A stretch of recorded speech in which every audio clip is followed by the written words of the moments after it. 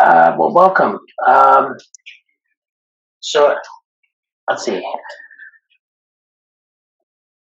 All right, I don't know who wants to go first. If someone wants to go first, looks like we have another person on the list here is on the schedule, or I guess Say's here, but she's on a 2:45. So does someone want to go first, and then second, and then we can keep going?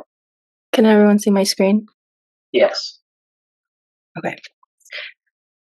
Okay, hello everyone, and welcome to my final paper outline presentation where I'll be taking you guys on a tour of my project called KnitHub, where fiber art meets information technology. So it's a hypothetical project that I've been refining since the beginning of class, and it incorporates a well-loved hobby of mine, which is crocheting, as well as my current studies as an information sciences student. In this presentation, I'll focus on 6 areas that I've listed here. The first area, background, will give you guys sort of like my perspective on conceptualizing the project, and then 2 through 5 are areas that are all major components of my final paper. And then the last area, challenges, is an overview of the challenges that I'm like currently anticipating or currently facing while finishing up writing the paper. Let's start with a little bit of background. I've been crocheting for a few years now, and I was able to learn by accessing patterns and video tutorials online, many of which, if not all, were free. And since the pandemic, more hobbyists have emerged, and hobbies like crocheting, knitting, and macrame are more accessible in the sense that they don't involve going outside and you can just do it at home. And here are some photos of things that I've made over the last few years.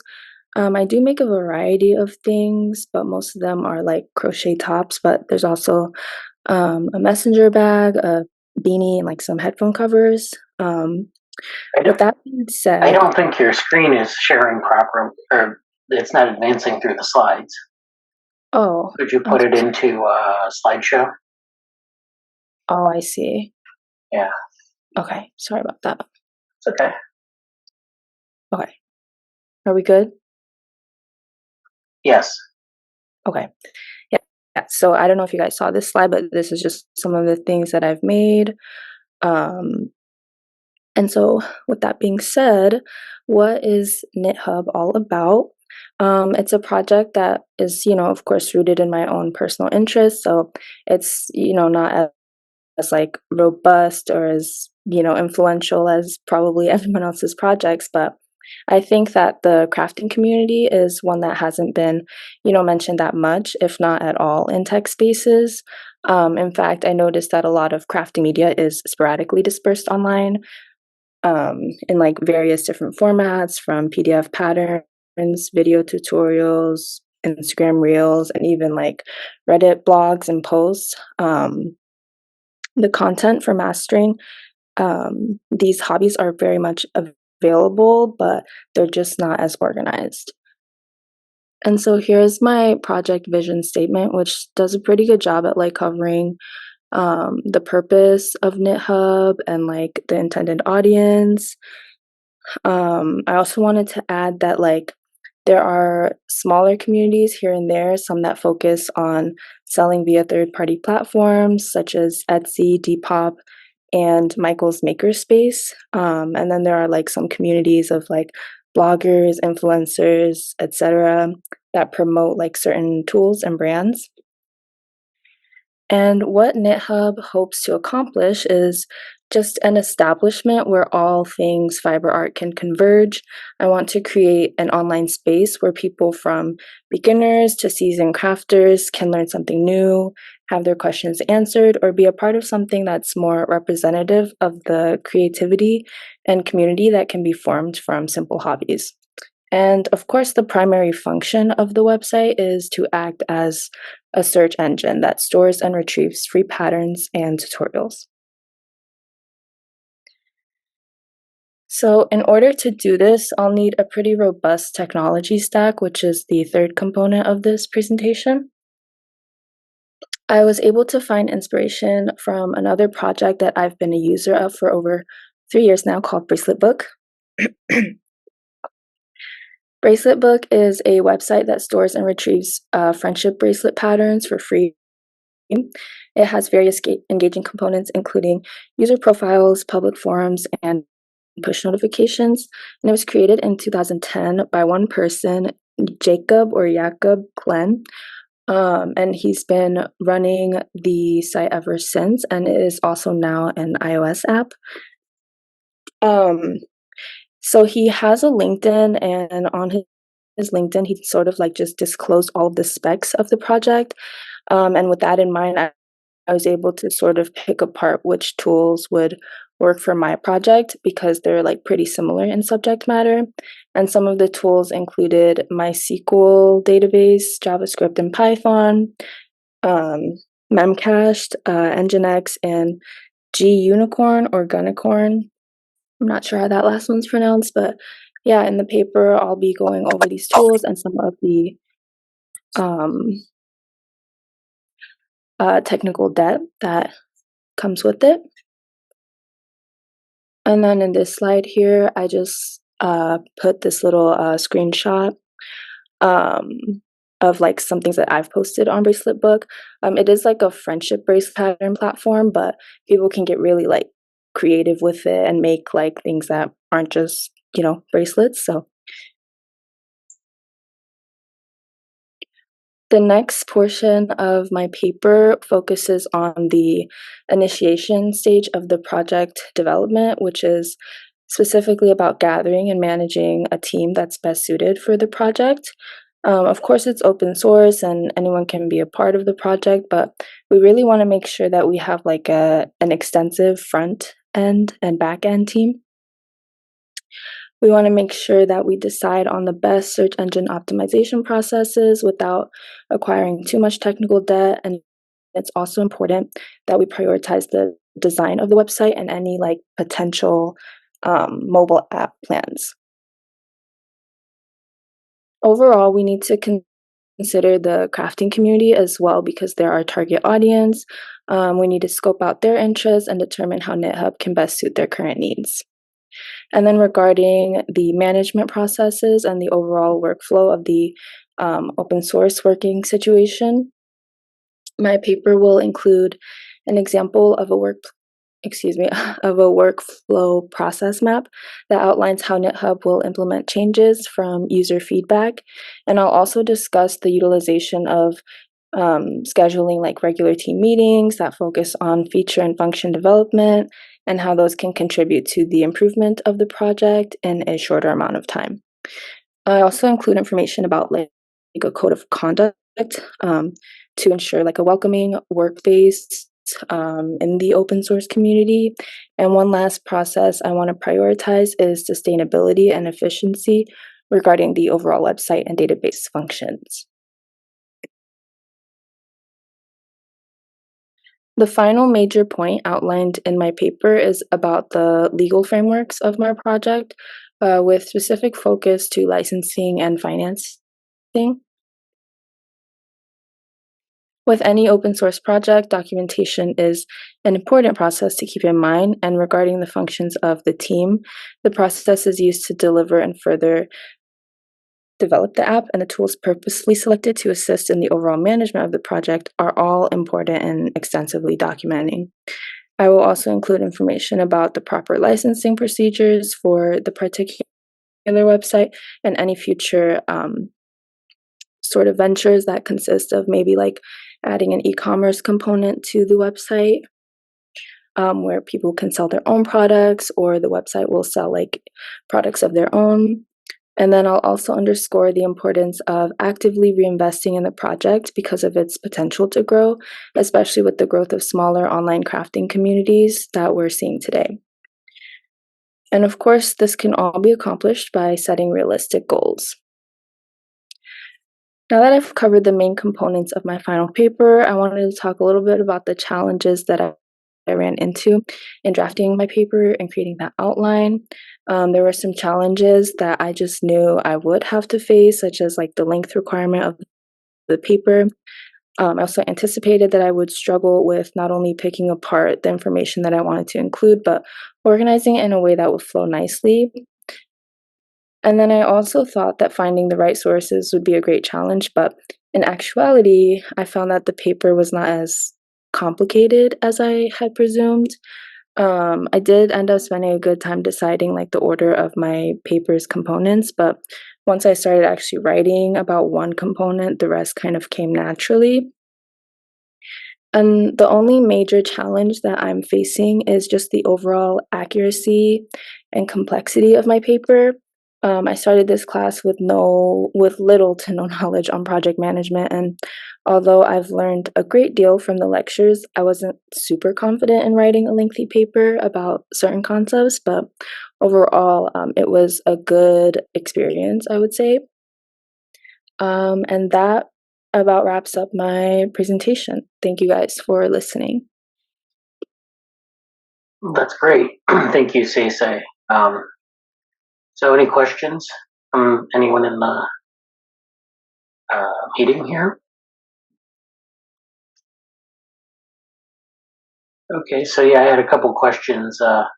Yeah, I like that last slide where you had your challenges, and especially writing papers, because I think it's good practice for a lot of people to do that. So, and then having that, translating what you learn in the class to the paper is, I think that's worth thinking about more. I mean, we have that week where I kind of talk about how to write the paper, but it's still kind of a challenge, especially like, when you're trying to get the idea across to your project and how it works and things like that.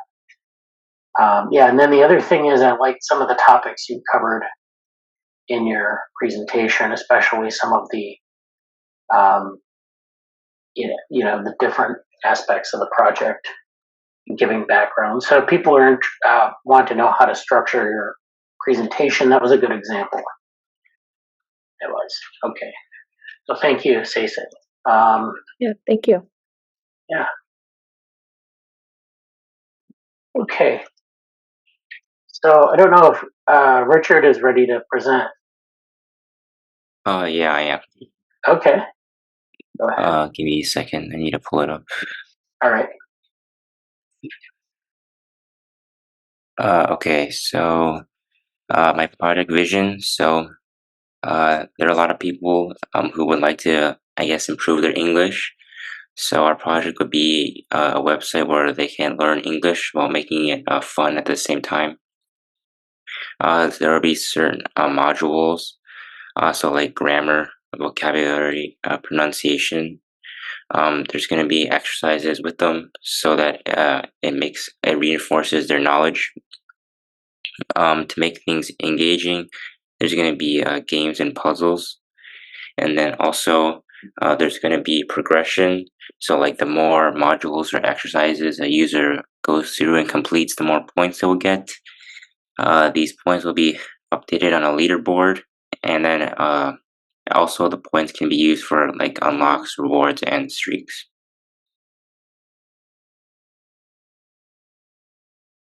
Motivation.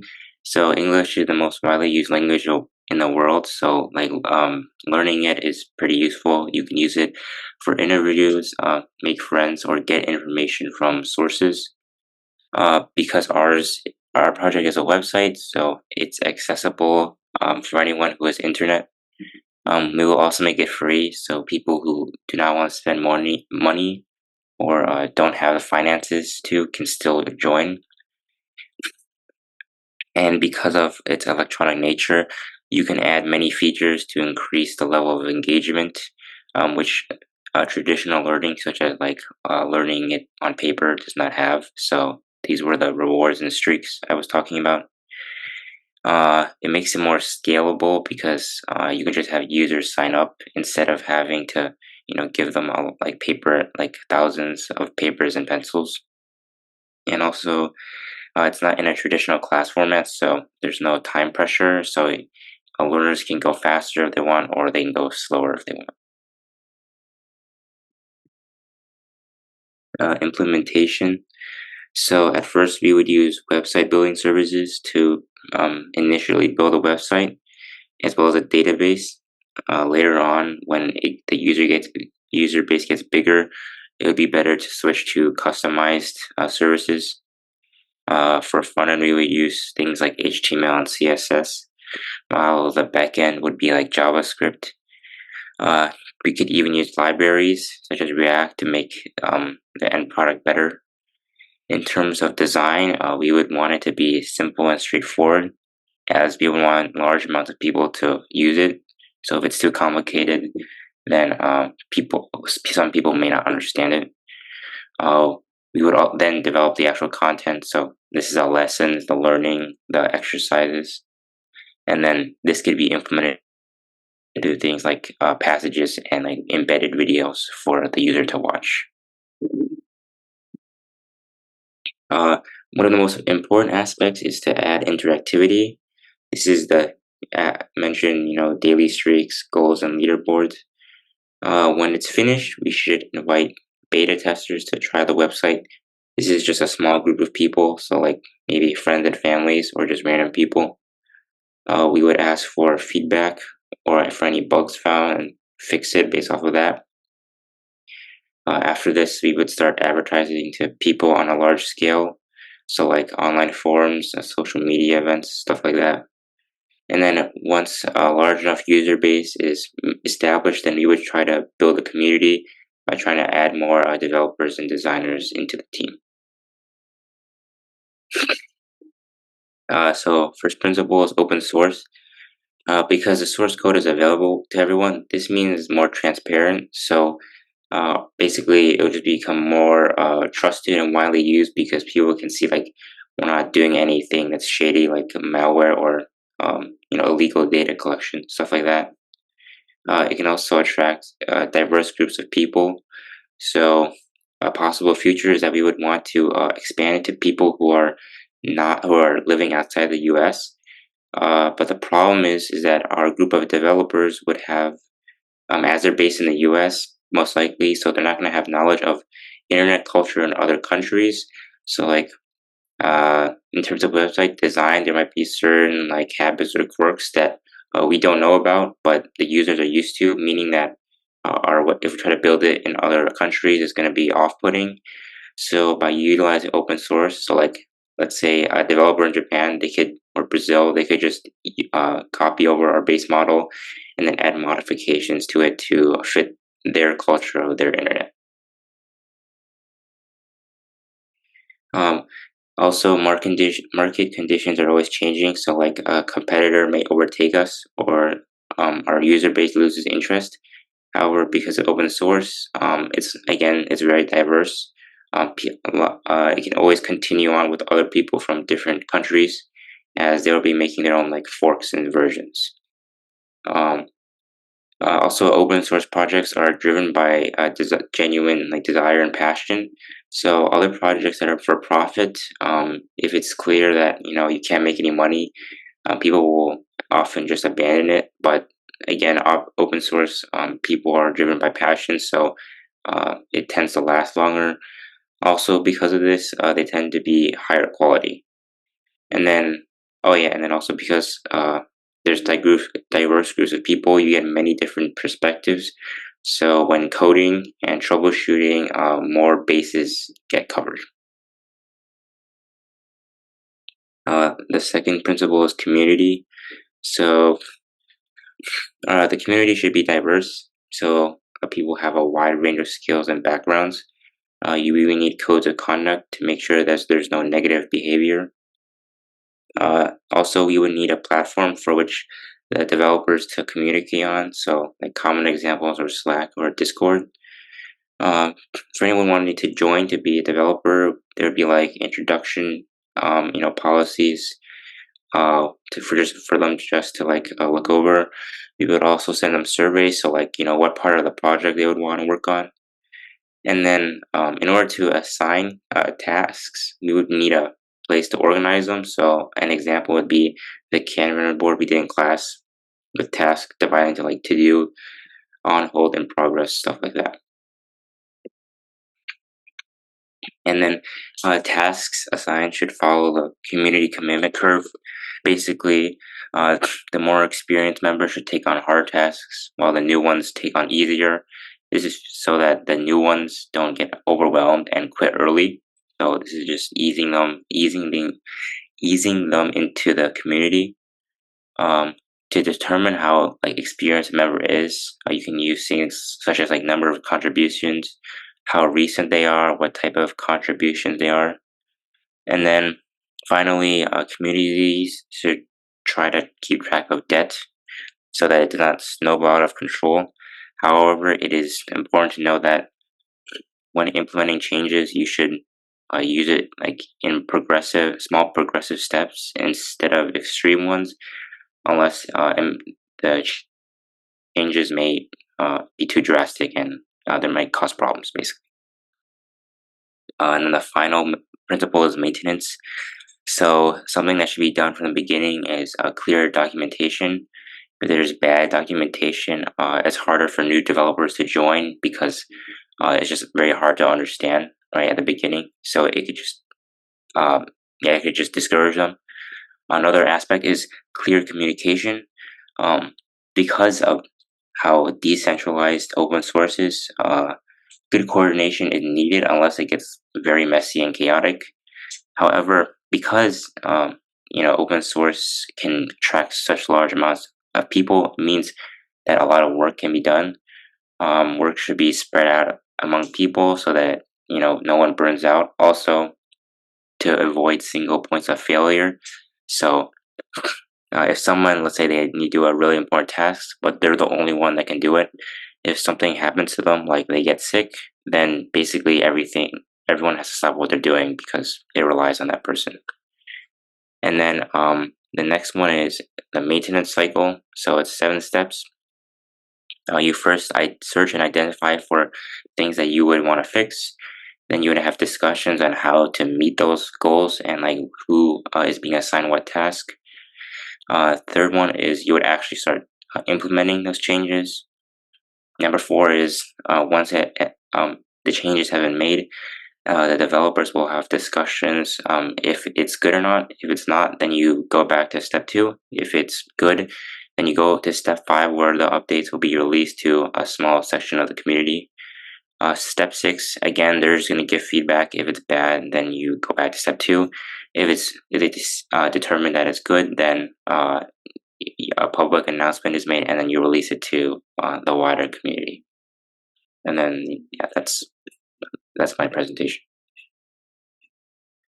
All right, Richard, thank you. So are there any questions for Richard?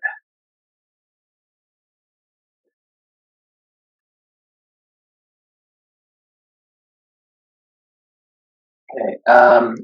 I thought that was a good presentation. You had mentioned a couple things from the class, like the community commitment curve and technical debt. And also, I liked your maintenance procedure where you laid it out sort of the way that you wanted people to do, sort of a quality control check or to make sure things are running smoothly. And I think that would be, maintenance comes in all forms. You can, make sure things are up to date, but you can also make sure things run smoothly. And I think in your project, that's probably the latter is more important. So I think that's great. So again, we've had 2 presentations so far. I think people can get a sense of, what a presentation should look like, what kinds of things you want to talk about in your presentation and in your paper. You have your different topics in the class, and you're just putting them in the context of your project. So, what do you think are the most important things for your project that you should embrace and use to kind of help your project along? And I think in both of these cases, you can see where there are things that were beneficial to running the project.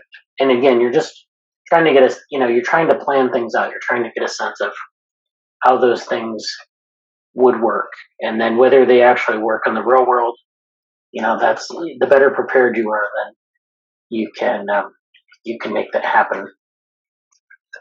So, I can present today. okay, yeah, that's good. Okay, Okay. so go ahead and share your screen.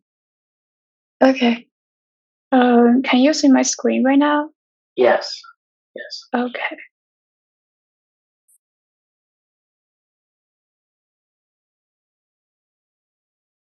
So my project is about to create a website for ride sharing for student on campus. And here's the section that I'm going to cover in my presentation. So here's the introduction part. So throughout the academic year, an increasing number of people have shown their need to find and share rides between Champaign-Urbana area to Chicago on social media group chat, and the traditional transportation services like Amtrak and the Peoria Charter, they do not fulfill like all needs of students or people who work on campus. Those people need more flexible pickup or drop off location and times.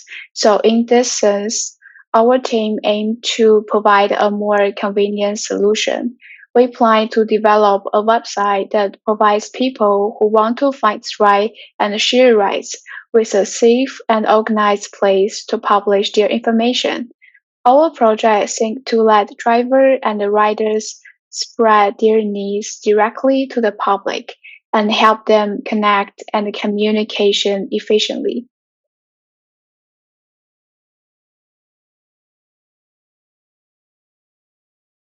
So the primary user of our ride-sharing platform are students and the campus community members of the University of Illinois.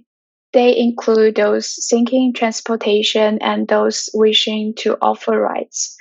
The primary user are asked to provide their email with Illinois associated with it because this provides essential protection for user because it provides others who are not part of our school community from doing something that might harm our students. And the primary audience typically look for flexible and cost-efficient travel option between Champaign and Chicago or to nearby areas like Springfield or St. Louis. And considering our users' need for convenience and affordability, we developed this platform. And the students often have dynamic schedule that require travel at different times. Sometimes it's out the time they want to commute is outside the operating hours of public transportation, and the student want to search for more affordable ways to go to their destination. And some student may think more direct routes to their destination, which current transportation doesn't always provide. So that's our like primary audience. And here comes the user experience. So the point of our website design is to provide essential function with visually appealing elements. In this sense, we keep our UI UX design simple, clear, and easy to navigate. We aim to ensure that new users can interact with our platform effortlessly, and the frequent user who use our platform like often, they can also find it enjoyable to use again and again. So to enhance user experience and encourage them to keep using our platform, we will use feedback processes throughout our website development.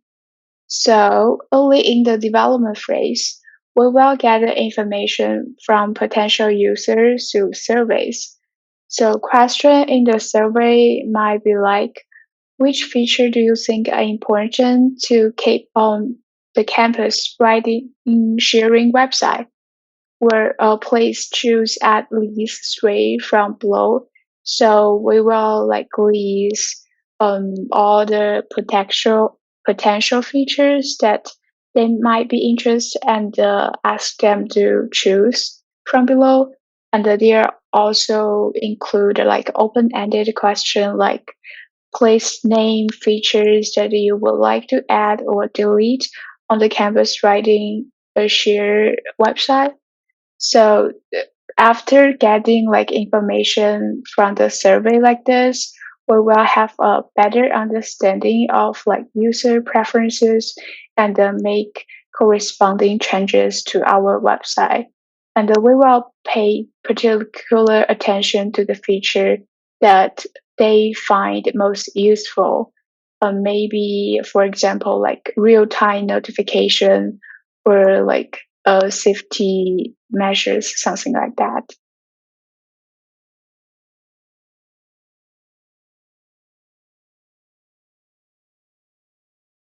So here comes the section for community engagement. The community engagement is really important in our project because it will increase user keep like staying in our website. And here's like 3 methods that we are going to use to enhance community engagement. So the first is to create discussion board, and this online forum that user can discuss their experience and share tip with others, and also provide a suggestion for our platform to improve. And we will also have like the second method, which is feedback forms. And this is like a direct communication from user and to our platform. So by getting the information from the feedback form, we will have better understanding of what like user like or dislike, and this tool can help us cater users' need and understand their certification or like some issues they have. And the third one, which I think is really interesting, which is the beta testing program. Because from like previous experience, we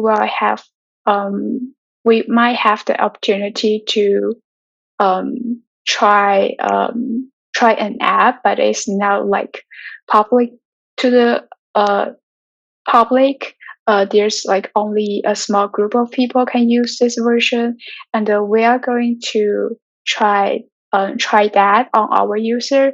So the goal of like this program is to engage our community, and the user who use this program can have like a early access to upcoming features, and they can provide like critical feedback based on their testing experience, and it can help us to better like enhance the feature and improve like the performance of our website in the future.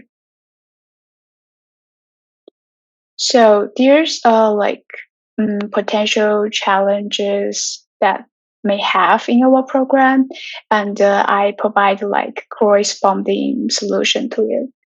So the first challenge we might have is data privacy and security, because our platform will handle sensitive data like travel schedules and personal contact information. So we have to ensure to protect those data.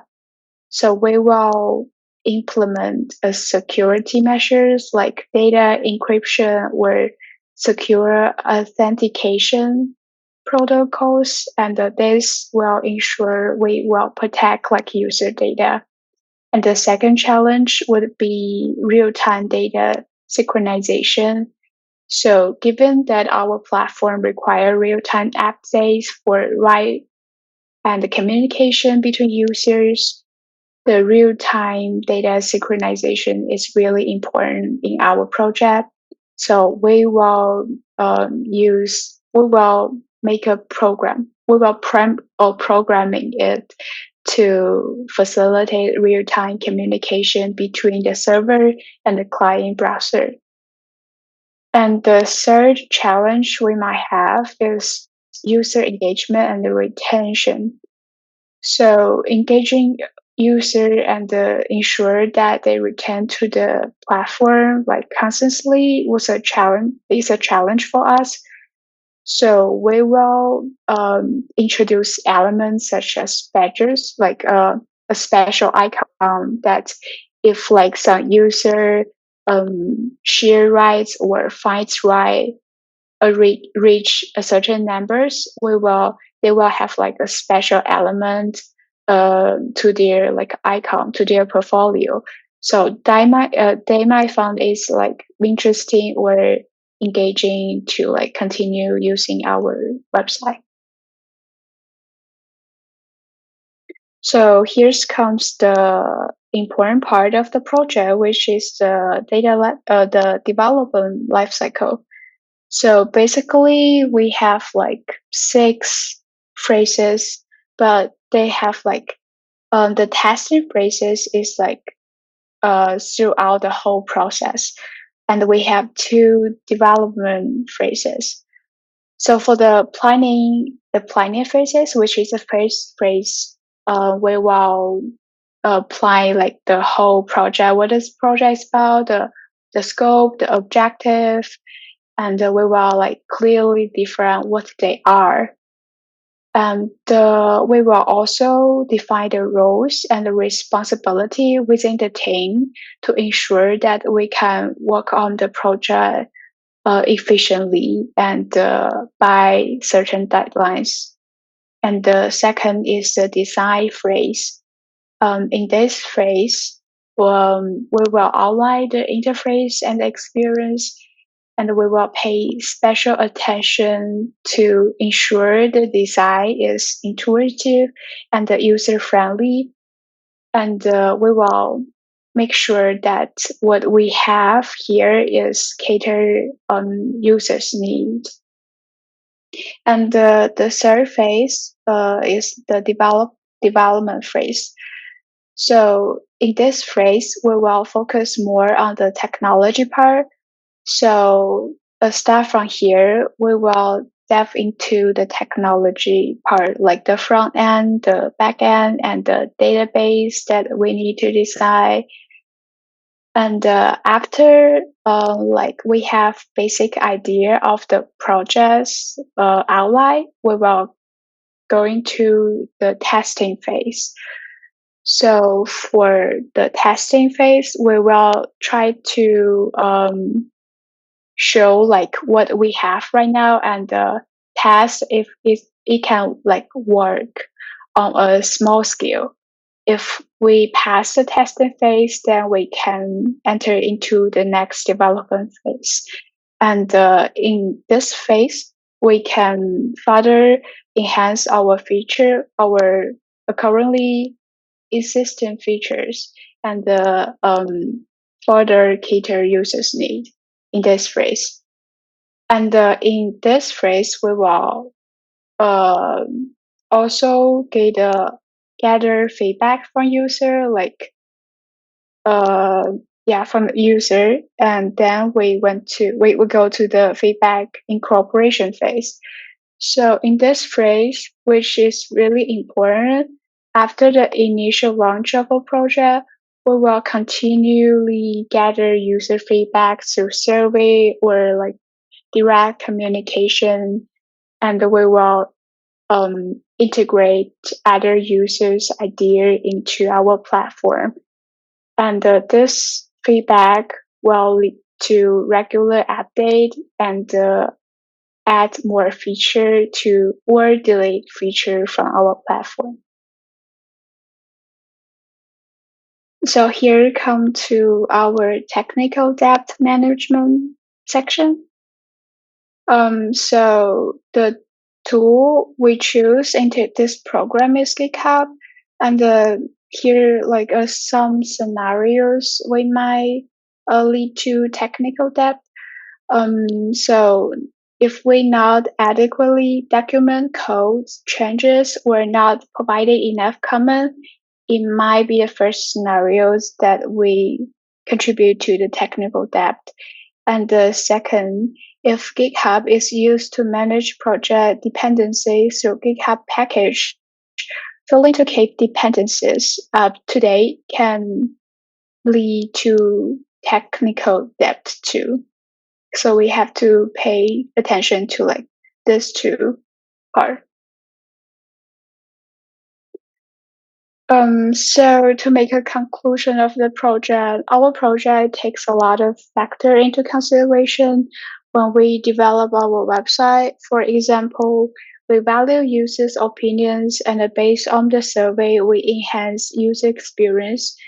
In addition, we foster community engagement by creating discussion board, feedback form, and beta testing programs. Also, we discuss potential challenge and provide corresponding solutions. We also cover our project's lifecycle, which include design phase, development phase 1, testing phase, development phase 2, and feedback incorporation. We also talk about the potential technical debt and the strategy to minimize it. And that's it. Thank you. Thank you. Ziwei, so any questions for Ziwei? Yes. Well, is the presentation count into like the final grade? Yes. Everyone, I'm not gonna like grade it on, like I'll just either you present or not. So it's 10% of the grade. But it, as long as people present, then you get to that 10%. So, Okay. I have another question about the paper. Alright. So based on what I have a present, would it be enough to cover like all the stuff in my paper, or is there any section that you want me to add or like delete? I think that's good. I mean, you can go a little bit over 10 pages, but I would maybe pick 3 things to sort of elaborate on, and then the rest of the things you might mention as part of strategy. You might give it like a paragraph. Like, for example, technical debt, you may not have thought a lot about that, and that's fine, but just identify that as like something that you want to focus on in the future. You recognize that may be a problem, maybe give one example of how it might be a problem. But the idea would be to have like 3 different sort of, expound upon 3 different things from the class. And then, there could be other things, but that would just kind of maybe be in the conclusion where you say, I might incorporate this as well. This might be a problem down the road, etc. Okay, thank you. Yeah, so I liked your presentation. You did a lot of things with data. I like the emphasis on data privacy and synchronization and those kind of challenges. A lot of things that we do with, like a lot of people propose doing some sort of app or some sort of program that website or something where you will have to manage data if you want people to interact with it. So having that strategy laid out, I think is good, and you might actually focus on that as one of your things for the paper, a little bit more detail. Okay, I will. Yeah. Okay, thank you. Thank you. All right. So we have Nicholas. I don't know if you're ready to present.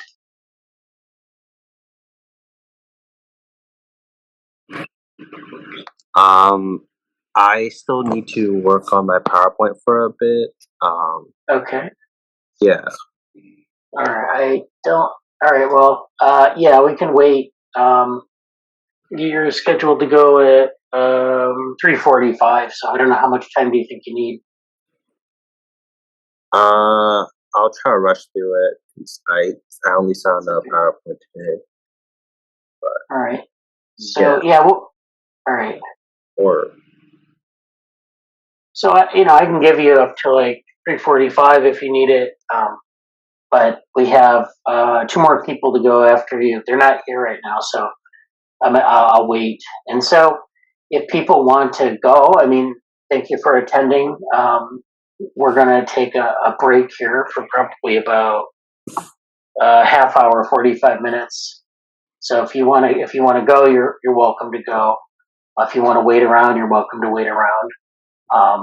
But we're going to take a break here because we don't have anyone else. We had kind of a sparse schedule today, so we didn't have people. People signed up for different times, and I'm trying to fill in the gaps. So. But yeah, next Wednesday it's going to be a full slate. We're going to have from 2 to 5:45. We have people in every slot, so it's going to be very action packed then. Okay. All right. We'll take about a 30-minute break or so and see you then.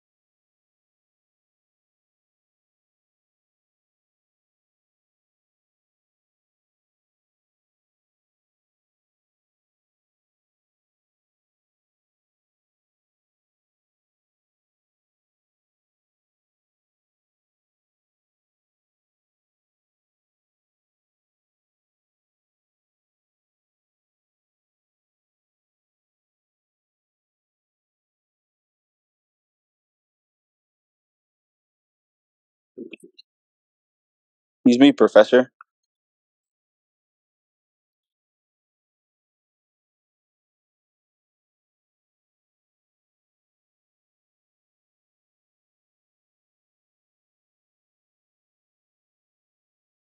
Austin, are you talking?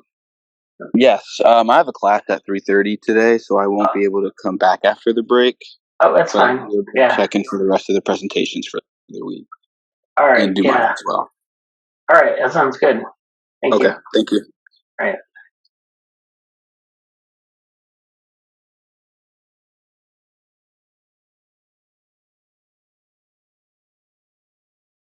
Hello, Professor Badley. Hi. How are you? Yeah, hi. Yeah, I saw your email and I thought I responded, but I just went to the drafts. But Oh, it's okay. I can present mine right now if you would like. Okay. Yeah. Let's go. Yeah.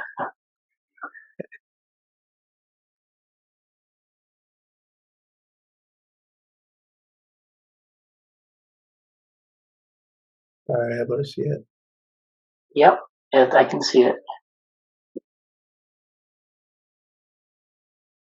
Okay, so the app that we created was called Discover, and it's a natural disaster resource management app. And so, with the rising impact of natural disasters, and we are highlighting a need for effective disaster management solutions.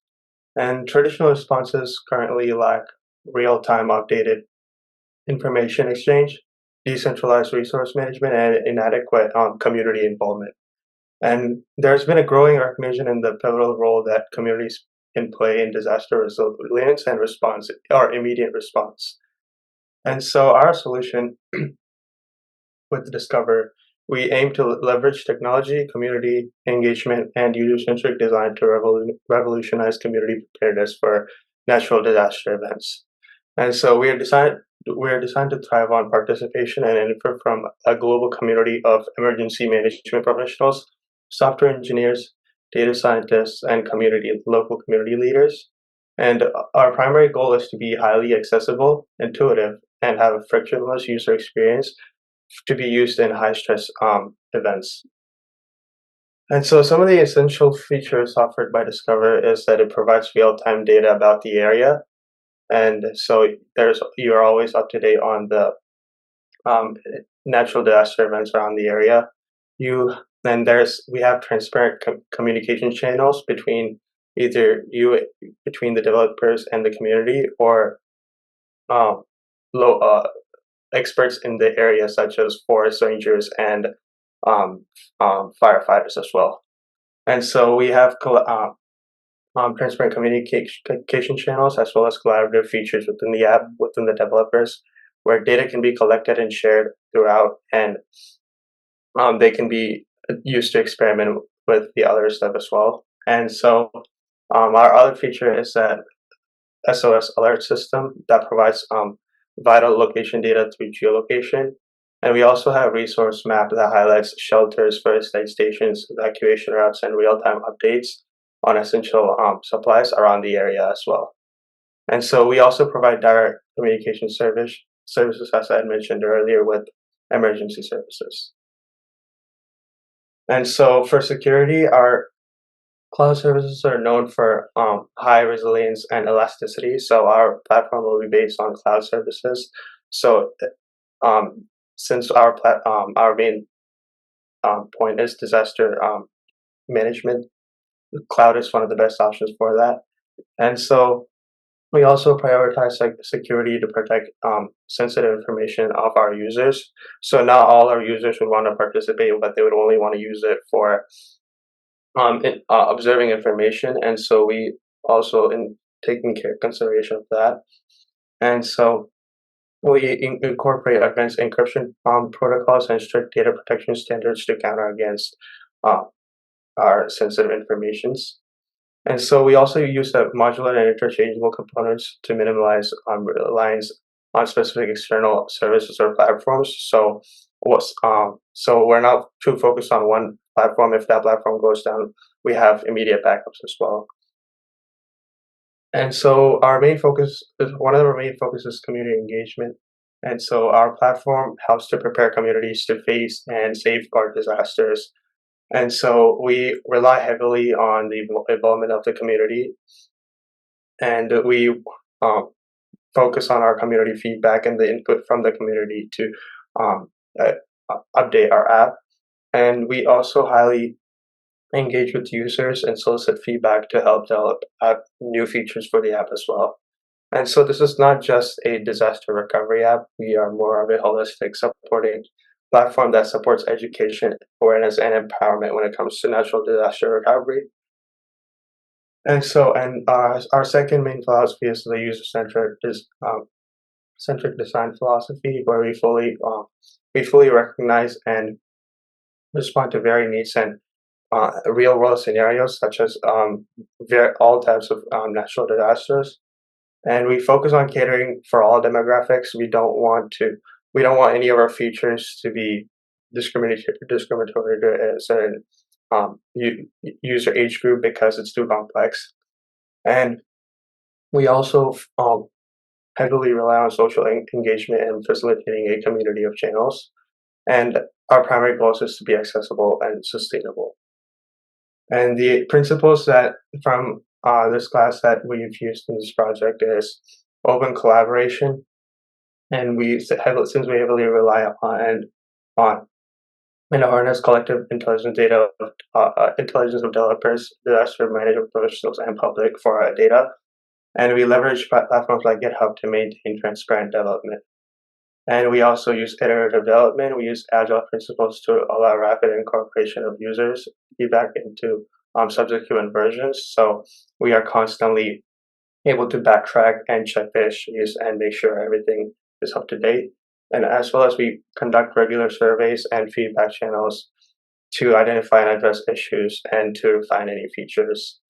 And finally, the project management techniques such as prioritizing tasks based on urgency and impact, and pivot strategies to new information and changing circumstances.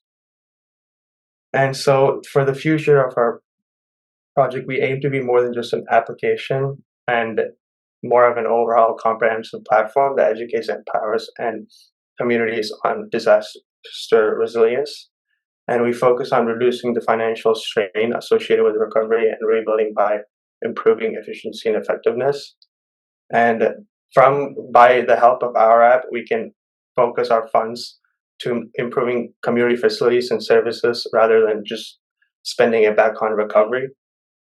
And Through evolving alongside technological advancements and user needs, we are ensuring that our platform remains at the top of disaster management technology. And overall, our app exemplifies principles by integrating open collaboration, agile development, and user-centric design. And we enable creation of disaster management tools that address immediate need for foster long-term community resilience. And finally, we demonstrate the powerful role of technology in disaster response. That's it. Thank you, Harish. Mhm. So, did anyone have any questions on this presentation?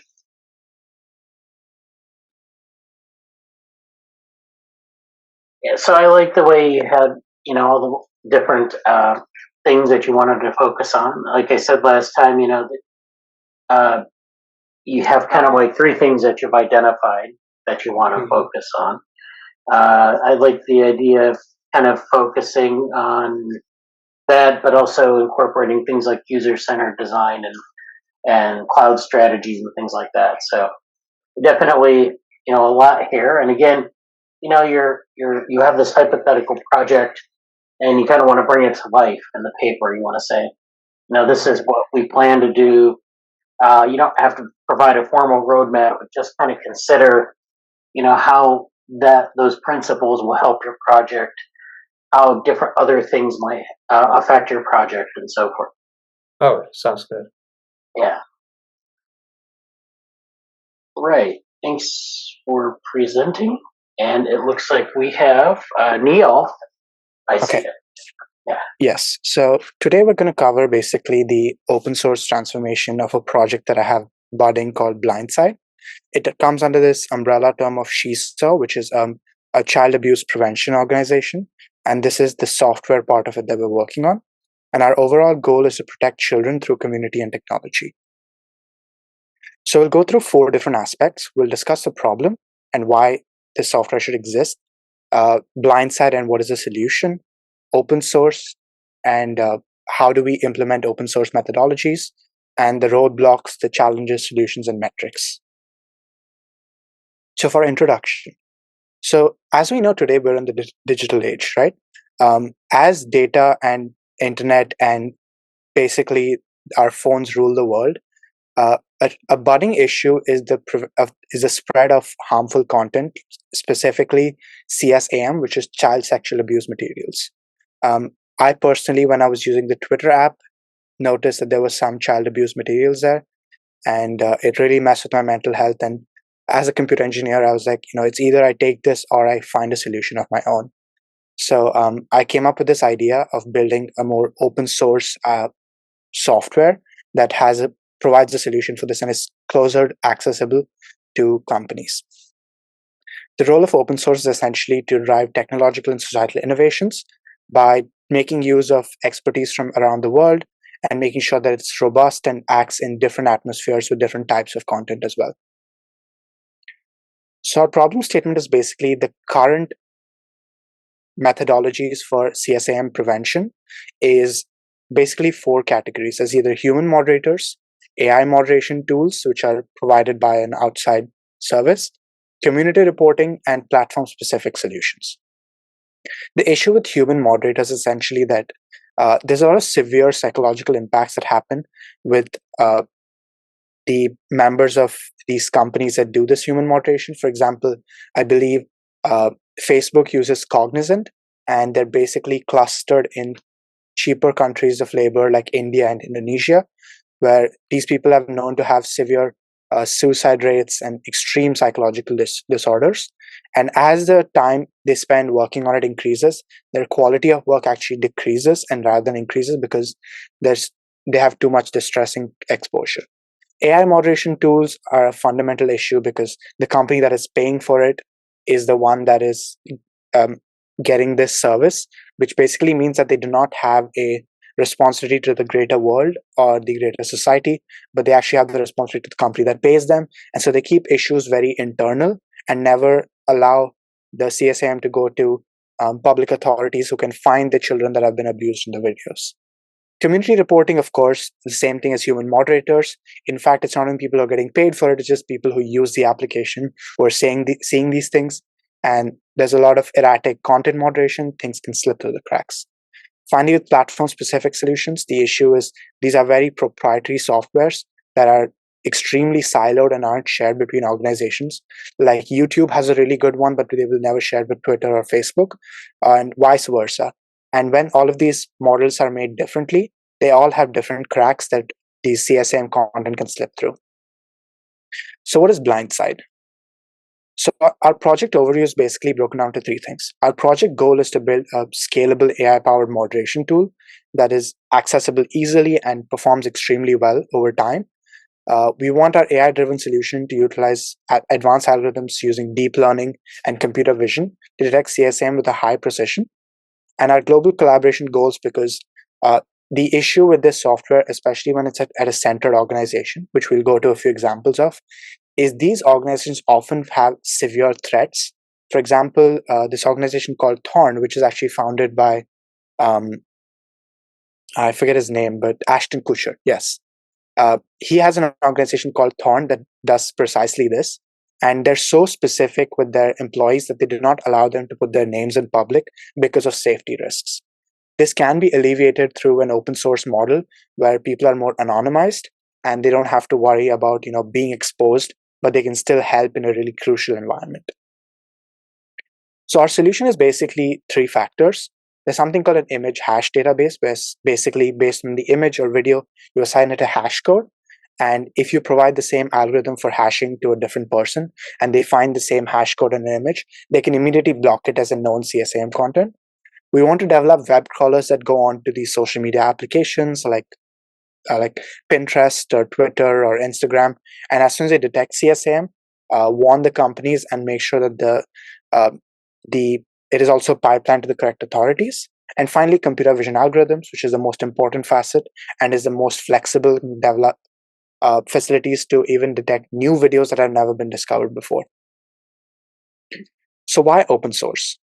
Our open source principles and management are basically around three main principles, which are transparency, collaboration, and community empowerment.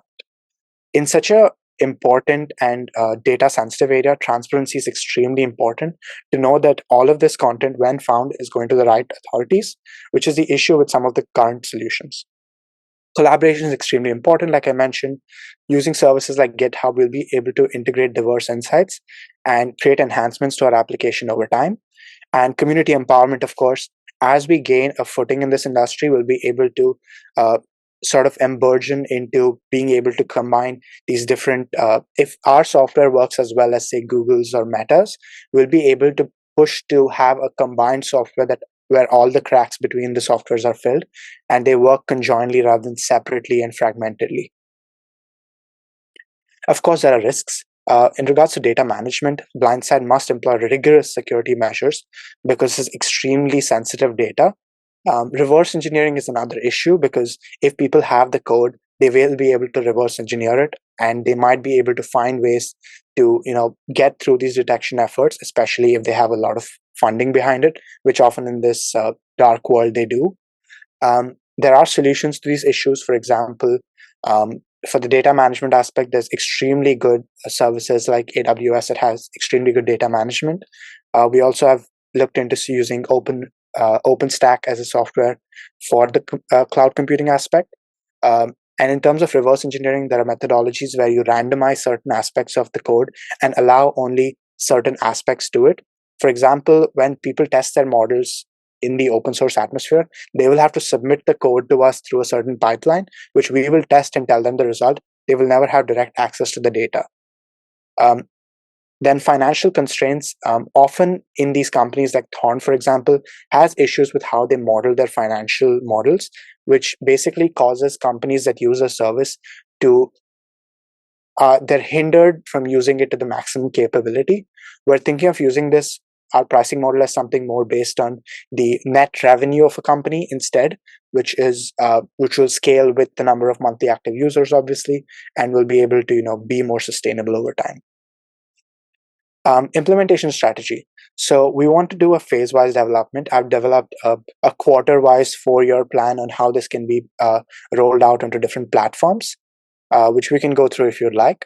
And scalable deployment. It's incredibly important that as we go into these larger scale softwares like Instagram, which have billions of users, that this software is very lightweight and is able to handle these massive amounts of data as we grow larger.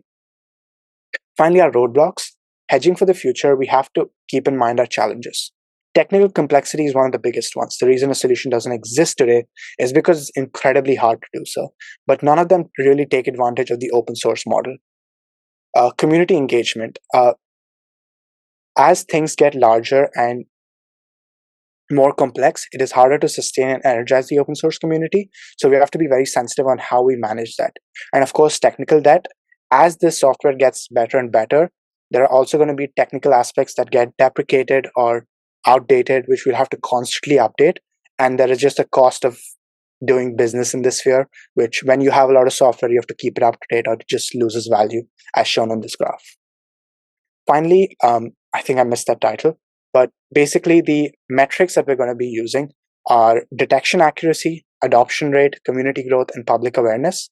As you see in the top right diagram, that's basically when you're using a software detection model to classify an image, we basically want to minimize false negatives as much as possible because they're the most risky ones and they're the things that go and slip through the cracks and are often traded and sold on different platforms, which is not good at all. True positives are ideal. False positives are not the worst. False negatives are the biggest problem, and we want to minimize them as much as possible. Another important thing is public awareness, where we make sure that as many people know about the software as possible and are using it in their platforms as they grow from the beginning so that we can scale with them. Finally, in terms of conclusion, our future directions we aim to go to are addressing online safety challenges and provide commitment to transparency, collaboration, community empowerment, as we said in an open source development plans, and call to action. We want to engage continued support from the global community, which includes other organizations like the Zero Abuse Project, Thorn, and all these big social media companies.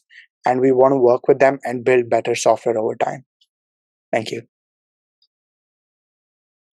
Thank you, Neil. That was very good. You had a lot of things in there.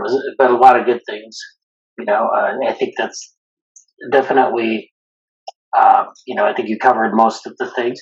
One thing I'd point to is that I think it was like the second slide you showed where you showed the sort of the trade-offs of using human annotation versus automated annotation. Yeah. And of course we talked about automation in class.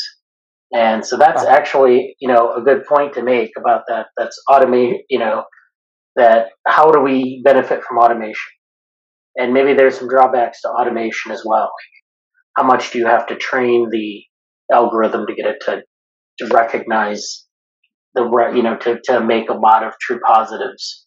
Yes. So in the actual paper, I have covered this aspect. There's a lot of speculation on whether automation is the right pathway for this, because there are certain risks with that. There is a risk of people using certain like filters on their videos or something that pass through these things, because a minute change in how a video is presented can have a huge difference in how a model perceives it. So there are papers that I've taken into account on why they say it's a bad thing, why they say it's a good thing. And I have found solutions over time that, work better. And yes, there's a risk with, how much data can you use? I've looked into a few different things here. There are certain projects like the Internet Watch Foundation that maintain these databases. And if you're a certified organization and have developed some sort of good work in this sphere, you can get remote access to that without actually seeing the data, but you can develop better models using like basically API calls to it. So there are ways that we can work around this. Yes, human moderation is good, but the negative health connotations of it are so massive that I feel that over time, if it's taken away, that's better.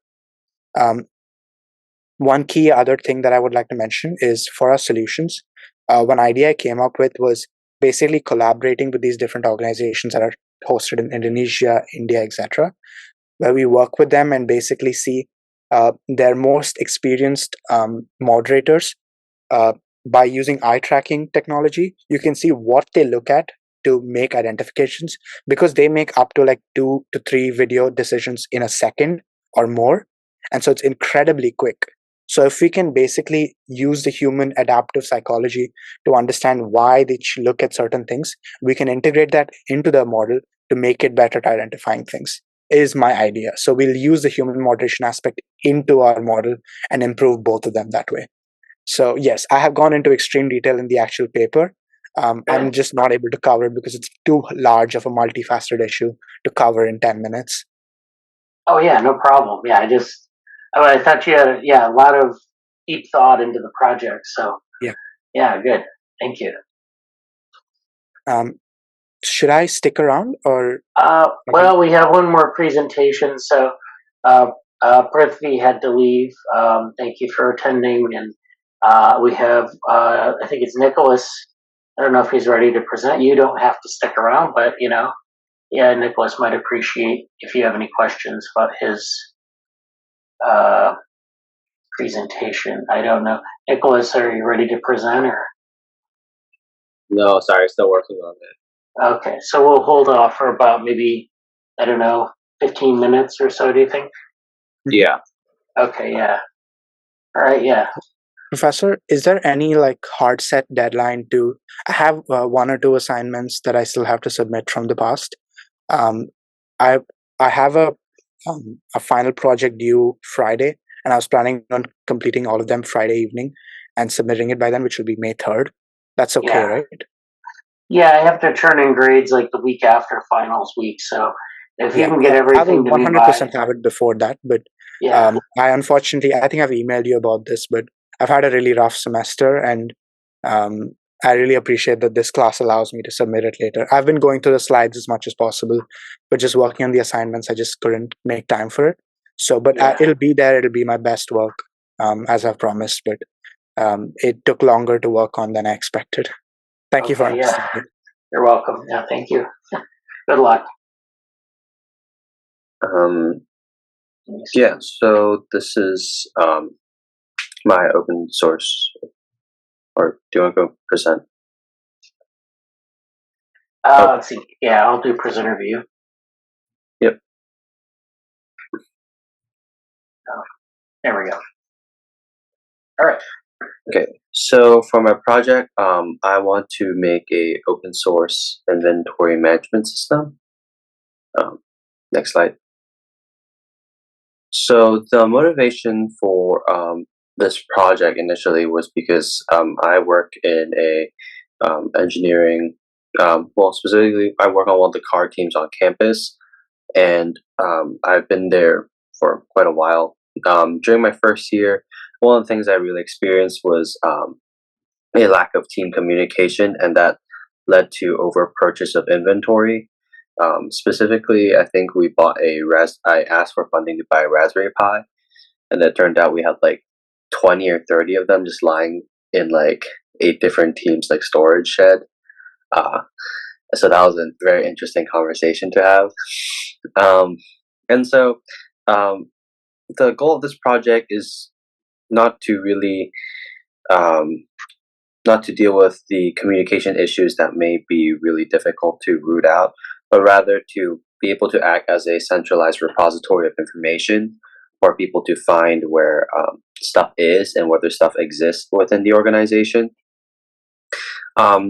Specifically, the point of this system is not to keep track of inventory in like the hundreds of thousands or the millions, but rather for smaller organizations like grassroots organizations, student organizations, or small to medium sized businesses that may not have the resources, that may not have the monetary resources to both maintain or to purchase proprietary software to manage their inventory, when they could spend that funding on something that's more related with their purpose.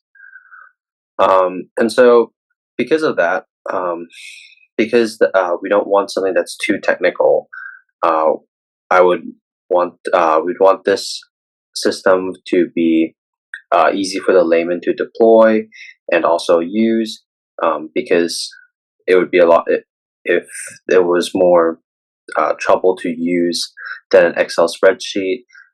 It would seem that most people would use an Excel spreadsheet, seeing that that is how a lot of organizations I've talked to seem to do their inventory management on the smaller scale side. But yeah, next slide. And so,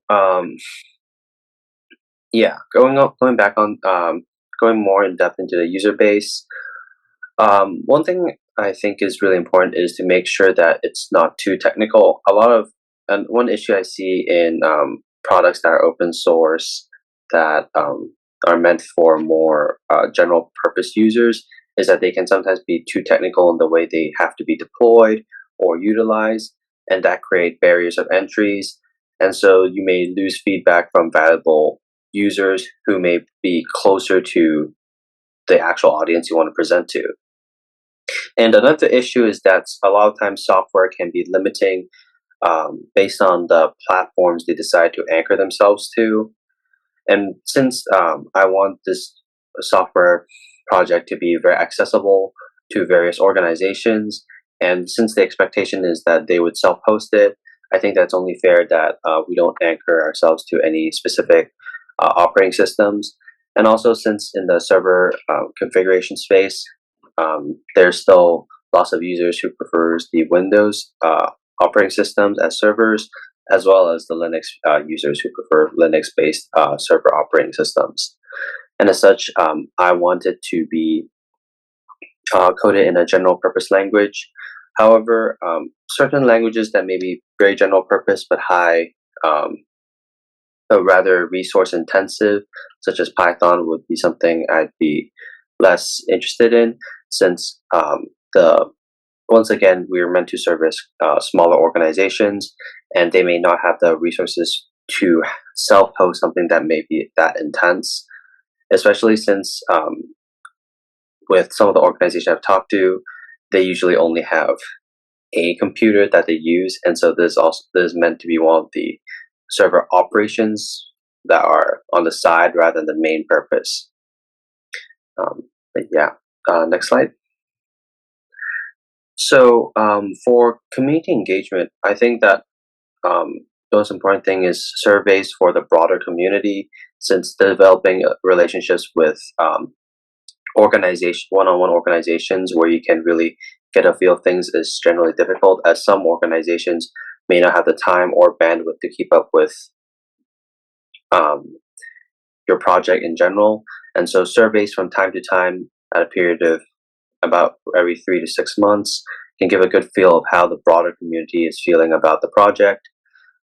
Furthermore, I think check-in chats with smaller organizations that you may have a closer relationship with would really help with the testing and analyzing of problems and issues, as those relationships will allow you to have a better idea of what the daily experiences of running these systems would be like, as well as what are some quality of life issues that may be hindering its full deployment to the broader community.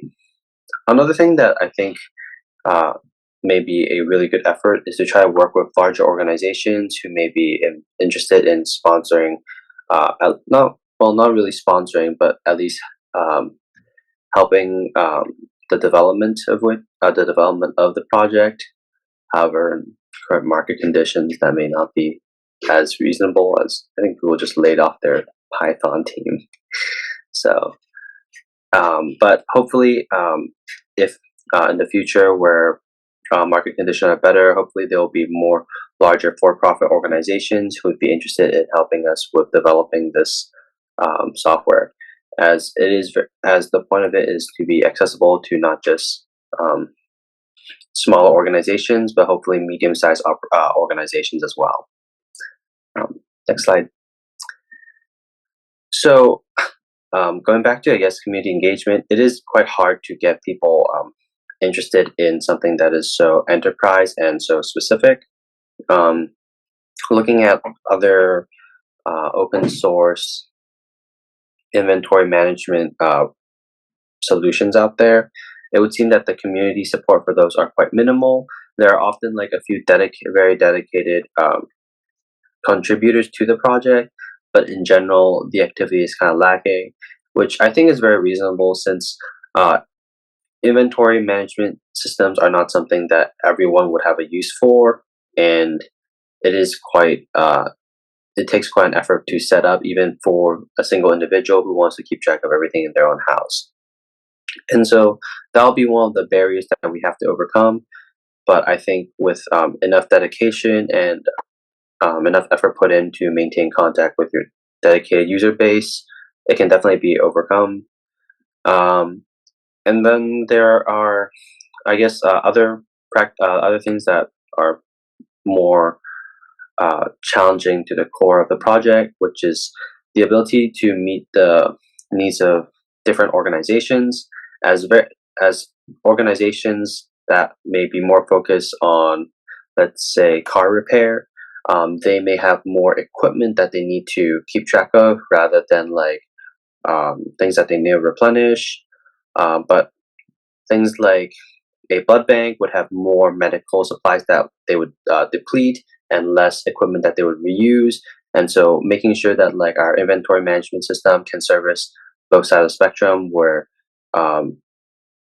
they can service organizations with lots of depletable inventory, and making sure that that's not too cluttery, while servicing organizations who may have less inventory that would deplete, but rather tools that they have to keep track of, would be certainly a challenge, as well as making sure that like our software is easy enough to run on numerous types of server configurations, as plenty of organizations, especially ones that may not have that much funding, may be running on very old versions of software operating systems, and some up-and-coming organizations may have the newest thing. And finding a good in-between where they can both be able to run the software can be quite difficult. Another issue is that since the specification of the project I have in mind is it would be a web UI. It would have to be hosted on a network, which would open up network security issues. And one of the things that may be difficult is making sure that users will be able to practice good network security, which can be very difficult, as network security is something that is quite involved and would require some level of knowledge. But hopefully we can simplify it and make sure that at least most users will be able to deploy it and be able to secure their network while doing so.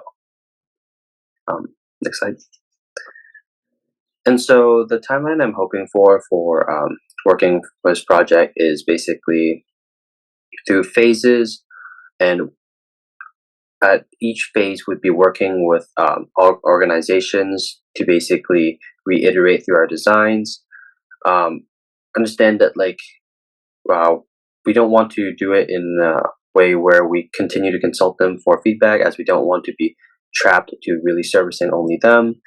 So we want to revolve the types of organizations we work with.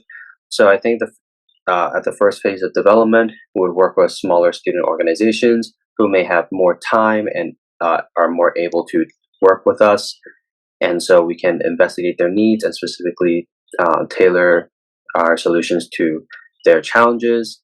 And over time, I think we'd like slowly pull away from student organizations and try to work with more enterprise organizations, such as machine shops and garages, where we could try and see whether they're high intensity workloads and whether our solution will meet their needs. And so we continue to do that, and while reviewing feedback and optimizing usage, deployment, and maintenance to ensure that our solution is broad enough that it can help these organizations, while being not too broad that our solution may not fully service them.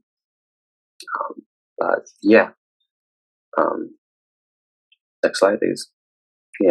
But yeah, thank you for listening to my presentations.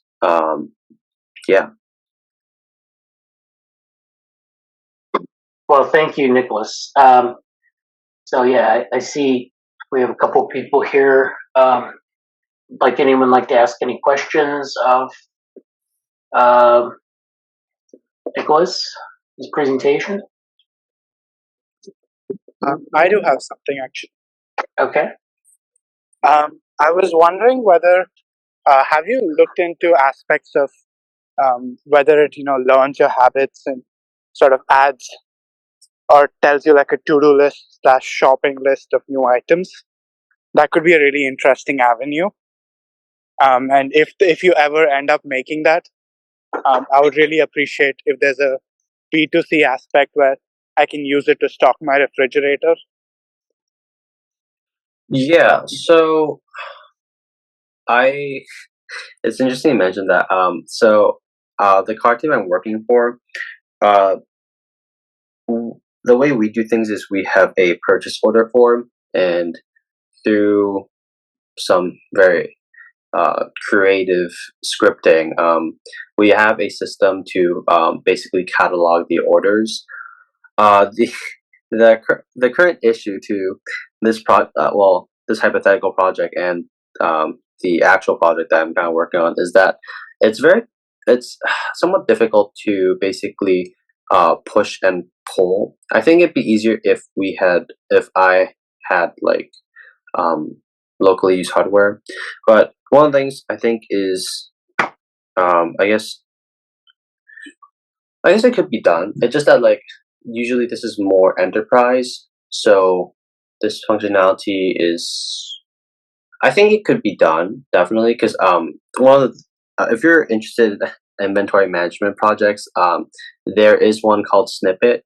It's actually quite nice. The issue with it is the community engagement is a bit low. But I think it's definitely like a module that you can add on. Um, Yeah, I would say so. It shouldn't be that much. It'd be definitely interesting because I think your idea could definitely help with community engagement if we also added it to, I guess. Yeah. No, yeah, that's really good feedback. Thank you.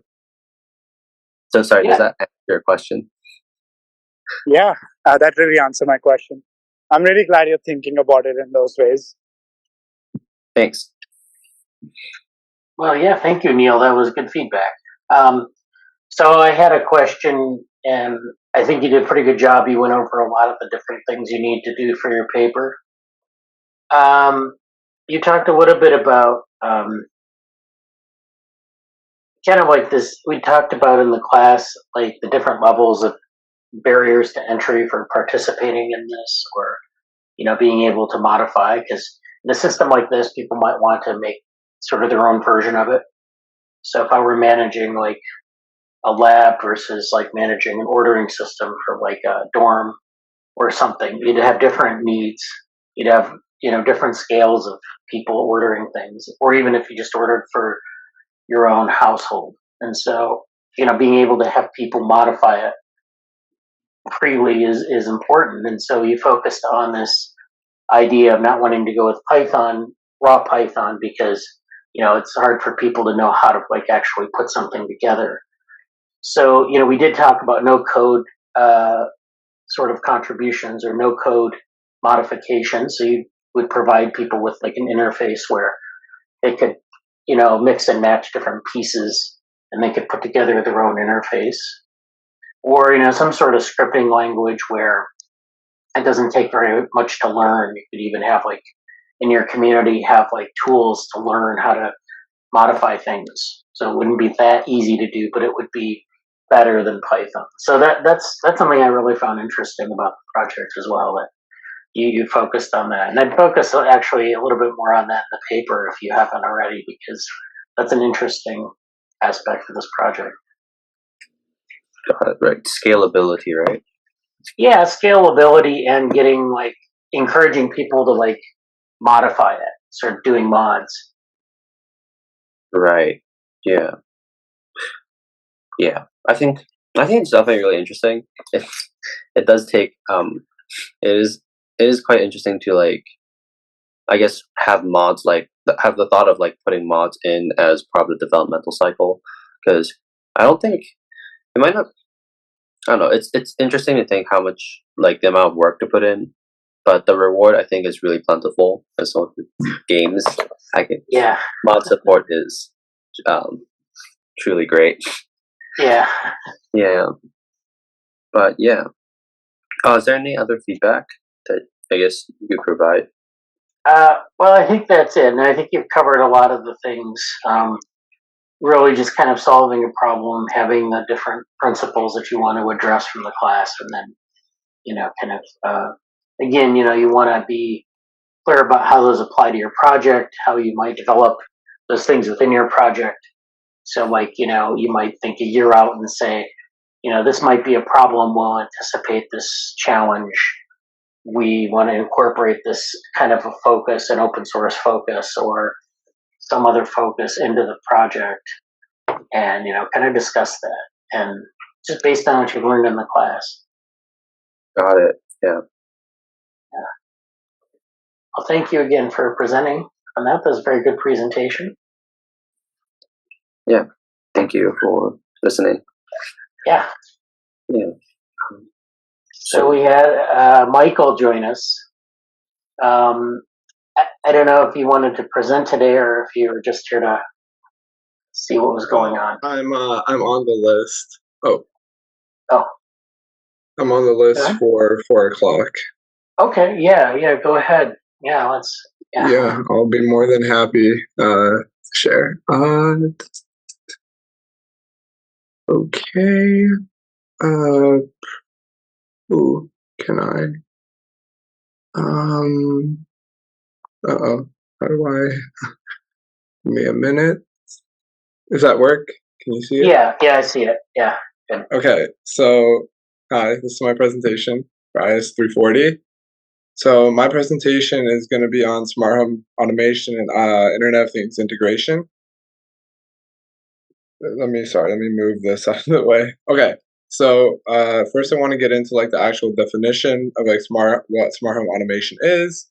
So this can be things such as, the internet, it could be lights, it could be, a lot of stuff that we use nowadays in the age of technology, right? So a lot of stuff that can be remote controlled or just stuff on the internet in general. And IoT is just the Internet of Things, so it describes physical objects, sensors, software, and stuff like that. So now I want to get into like the purposes and the benefits of like the integration. So one of them, as we all know, I think we all use often, especially in the hot weather, is adjusting temperature, turning lights on and off, and obviously security systems. And so all of this, ideally would be done from a single interface. And so again, users can set schedules, use AI to learn their habits, make these adjustments automatically. So whatever based on what the person really wants, right? And then another big one with smart devices, of course, is energy consumption. So a big thing that I would try to do would be, reduce that and to make things easier for the environment as well. And so, for example, smart security systems such as cameras or motion detectors, etc., with door locks, it allows the user or their person who owns these devices to monitor their place from home and to make the needed adjustments. Okay, so project overview. So the goal of my project is to create a comprehensive and user-friendly platform that integrates all aspects of smart home automation. So this would empower all users to easily manage their home environments for greater convenience, efficiency, and security. And so, for example, for features of the platform, users can control all connected devices. Again, like I said, lights, thermostats, appliances from one interface just in total. Again, there are devices that do this individually, but I think it'd be a lot more convenient if we had one that was just one as a whole that covers everything. So, and then again, allows users to automate tasks based on time or conditions. So this is actually a really good one based off of like, if you have a certain religious, necessity. I know in some religions, you need to have lights off at a certain hour on certain days or certain holidays. So I think this would be a really good thing to have for those people. And again, talking about energy consumption, again, this could help with, the costs. Sometimes people leave their lights on and stuff like this. So I think that's really important that that gets fixed and that, it does make a very big difference. And then again, for my target audience, it would be homeowners specifically. renters, even just people who just love technology like myself.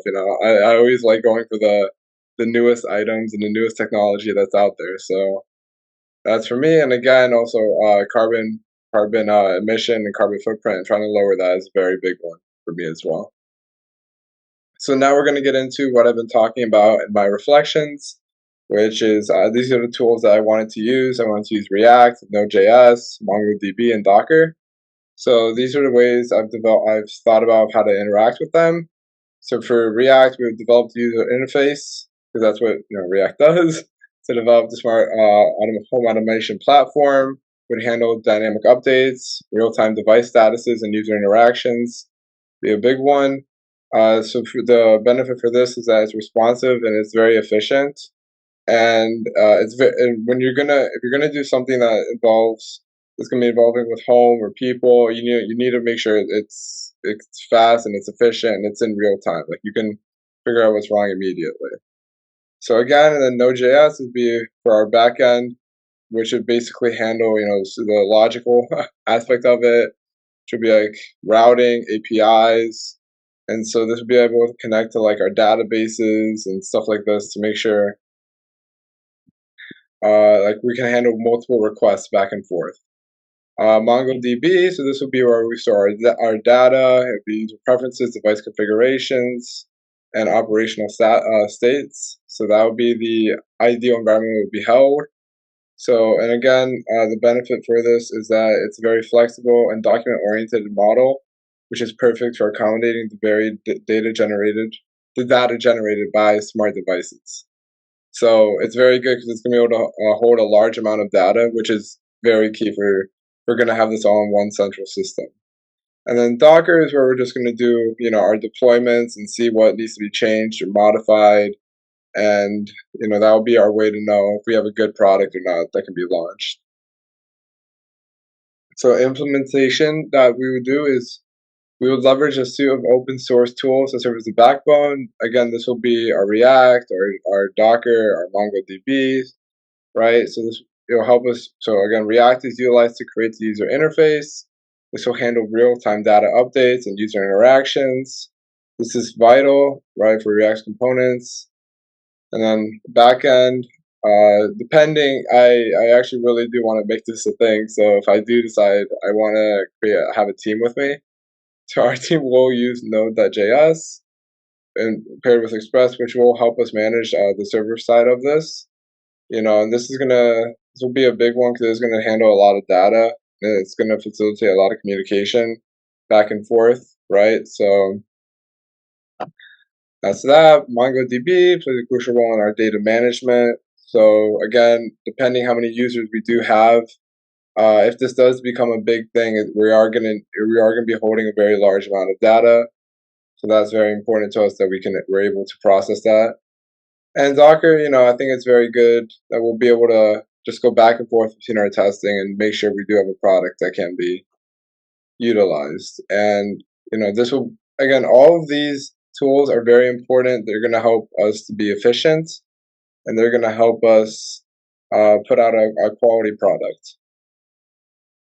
So sustainability. So in my project, sustainability is a core focus, from energy efficient coding to robust documentation. So we would employ energy efficient coding practices. So again, this comes down to I don't know if you know a lot about coding, but in coding you do need to be very efficient, and you do need to have very, very, very efficient code. Obviously, you can get to a problem, in multiple different ways, but the most efficient way is the best. So we could have a lot of functionality, and we're not wasting extra memory that's not needed. So we will have eco-friendly features that are put into our platform. And so again, it should be energy consumption analytics, making sure we're not using a lot of energy. But if we are, we're making sure it is going to what's needed to be going to. And, that will help us with our environment goal. And again, we just want to make sure everything is really good. And we want to employ a lot of code reviews too. And so we want to make sure if we do have a bug in our system, or if we do have a bug in our code, that we are able to catch it earlier on instead of later, because that's going to cause a lot more issues. I've had that happen multiple times, and it's not a fun process trying to figure it out. And so again, I think this all comes down to like holding ourselves to a very high standard to come up with a very big product and to come up with, you know, something that can be used for the public. As a person who has done startups in the past, it is very important to hold yourself to a very high standard when it comes to what you want. So now we're going to go on to documentation and management. So the importance of documentation is extended directly into our core technology, so React, MongoDB, Node.js, Express, and Docker. So each of these play a vital role in the system's architecture and functionality. And so comprehensive documentation supports scalability by enabling us to quickly understand how these technologies interact and are implemented. And so this is very important if we have a lot of programmers or developers. Again, for an efficiency purpose, we want them to be able to figure out what's going on very fast. And we all want to have a very easy going system across the board. And again, for the front end, we will use React to manage the interfaces. We are going to have, ideally, we're going to have documentation for each of the tools that we are going to be using, right? So we're going to have a documentation for React. We're going to have, for the backend, we're going to have Node.js. We're going to have, and for of course, we're going to have the Docker file.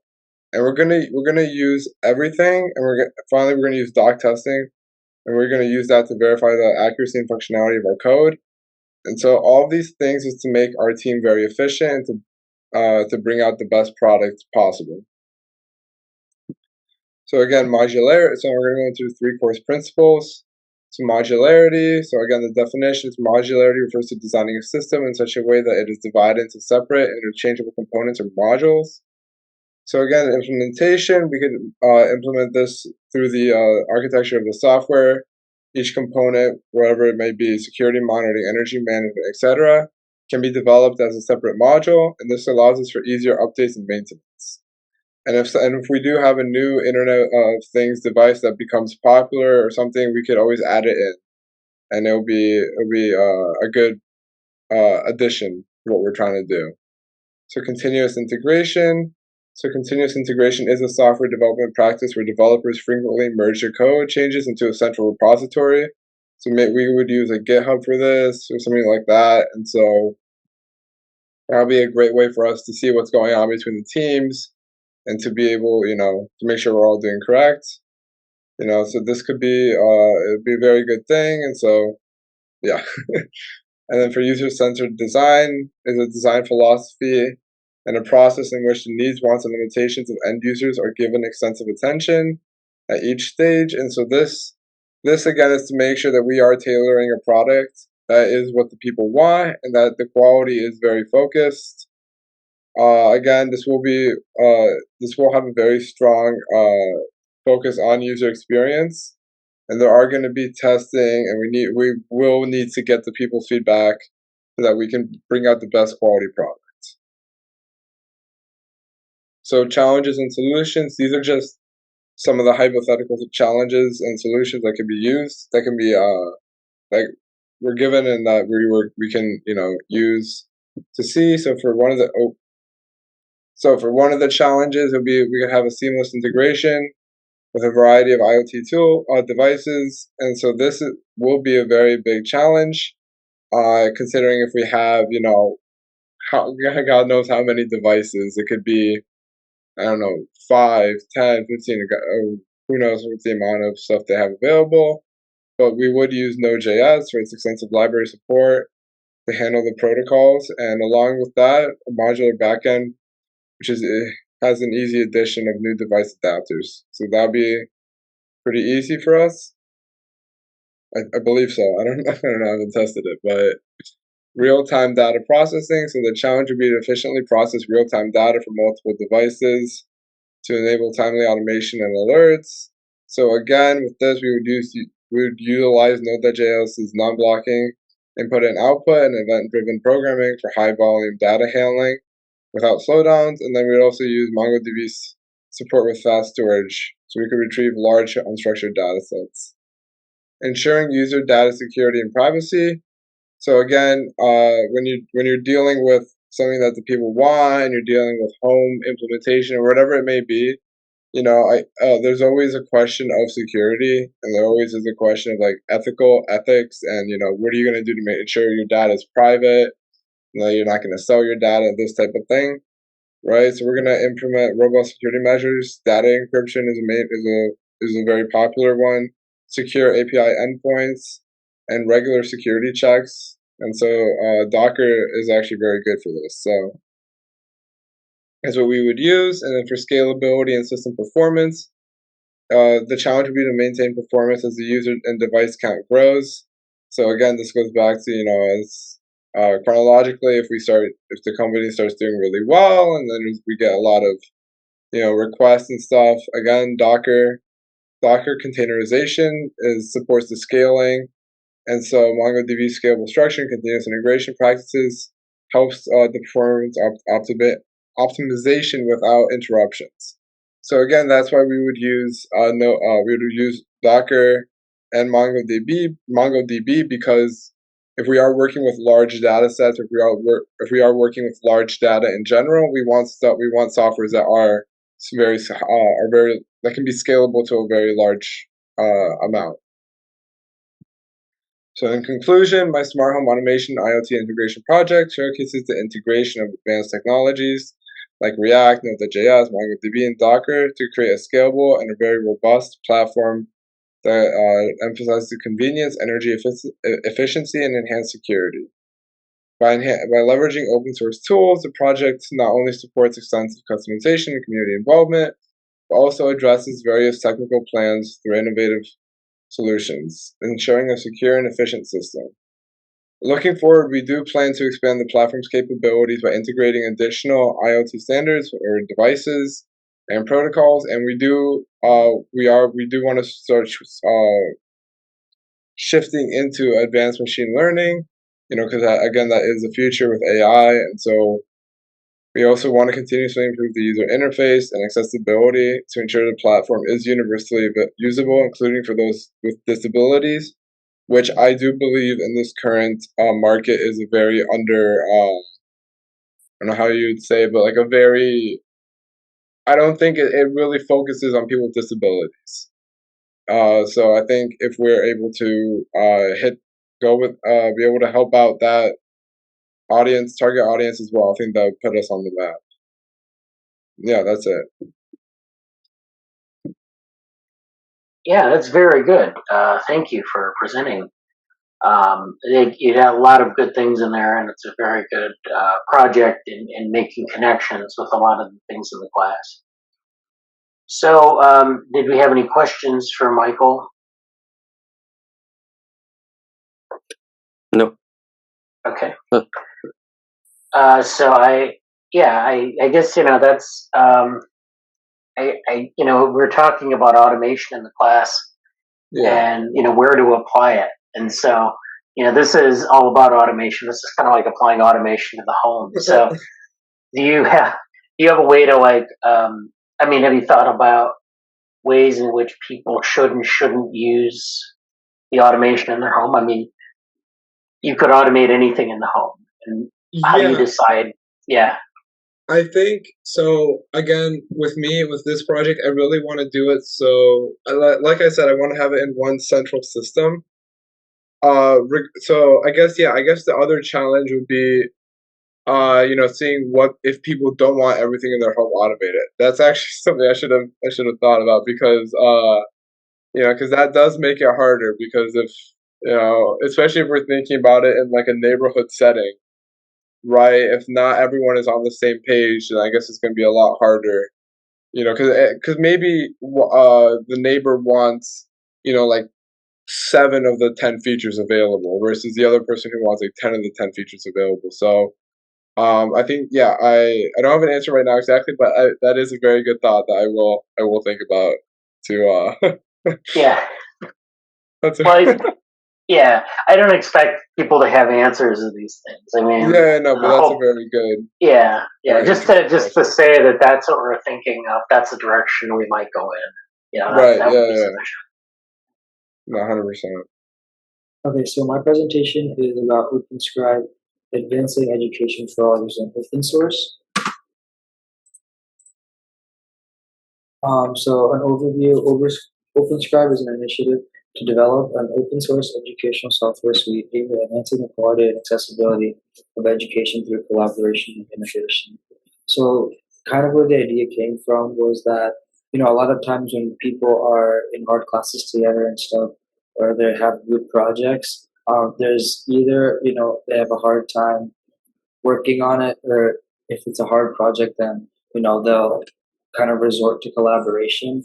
And even for other types like coding, maybe coding projects, or even in general sharing things between people is usually done on like Google Drive or Google Docs. So this is kind of trying to take a stab at that by creating a place where you can all collaborate on the same thing. So I think one of the reason behind the importance is that, and I talked about this in a paper, but when I was in high school, I was starting a startup with one of my friends, and we were able to get enough money to fund digitalization in like 7 schools in India, which were like a lot of kids that didn't have a lot of money and stuff for school. So so that's kind of what gave me the idea to create OpenScribe, and it addresses the critical gaps in current educational technologies by focusing on accessibility, customization, and inclusivity. Inclusivity being one of the bigger ones, since and I think everyone should be able to have an education. So primary goals: enhance accessibility, increase personalization, and support diverse learning needs through OpenScribe's innovative features. So some of these features would be like text to speech for auditory learning. If they have problems with their hearing, and then interactive quizzes. So this could not only be used by just like the student side and collaboration. It could also be used for teachers, and then maybe they are able to assign assignments on there, stuff like that. And then I think another great part about it would be an analytic dashboard. So like if it is used for a class, or if it is used for a project, you could have something so that it just shows you how much progress you're making, or how well you're doing in the class.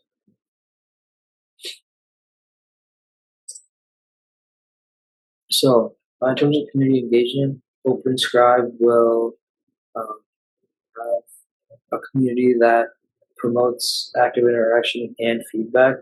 I think a lot of times when you're creating an open source project and stuff, you want to listen to the community that uses your product, and you hear what they have to say about possible improvements. Fostering transparency, so like all code, documentation, development processes should be open and accessible. That's like the biggest part about being a product that is meant so that education is accessible to everyone. And then collaboration. So I think that we could have like a team of developers, and even the students and stuff, when they want to, maybe they've been using it for a while, and they want to work on it too with their friends or their groups. So project management and tools. I think something that would be good in terms of the management would be Git for version control, and then Jira for issue tracking. I was a sales operations and intern at Linux for a lot of time for the past 10 months. And we switched to Jira like halfway through my time there, and I just noticed that, one, it was way easier to, map out, what types of issues are, linked to who, and also in terms of, what types, like what there's like the tasks and key issues, things like that can be, monitored way better and then placed in different columns in terms of quarterly initiatives or things that are, emergent, things that are urgent. And then also, when you're developing it, the open source project, you're going to need, a lot of people on it, but also a lot of like good communication.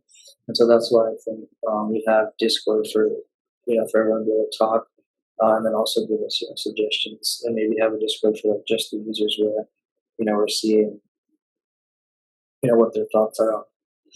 So I think we have like three main people when we first start out. So project lead would probably be me overseeing the development. Excuse me, and then we'd have like a community manager. So one good thing about open source is that the whole community can get involved and everyone's gonna be able to work on it. And so I think having a community leader, because I think when you start to first develop a project, you don't always have a sense of where it's going to be, or you might develop it with certain things that you thought of, but might not make sense for like the average person in the community that you might be building a product for.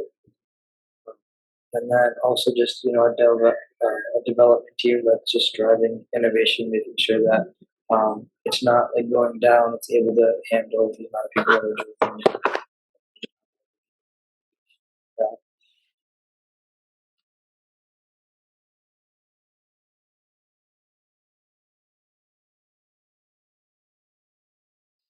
So challenges and solutions.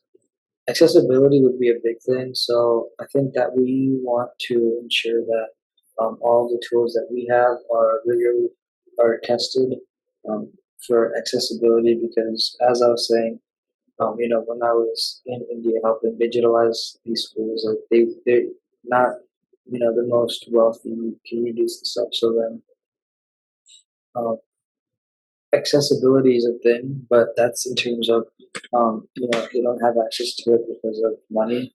But I also think that we should have accessibility for people that might have deficiencies or may not be able to see or do things like that, so that everyone can still experience open source. Community engagement. This would be a lot of work from the community advisor. And then making sure that it stays active, the people that use it don't stop using it. And then a motivated community by implementing recognition programs and keeping clear Discord channels, and even maybe creating a voice channel or a text channel where people from the open source project can comment suggestions and stuff, and we could take it and look at it for inspiration. So in terms of future directions, I think plans to integrate VR technology and extending language support to broaden accessibility and enhance interactive learning experiences. I think, growing up, a lot of people might be auditory learners where they can just listen to a lecture and be able to pick it up and just, retain that information. Some people in lectures, maybe have to take notes and then review them over and over again. Some people, they like a good slide deck, and they'll look at their slides and then, just learn from those immediately, and that's just how they learn. But I think a whole another facet of people that learns is like hands-on learners. Especially me, I learned that when I was trying to do my job and I didn't know some of the skills, or I wasn't as proficient as I should have. I didn't really, I didn't go to YouTube, or I didn't really look up any how-tos videos. I kind of just kept attacking the problem with trial and error, and then that kind of hands-on experience is what helps me learn. And so that's why I think I think VR would be a really good way for people to learn, because VR is seen as this new and cool technology, and it's been out for a while, but I feel like a lot of people don't know it. But I think it's come back up due to things like the Apple VR system, and so I think that is definitely one direction where I'd want to take it. And then global outreach. So this would be using localizing the content to meet like regional educational needs, and partnering with global institutions to expand OpenScribe's reach and impact. So just like as I was talking about before, digitalizing schools in India, everyone in the world has different curriculum. I think we'd also have to get it in different languages, and for different types of curriculum that people might want to teach on there. But that'll definitely be a huge step, because not only we have to scale the product, You also have to like meet all the legal and compliance and all that on an international scale. And then so impact assessment and sustainability. Building a strong community is going to be central to OpenScribe's success. As we learned in lecture 7, I think, creating an open source community involves more than just a gathering or a group of developers. The stronger the sense of community and the stronger the sense of people that have pride in the project is definitely going to be a key factor. Just as I wrote in my essay as well, in the lecture we talk about that an open source community is more than just a group of developers, people is that have ownership and have a lot of commitment. And I tied that back to in my time here as a freshman. I joined a lot of clubs. I always found that the clubs that I wanted to put more time into were the ones that were more commitment and that I saw other people putting a lot of commitment to. So matching that would be helpful, and I think would help the project the most. And then sustainability. Some sustainability strategies encompassing funding models, community development initiatives, and forming strategic partnerships to ensure long-term viability. I think that's important because if you partner with other businesses or other groups of communities, or maybe it's a club at a certain school. Another thing that we learned in the lecture was that stewardship of open resources is not just like maintaining the software, but it's also keeping it relevant. You don't want the product to be outdated at some point. And so that will also be a huge part of sustainability and keeping the project going for a long time.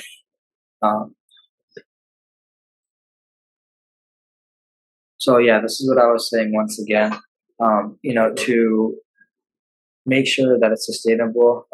Not only do you need people who care about it, you do also need money and people that use it. So educational systems like schools will be a great, potential partner to use the product. Technology partners to maybe add to it, maybe add their own curriculum to it, and then NGOs to extend OpenScribe's reach into underserved communities.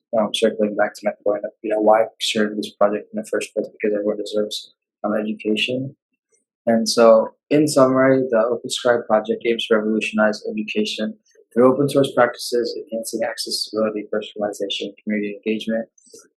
We want people to take part and have a commitment to develop feedback and dissemination to further the project's goals and extend its impact on other people and underserved communities. And yeah, thank you. Hi everyone, my name is Qianyao Wu.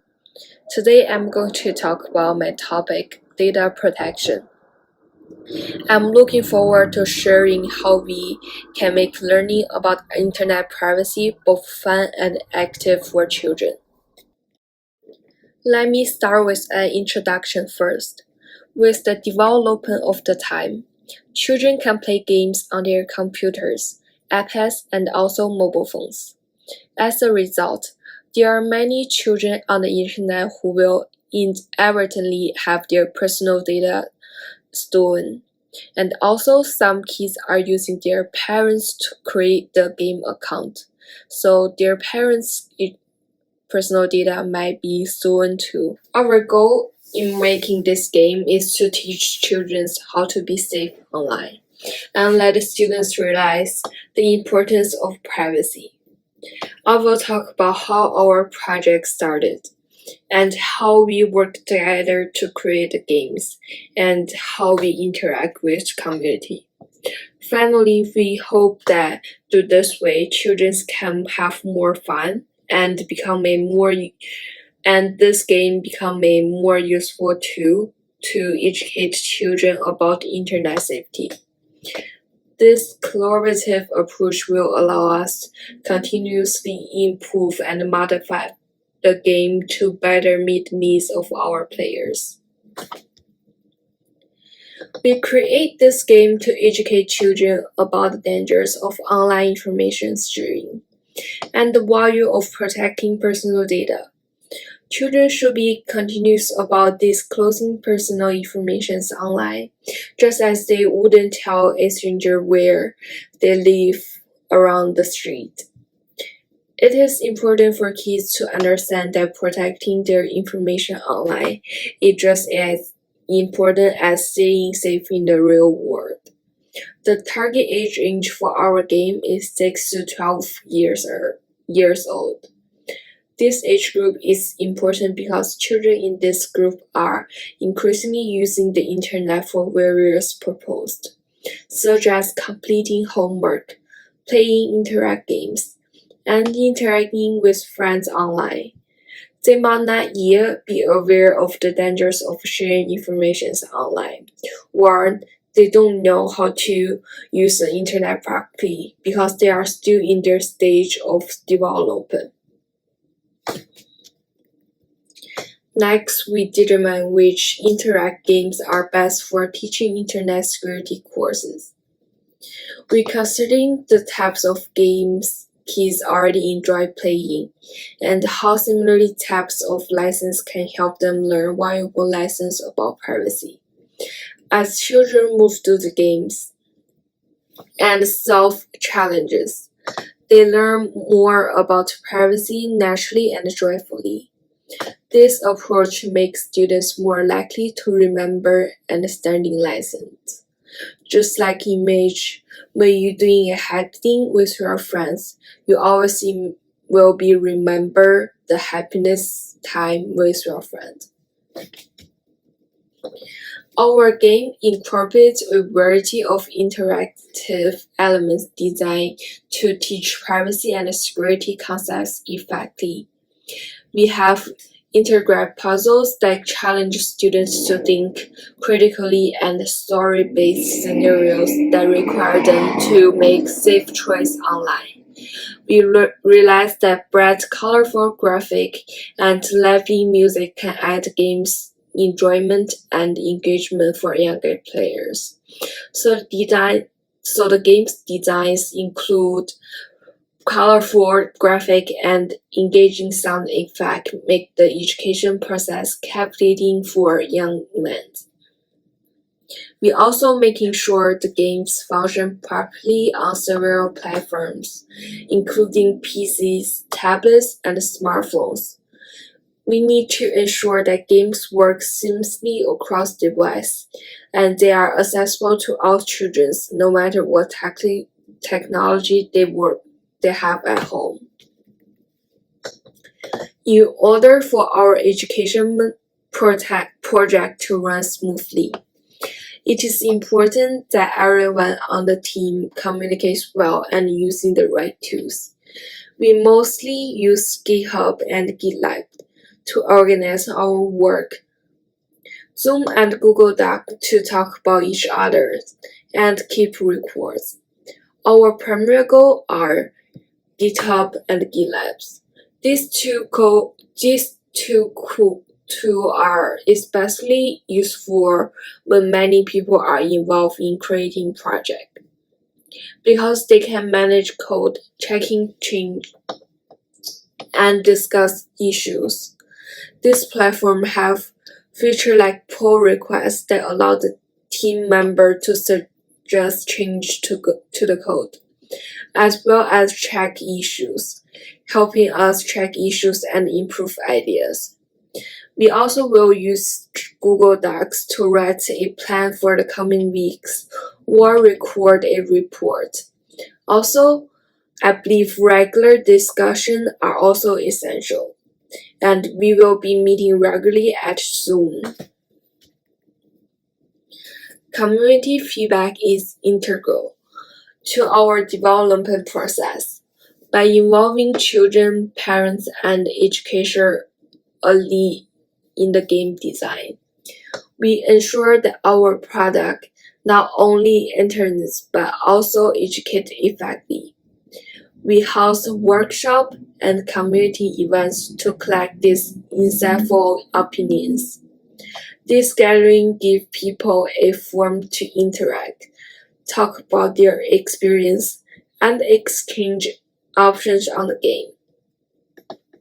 We have the chance to hear from and pick up tips from users of our games the most. We organize workshops and beta testing sessions to gather insight. We also stay active on social media to keep the conversation going. For example, we will create a Instagram account where we can post updates and interact directly with our audience. We will also create an email for our account so they can use email to email us just in case if they have any questions. We can continue assess our game and making more useful teaching tools for internet safety by paying attention to and encouraging comments. This content communication enables us to make sure that our game is always improved and make it continues to be an important teaching tool. Developing an education tool that appeals to diverse audience comes with its challenge. One major challenge was ensuring that our games work flawlessly across different technology platforms, from desktop to smartphone, and from Apple to Android or Windows.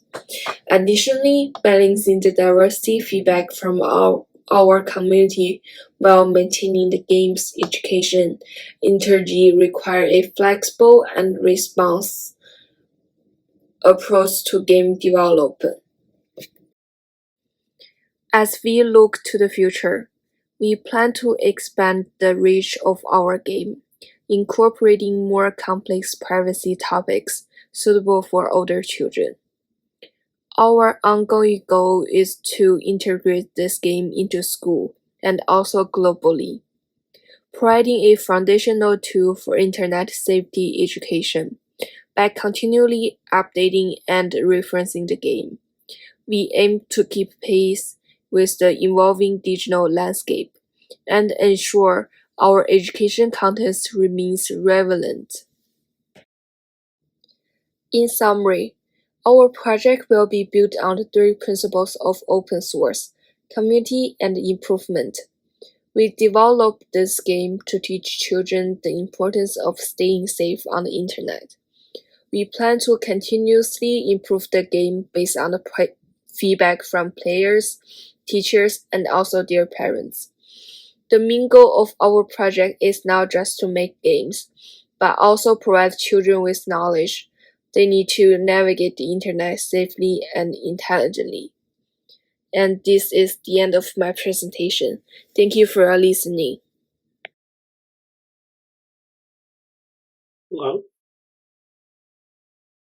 Hello. Hi, my name is Nia Temple, and for my semester project, I am working on a project idea I titled Canvas Connect, which is a student collaboration platform idea. All right, so here's my agenda for the presentation today. I'll start with an introduction of the project, concepts and ideas. I'll go into the principles that I'm focusing on for the project idea, and then going into implementation, and then I'll finalize everything with some closing thoughts. So starting with the introduction. So for my general project idea, I wanted to develop a collaboration platform for the Canvas app and website so that students can more easily communicate and study with their peers. So the community that I'm mainly focusing on as the users for the product of the project are of course college students, and because this is for the Canvas platform, I am focusing on students who attend schools who already use Canvas as their primary platform for education and grades and such. So the reason that I think that this is an important project and will have very impactful outcomes is because I noticed that many students struggle with organizing their messages and meetings when working with students between classes. So thinking like group work, or if they wanted to study with each other. And the overall goal if the project is helpful and successful, is I'd like to see that it aids in their education and improves their academic outcomes. So going into further detail, some background information about the Canvas platform itself. It's a learning management system by Instructure, and it offers a free open source cloud-based learning platform already. And it offers both a paid version for premium needs as well, in addition to that free open source one, and it is based on Ruby and JavaScript. So for my project, I'm thinking of an open source project that would build a tool that could be accessed within the existing Canvas system, and that would streamline communication between students. And I imagine that the key features would be messaging, calling, and scheduling meetings. So where you see like on the side tab already in like the Canvas website, where you might see modules, syllabus, like that kind of information, that's kind of where I'm picturing it being located.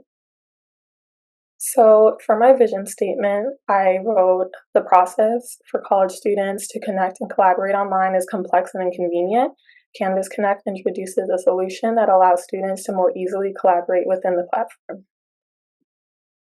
All right, and then moving on to principles. So the key principles that I wanted to focus on for my project was community engagement, collaboration among developers and stakeholders, and finally, user-centric design. So starting off with community engagement, I wanted to really encourage engagement between the developers and stakeholders throughout the lifespan of the project, because it won't, go very far without a large community building on it and helping out. And then I picture that all of the main code and general documentation would be hosted and managed on the GitHub repository platform. And then that way the developers and stakeholders will be able to access and engage with the same items within that platform, so everything is live and up to date for everybody without having to worry about passing items down. And then finally, I imagine that tracking the engagement would be based on the communication channels, the activity, discussion boards, forums, and then again, live project boards, the activity on there as well. So then for collaboration, the main collaboration I imagine is between the developers and stakeholders, while all of the platforms and communities are open to anybody who wants to view them. These are the main contributors. And then the main platforms that I wanted to use in order to bring the project into fruition are GitHub, Discord, and Figma. So starting off with GitHub, that's where I would like the code to be stored and documented.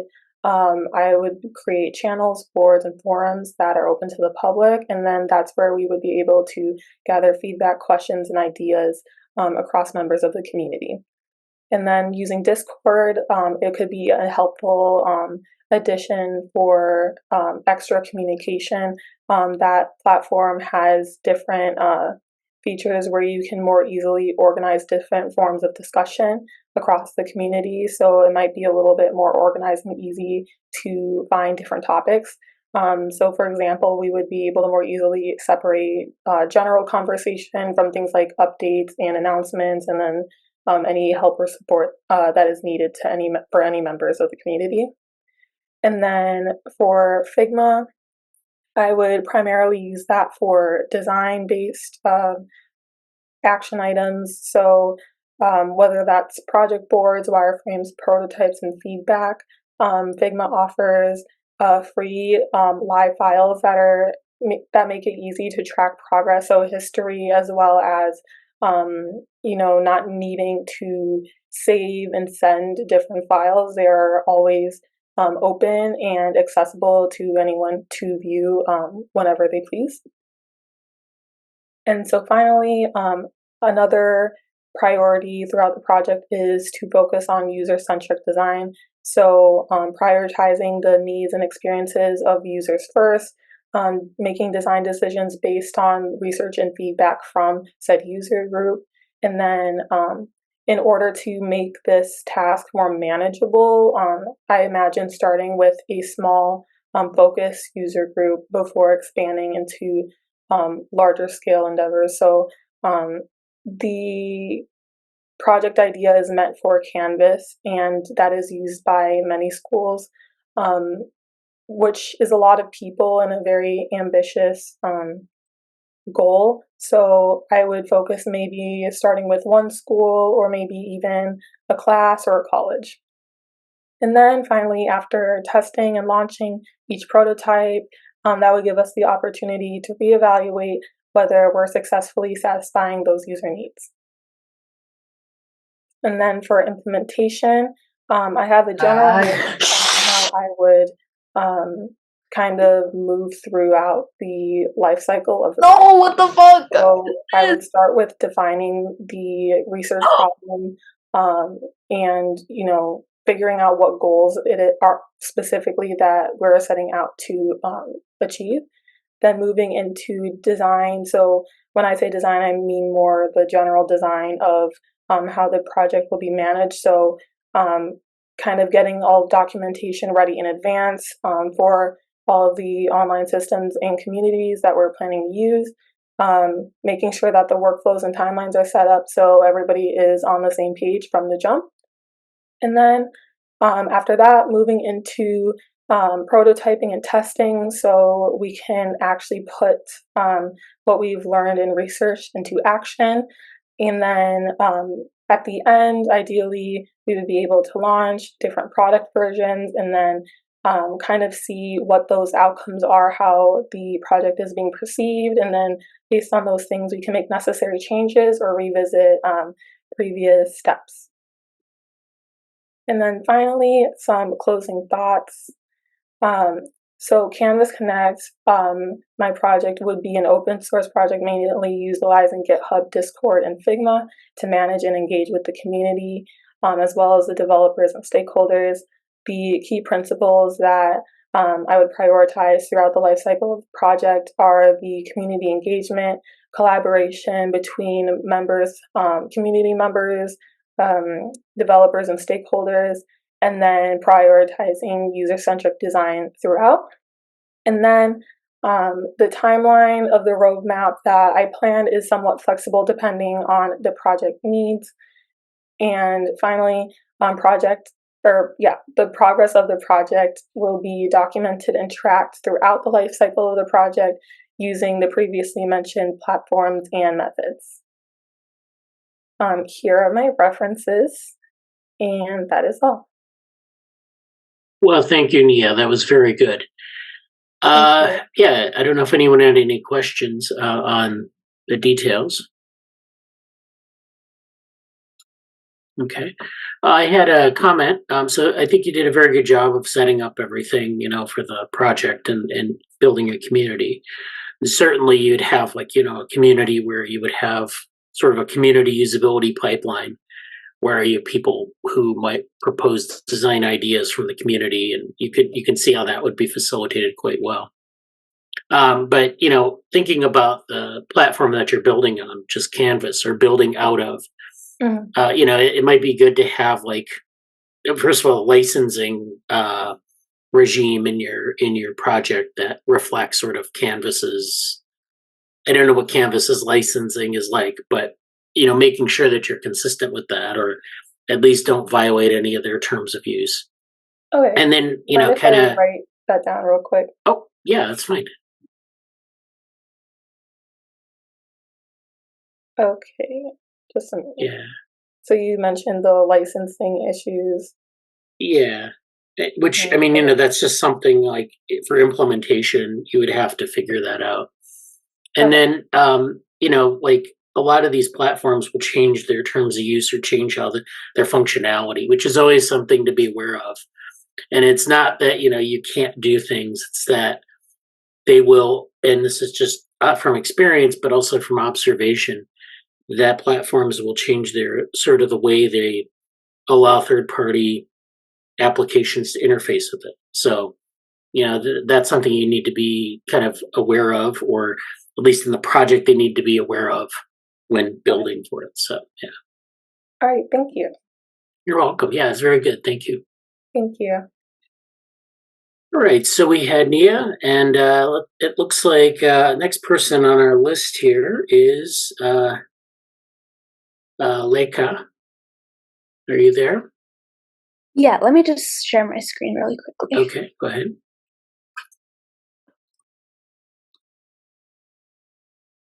All right.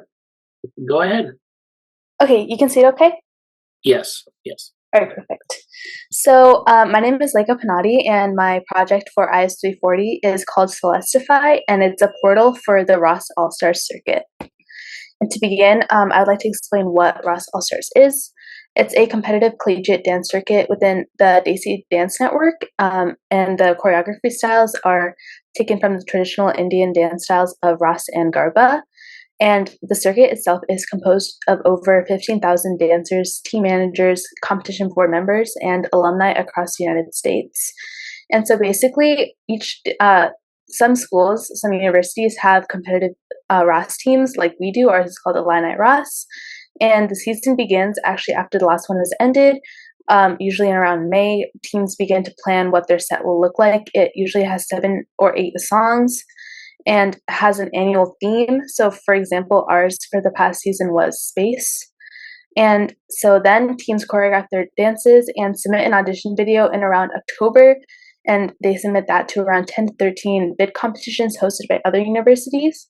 For example, ours is called UIUC Rossmania. And bid competitions then accept 6 to 9 teams in weekly waves based on the audition video that was submitted. After teams confirm or deny acceptance into around 4 competitions per season, they submit dancer and performance information to the competitions they choose to attend. This information includes things like identification documents, emergency contact information, dietary restrictions, merchandise sizing, and more. And then in the spring semester, teams attend bid competitions to gain enough bid points for nationals or ROS All-Stars. And after spring break, and usually 3 to 4 weeks after the last bid competition of the season, ROS All-Stars is held and 9 teams attend. So Celestify's purpose in the ROS All-Stars circuit is to streamline the application process for dance teams and bid competitions. Teams usually have to submit their roster information 3 to 4 times per season, and that can get repetitive, and a lot of information is being submitted, so having it all in one central location to be able to refer back to is really important. And Celestify also keeps Ras and Garba relevant after college by recruiting alumni as contributors for the project, and it centralizes communication between dancers, bid competition board members, and RAS board members. Usually the main form of communication is email, and that can get lost with a bunch of other things that are in people's inboxes. So having a direct messaging system within the website is really important and can be a good step up for the circuit. And a higher overview of the relationship between the project stakeholders. Dance teams apply to and attend bid competitions in order to get enough points to go to nationals. So if you win first place at a bid competition, you get 4 points, second place is 2 points, third place is 1 point, and usually teams need about 6 points to go to nationals. And these bid competitions show compliance with RAS by following the rules and regulations regarding how long a set should be, how big props can be, etc. So to explain Celestify's open source model, we really utilize a relationship with stakeholders by recruiting developers who are RAS alumni, and that will strengthen the relationship between our project and the circuit itself because alumni have connections with their team that they were on before and are often RAS board members after they graduate. And to foster collaboration between contributors, conferences, meetups, and retreats will be organized for developers to build trust outside of virtual collaboration, as main check-ins during the project's development phase will be through virtual meetings like Zoom or chat rooms like Slack. To emphasize structure and security, Celestify prioritizes the confidentiality of dancers' personal information needed to travel to competitions, as the data being handled is really sensitive. It's like your driver's license, COVID vaccination cards, etc. And documentation will be made regarding security, version control, and best practices for building this website. And the project relies on user feedback from dancers themselves. So Celestify will utilize their close relationship with the RAS board to encourage feedback from dancers, and that way bugs can be detected by more people and facilitate proactive improvements to the website. So upon going onto the website, this is kind of like a rough plan. There's going to be different interfaces for if the user is a team captain, a bid competition board member, or a Ross All-Stars board member. And upon clicking on that, you can log in with the email. So then, this is an example of the team's dashboard. It'll be a little different for the other stakeholders, and I'll explain that. But on the home bar at the top, you have a notifications area, direct messages, a little help icon to help with navigation, and then display settings, which I'll also go into. And as you can see, this is a Teams layout. So we have Alana Ross as the user right here. And below that is the team roster, contact information, identification documents, and dietary restrictions. Just a few examples of information that teams will put in as soon as they register for Celestify, and then they can edit it and refer back to it via these links. And in the middle, there are some cards. In the team's case, it's competitions that they're applying to or have gone into. And on the right is upcoming deadlines. So it's color coded based on which competition it is referring to, and it's organized by date and type of submission needed. So the cards in the middle actually differ depending on what kind of user is using the app, or the website. So for teams, it's competitions, but for bid competition board members and RAS board members, it's going to be a bit different. It's going to show the different aspects of their competition itself, so production, logistics, marketing, hospitality, etc. And to really emphasize open source model and RAS's notion of inclusion, the display settings in the website will include language options for users whose primary language may not be English, color contrast options to accommodate visually impaired users, notification settings, and card preferences to allow users to further customize their website experience. So they can enable push notifications, disable them, or they can display or hide specific cards on their dashboard based on what they prefer.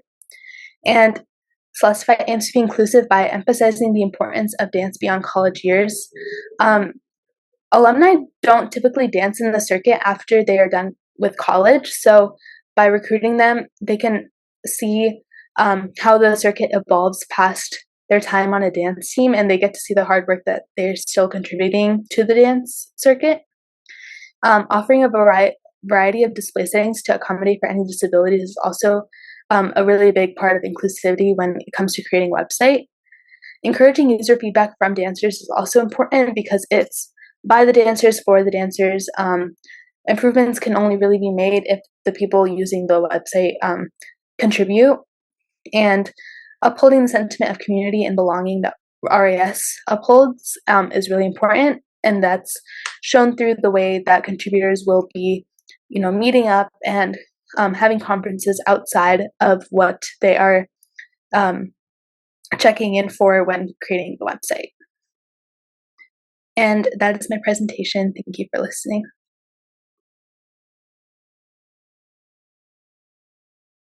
That's pretty good. Thank you for that. Did we have any questions from anyone?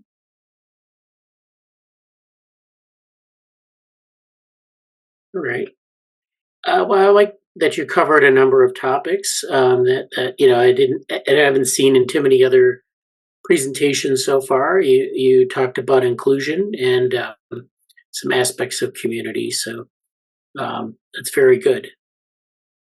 Thank you. All right. Thank you. All right. Next up, we have, I don't know if Tom is here yet. It's our 2:20. So if Tom's not here, we have a couple. Oh, Tom is here. Are you ready to go, Tom? I might still need some time. I saw them 2:45. Yeah. Well, sometimes we have to go. We have gaps in the schedule. So.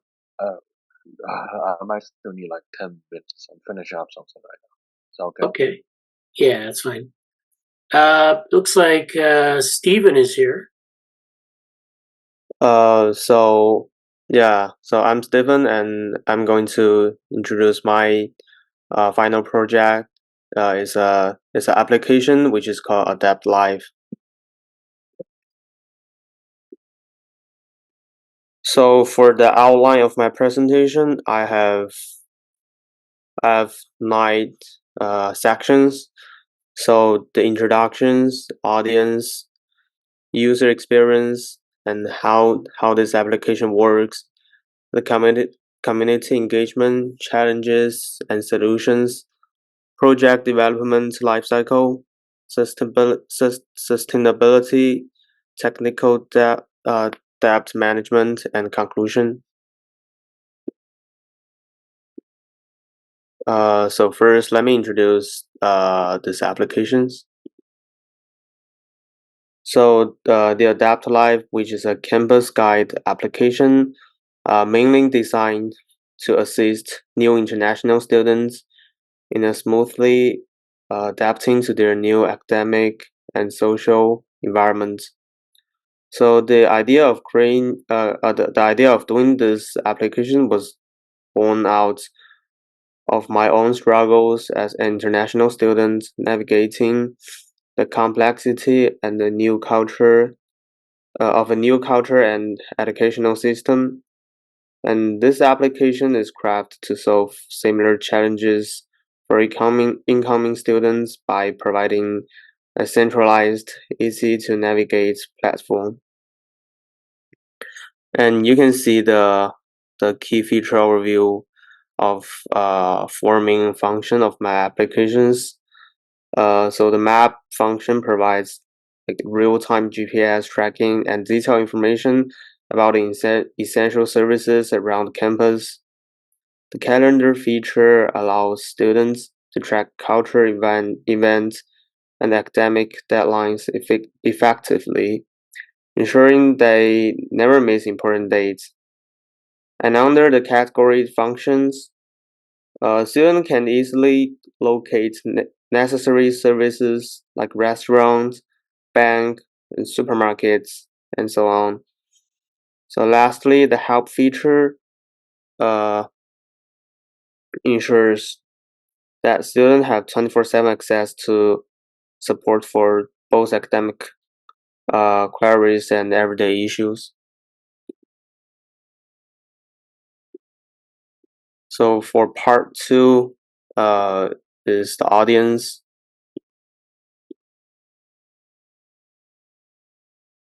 So the Adapt Live is especially designed for international students who are newcomers to educational system and cultures of their host countries. So my primary target audience includes students between age 15 to 30 who are making their initial foray into an unfamiliar environment without prior experience in navigating such settings.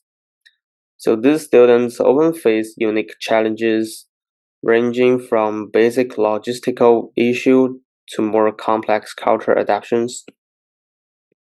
And through extensive research and direct feedback from current international students, we have identified key areas where our audience seeks the most help.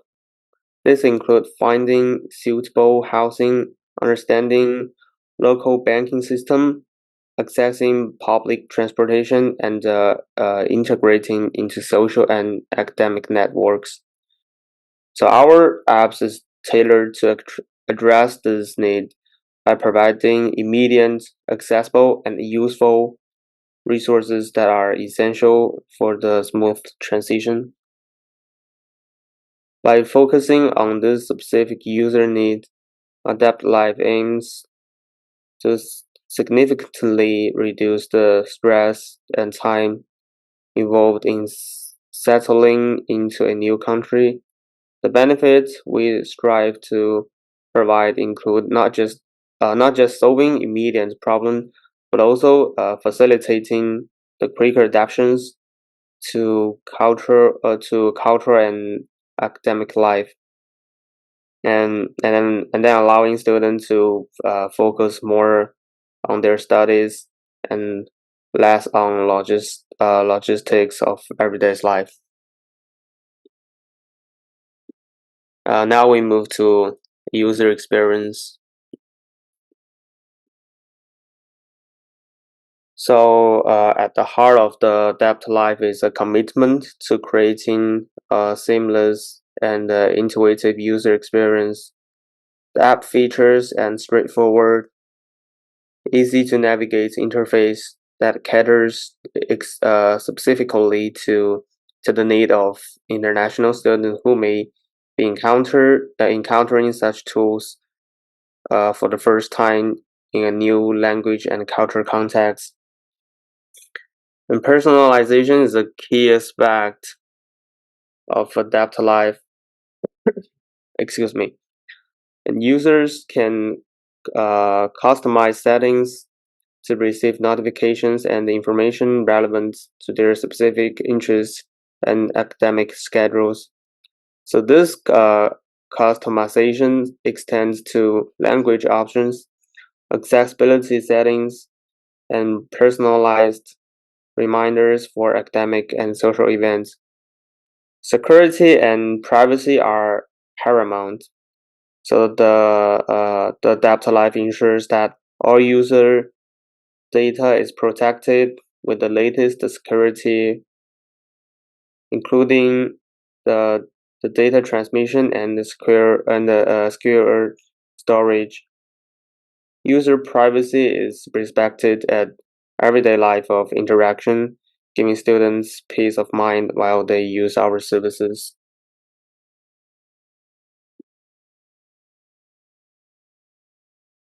And I'm gonna show you how this one works. Oh, and by the way, should I like open the camera? If you feel the need to, yes. Oh, sorry. Like It's fine. I forgot. Like, Oh, yeah. it's fine. Yeah, it's fine.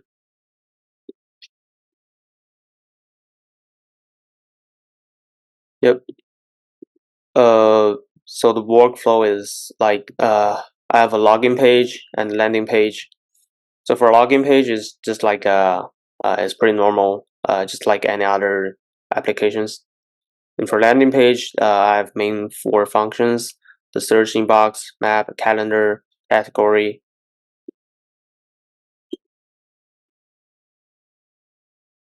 And I made a very simple structure of the application on the mobile phone.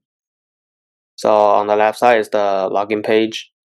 It has username, password, and very basic functions. So on the right side is the landing page. I have like when you tap the menu, when you click the menu, it shows map, calendar, category, help. And so for the searching box that I haven't mentioned above, that is like if you like you don't see what you need on other 3 functions, you can just search the keywords and it shows the information. And one more thing that I want to point out that what the differences between the map of my applications and the normal maps like Google Maps, Apple Maps, is that on Google Maps it only shows the location of the places and like website open hours. So in my applications, since it is mainly designed for international students, like when you click the services, for example, like you want to go to the bank to apply a credit card, and my map will shows like what documents, what certification, what improvement you need to bring to the bank for applying the credit card. And I would say that's the main differences. So not only like the GPS, not only navigations, but also like provide fundamental informations for services.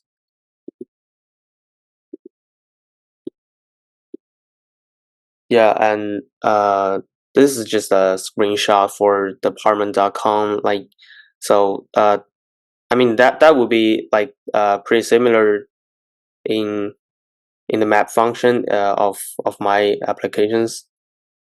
So like it would be the same if user click other category and it shows very detailed informations. And then we move to community engagement. So the community engagement is a cornerstone of the of the Adapt Life experience. The app not only assists students to navigate their physical environments, but also plays an important role in building social connections. So it offers features like community forums and events calendars that help students find and participate in local and university events, fostering a sense of belongings and involvement. So these tools are designed to encourage students to engage with both the campus and the local community, thus aiding adding in their culture integration. Whether it's attending a local culture festival or joining a university club, Adapt Life makes these opportunities more accessible and visible to international students.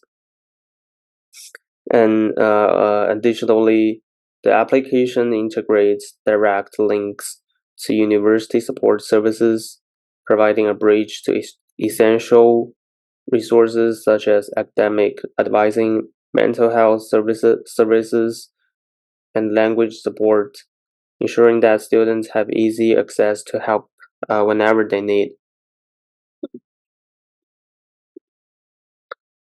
And here's the challenges and solutions part.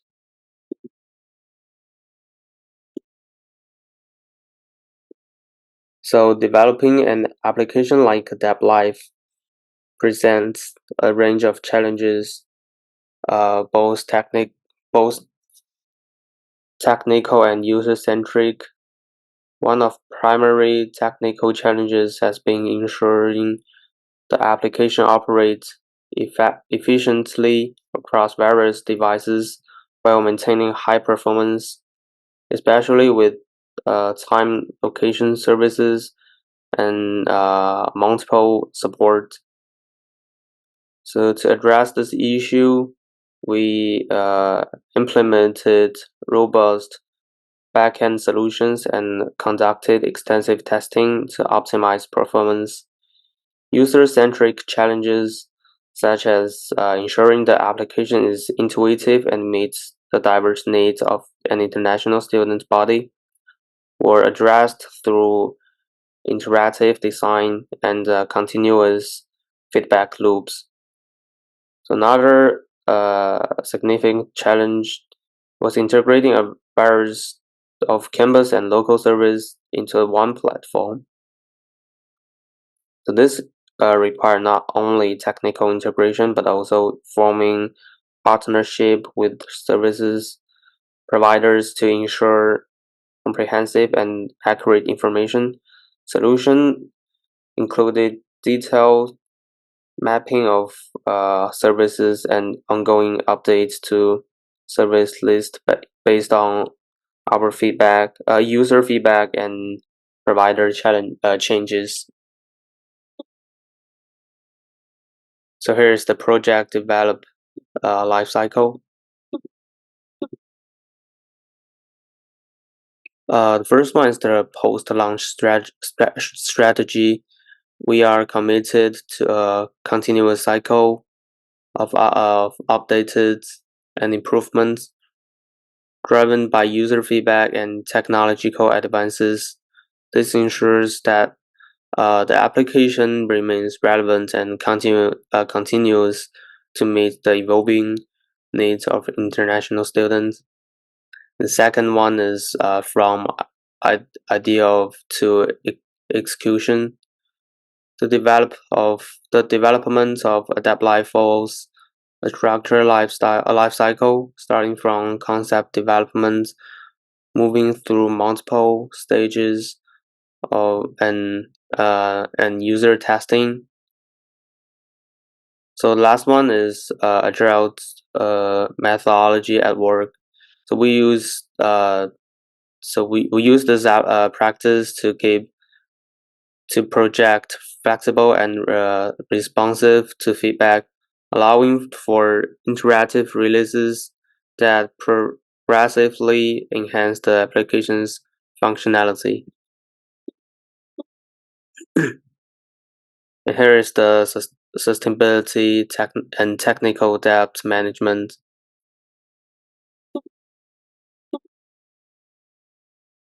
So the first one is managing technical debt. So we manage technical debt through regular code reviews and of the legacy code, ensuring the applications remain fast, efficient, and easy to update. The second one is planning for scalability. As the user base grows, our scalable architecture allows us to seamlessly integrate more feature and support more user without compromising performance. And the last one is resource management. The adequate resources are located for ongoing development, maintenance, and customer support, ensuring long-term sustainability and user satisfaction. And here's the last part, conclusion. So the first one, I would say, I will talk about the summary of the benefits.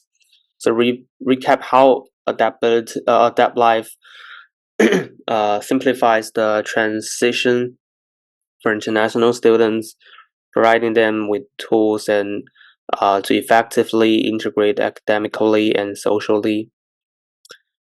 And then we go to the future developments, discuss potential new feature like AI-based personal assistant and integration with local transport APIs. Call to action, invite feedback and suggestions from the audience, emphasizing the collaborative nature of ongoing app development. And that's my presentation. Thanks. Thank you. Very good job. Did we have any questions for Stephen?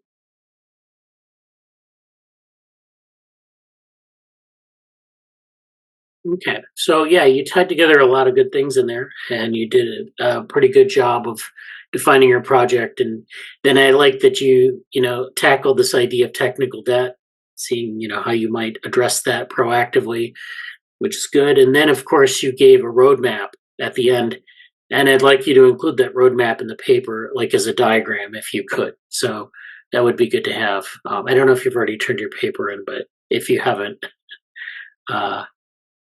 like you mean I can add the map image to the paper or like describe it? You could add the image, or you could modify it slightly.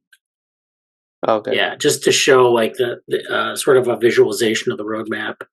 And like one more question. So like, so for the paper, since I haven't finished it, can I follow the structure like as of this presentation? Like I have 8 structure, so like audience, users, experiences, like.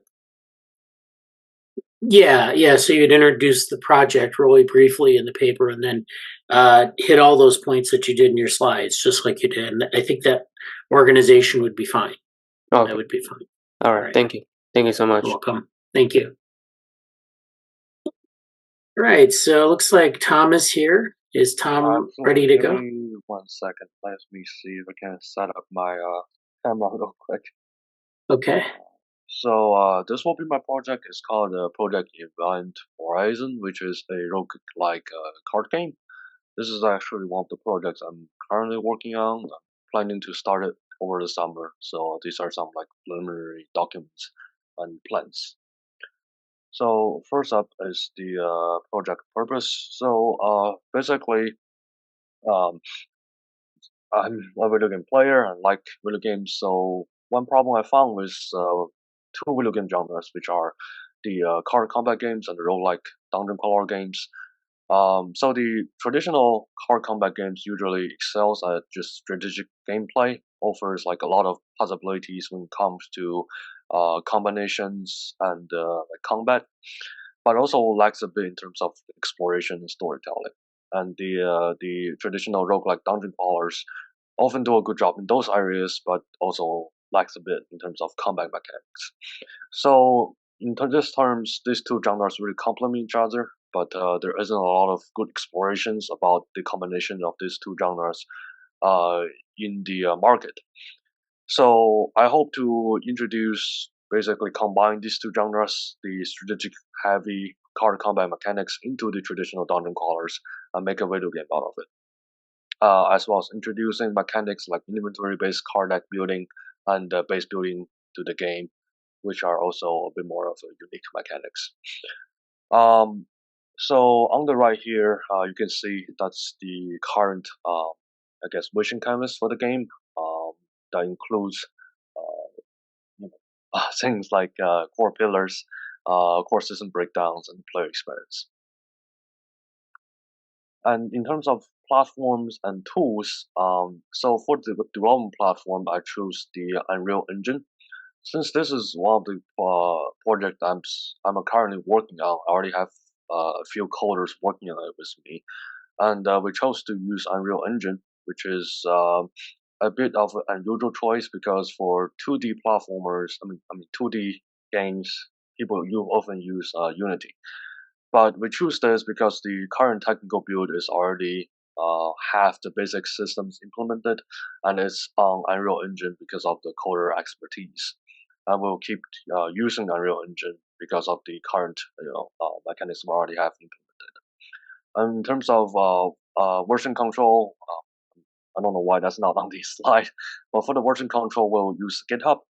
So since this is actually aiming to be a commercial product, so the initial development will happen within the team. Once the game hit full release, we will release the source code onto GitHub, which hopefully enables the modding and the localization from the community. This is actually one of the strategies that one existing game called Bear Trauma, which is a 2D multiplayer game. They implemented this after the game release and saw some good results.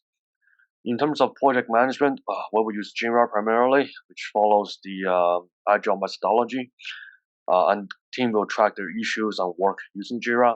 But we're also likely to use Monday.com or Slack to help the team track login hours and track overall progression on individual tasks. And finally, on communication and meeting platform, we will use Discord and Zoom. So everyday communication and updates within the team will happen in a private team Discord channel. So a new channel will be built after the team release and not the full release, but the beta release on Steam. So we can host community events like modding competitions and also just appeal to the social aspect of the community via Discord. But also in terms of team meetings and official communications, that will happen via Zoom. So this is one example of the current game that has this kind of model, which is called Bear Trauma. You can see this is their page on GitHub. It is a 2D online multiplayer game. But basically, they released their full source code after the game's initial 1.0 release but as well as providing, you can see the GitHub folder, which has all the templates for feedbacks and modding.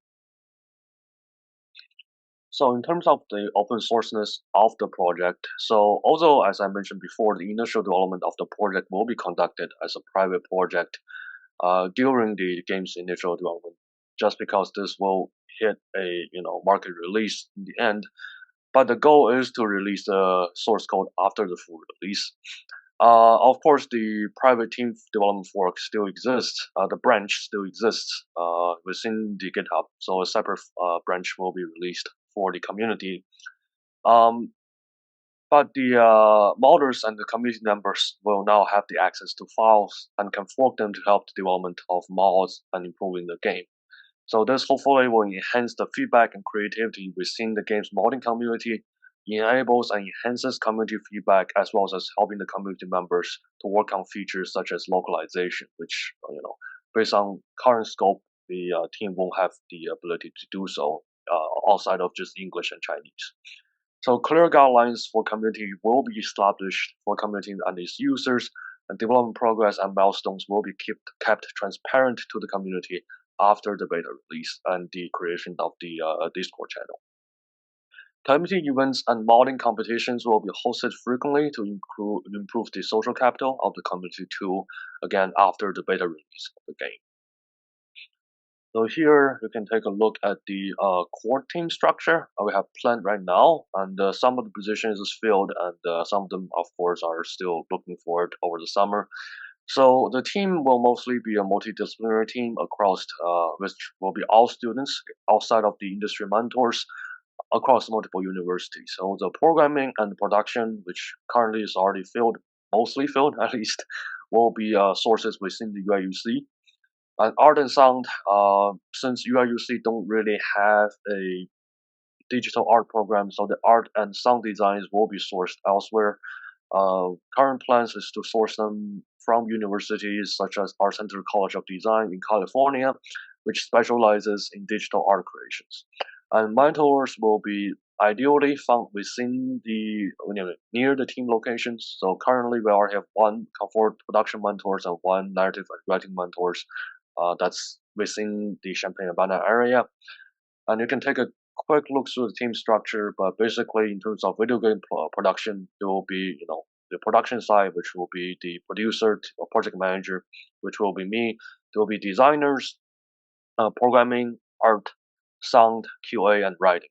Since we want to keep the, that is the core team relatively small, so there's not a lot of people. And in terms of the larger teams, such as programming and art, will have more than 4 to 10 people within the team. They'll have another separate lead within the team. So here is the preliminary sprint schedule I have drafted. Again, we're using the Agile methodology, so this won't be the traditional waterfall methodology, which break the game development into the design phase, pre-production phase, production phase.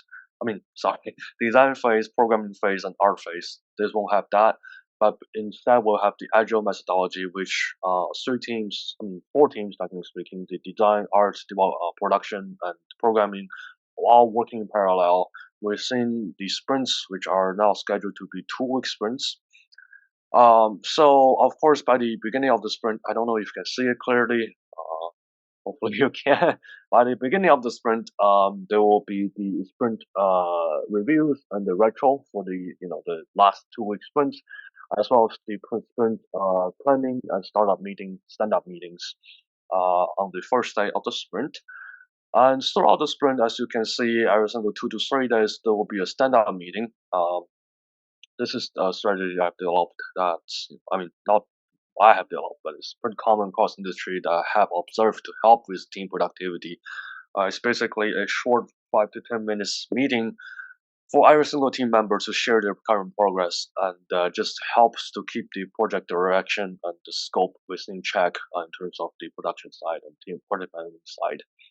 And for the programming, so the first 11 days will be spent on development. Then day 11 will be the sprint build release within the team that can be used for QA.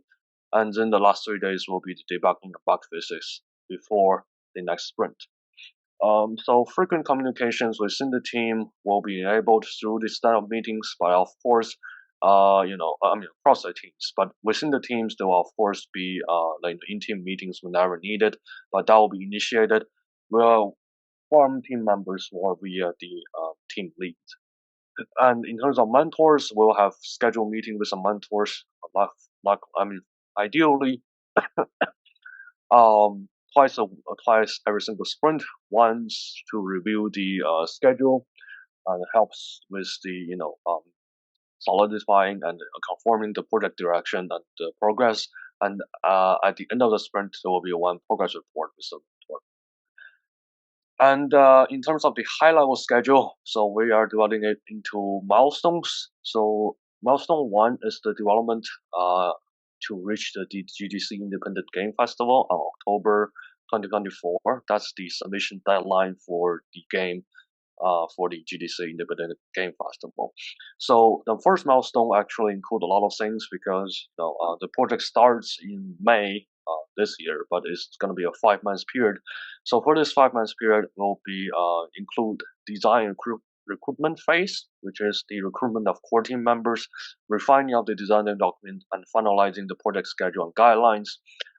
Pre-production phase, which is design and tool explorations, basic game coding and concept art finalization, and finally the production phase for the GDC Independent Game Festival, which is gonna be a alpha build of the game, which includes the production phase will be just the because the core system will be implemented in the pre-production phase, so the production phase will be just implementing assets such as art and further development of more complex systems like UI and other game mechanics. So GDC Independent Festival will be a place for just indie game developers to showcase their game, and will be a good good PR and investor opportunity for the project. Milestone 2 will be the hitting the Steam beta, which is under the Next Fest, which is also kind of like an indie game festival. But between milestone 1 and milestone 2, of course, there will be collecting player feedback, playtest feedbacks, improving the game, continue development, and hopefully within this period of time, hopefully there will also be publisher communications in looking for ways to getting funds for the project. And then milestone 3 and milestone 4 will really just be continued development, such as playtest feedbacks that will happen throughout milestone 3 and milestone 4, and hopefully to hit 1.0 release on Steam on PC platform on October 2025. Of course, the milestone 5 this happens after the 1.0 release, and this is part that enables the open sourceness of the project, which we will fix up the game after the initial release and release the source code to the project onto the GitHub. In terms of challenges, there's quite a few. I think the major challenges come from the fact that the core team will consist of all students.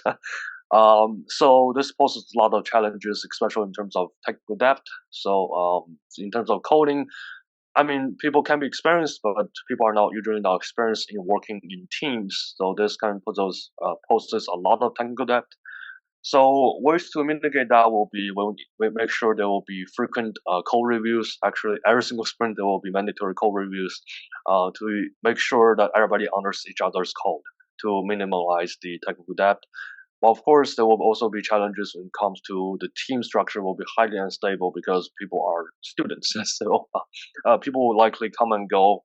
To mitigate that, of course, before recruitment phase, I will finalize all the project proposals and the project pitch to make sure the people who join the team they won't fall into that kind of passion trap where people just join the team because they have passion for the video game development, but that passion usually burns out very quickly. I want to make sure that people join the team because they want to make a game and they want to be in the game industry to have a piece that can help them when they go into the work and when they actually try and find the works. Lastly, in terms of production and project management, one huge problem is there will be a pretty unstable work schedule, and that also causes difficulty in schedule estimations. Again, people are students, so they will come into challenges when it comes to academic life that makes their work schedule highly unstable. Other part is students are usually more inexperienced in terms of just production process. That will poses difficulty in terms of task time estimations, which is a huge problem in terms of project management. But at the same time, ways to mitigate that is stick to the milestone. Stick to the agile methodology. I will only plan the sprint one sprint ahead. This way, we can keep the tasks mostly in hand, and keep the tasks on track in terms of the hitting the milestones. And with that, thank you so much. This is the current schedule and the plans for my project. And if you have any questions, feel free to ask me at any time. Thank you. Well, thank you, Tom. That was great. Very detailed, very good overview of your project. I like how you work through developing kind of a fork, developing from a GitHub repository. I think that was valuable. You might want to even include a screenshot to point out some of the aspects of development, like the releases and the other things. Then you kind of contrasted what you're doing in Agile with Waterfall. And I think, just for not necessarily for this paper, but for future reference, I think, maybe there are cases in which you use Agile, but you use aspects of Waterfall and vice versa. So, one of the, yeah. So, I know a lot of people subscribe to Agile fully, and it's kind of, but yeah, absolutely. Yeah. Just in terms of, especially in terms of art, it doesn't really make sense to use Agile for just art creation, because just Waterfall, just a backlog of all the art assets you need. Oftentimes it's just enough. Yeah. I definitely need to refine that. It will be a combination of Agile and Waterfall for sure. Yeah. And then, of course, some of the things, your milestones, that could be, a visualization in the paper where you say, here are my milestones, and just put boxes, and that would be great to see that. And then, again, like the last presentation, Stephen talked about technical debt, and I'm glad people are hitting on that, because I think that's a very important part of a lot of projects, is identifying that technical debt, and then just saying we're going to either have to deal with that as an ongoing source of technical debt, or maybe we can find a way to overcome it. But to acknowledge it is the most important thing, I think. So yes, that's very good. Thank you. Absolutely. All right, thank you so much. And I don't just one quick question. So in terms of the reflection 4, I believe. Yeah. I've been crazy and busy recently, but I'll submit them just basically today. Is that all right? Yeah, it's fine. All right. Thank you so much. All right. Thank you for listening to this presentation. Yeah. All right. All right. So thank you, Tom. That was great. Hansika is next. Are you ready? Yes, I am. I can okay. Yeah.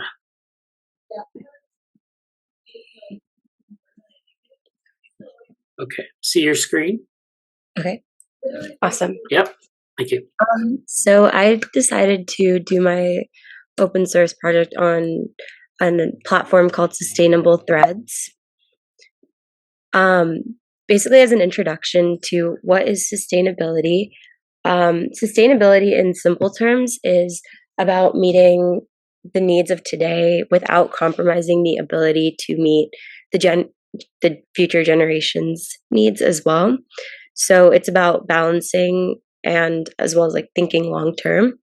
And so why this is important in fashion specifically is because the fashion industry is one of the most polluting and exploitative sectors in the world.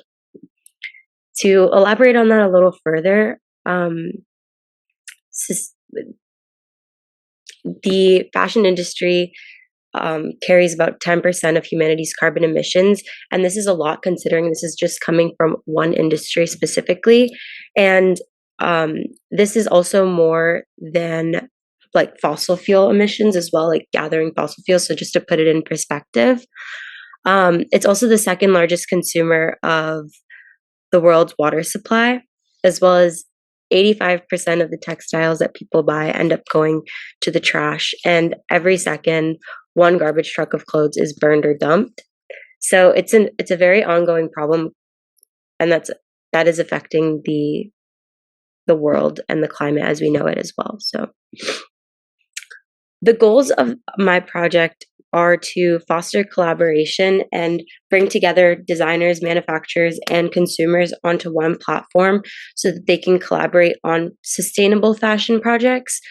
The second is to promote innovation, since sustainable fashion is something that is becoming more important and more of a necessity, to encourage that experimentation and innovation in this field through the design aspect, through the materials aspect, and the processes aspect is something that I want the platform and the project to work towards, as well as drive impact to actually be able to create tangible solutions that reduce the environmental impact and the overall footprint of the fashion industry as a whole, and inform more people and promote these ethical practices in their everyday, day-to-day clothing and the way that they approach fashion in general, as well as to empower communities. So individuals, businesses, different types of people to participate in this sustainable fashion movement and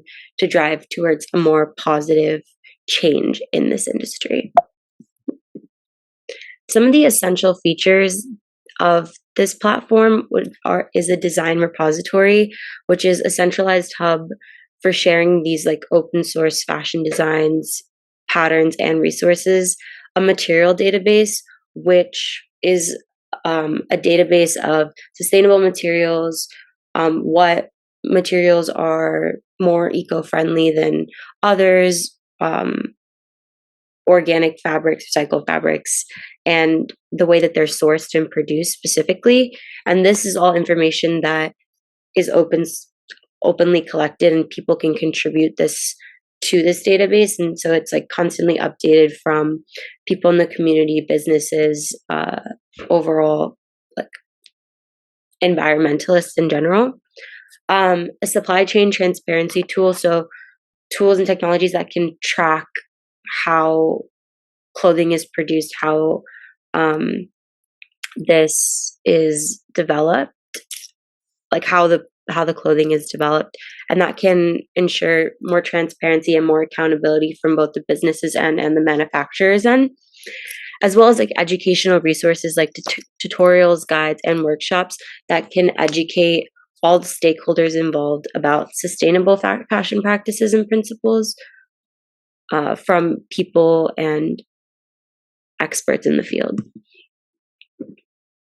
So some of the management strategies to maintain this open source platform would be to adopt a governance model so that decisions can be made collectively by the community, and even though it is open source and like an open platform, to have still some sort of like democracy and make sure that the changes and the decisions that are being made are like in favor of everyone as a whole that are using the platform. Community engagement. So since it is fashion, I feel like that is something that people like to connect on, and there is a lot of community aspects in that industry as well. So making sure that community engagement is still there through like feedback and community events where we can promote this sustainable fashion movement, and collaborative efforts. So like I mentioned with the databases, just being able to have people contribute and freely share their ideas, their resources, and any tools that they've developed in order to track this sustainable fashion, whether that's web scraping tools or just different software that people have developed to make it easier to find sustainable fashion, as well as iterative improvement to make sure that as the fashion industry keeps changing, the platform also keeps changing with it. and we're able to take in the community's input, the users' input, and just stay up to date with everything. A couple of implementation strategies are platform development. So having it be one platform that serves as a central hub for everyone to come and interact on that platform and develop on that platform specifically, so that things are not everywhere in terms of organization. Another thing would be to keep the sustainability focus, since the whole platform is about sustainability and integrating like sustainable like practices, making sure that even in creating the platform in general, to still think about sustainability in terms of making energy efficient hosting. If we do events, like if we source the materials for events, making sure that everything is still surrounded by that sustainability initiative. And like I mentioned before, the iterative development approach. So as we implement it and release it to the users, making sure that we still get feedback from them, from stakeholders, and are able to pick which features are important and address the trends and the changes that are happening in sustainable fashion as they appear. Some of the risks about making this open source platform would be that intellectual property designers can be hesitant sometimes, because in fashion their work can be copied or plagiarized without compensation or the proper like references. So this is something that may cause people to not be as willing to share and contribute to this platform. Another thing is quality control. I think with open source projects in general, being able to gain feedback from a lot of different people can be so beneficial, but at the same time, the reliability or the quality of that work is very fluctuating. Another thing is fragmentation. So since there's so many people that are contributing to certain things, it can lead to a lot of resources going to a lot of different places instead of being able to channel that amount of resources to one goal. And this can create a lot of confusion and hinder some of the progress in creating this platform that surrounds sustainable fashion in general and incorporating all those different elements of it. And then legal and compliance issues as well. So because there's a lot of intellectual property, a lot of manufacturers and companies involved, that can lead to some legal and compliance issues that, because it's open source, we might not be able to catch right away. So keeping a good hold of that is important. The way that sustainable threads can track their impact assessment would be to keep track of the carbon footprint in the fashion industry as these fashion solutions keep being developed and shared with designers and companies, and holding these companies accountable. Community engagement as well, being able to track the amount of people that are using this platform and the engagement of the community members, how many people are contributing, how many projects are being worked on, like where are people collaborating, how big is the database, those types of things.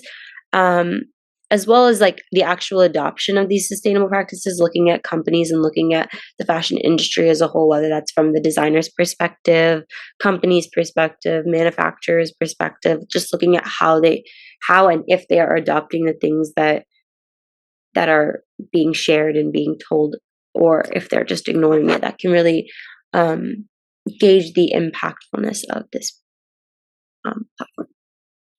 Some of the challenges would be the resistance to change, since obviously it's cheaper and easier to keep doing what they've been doing in the fashion industry. Some stakeholders, such as the manufacturers and the companies, can be very resistant to adopting this like open source advice and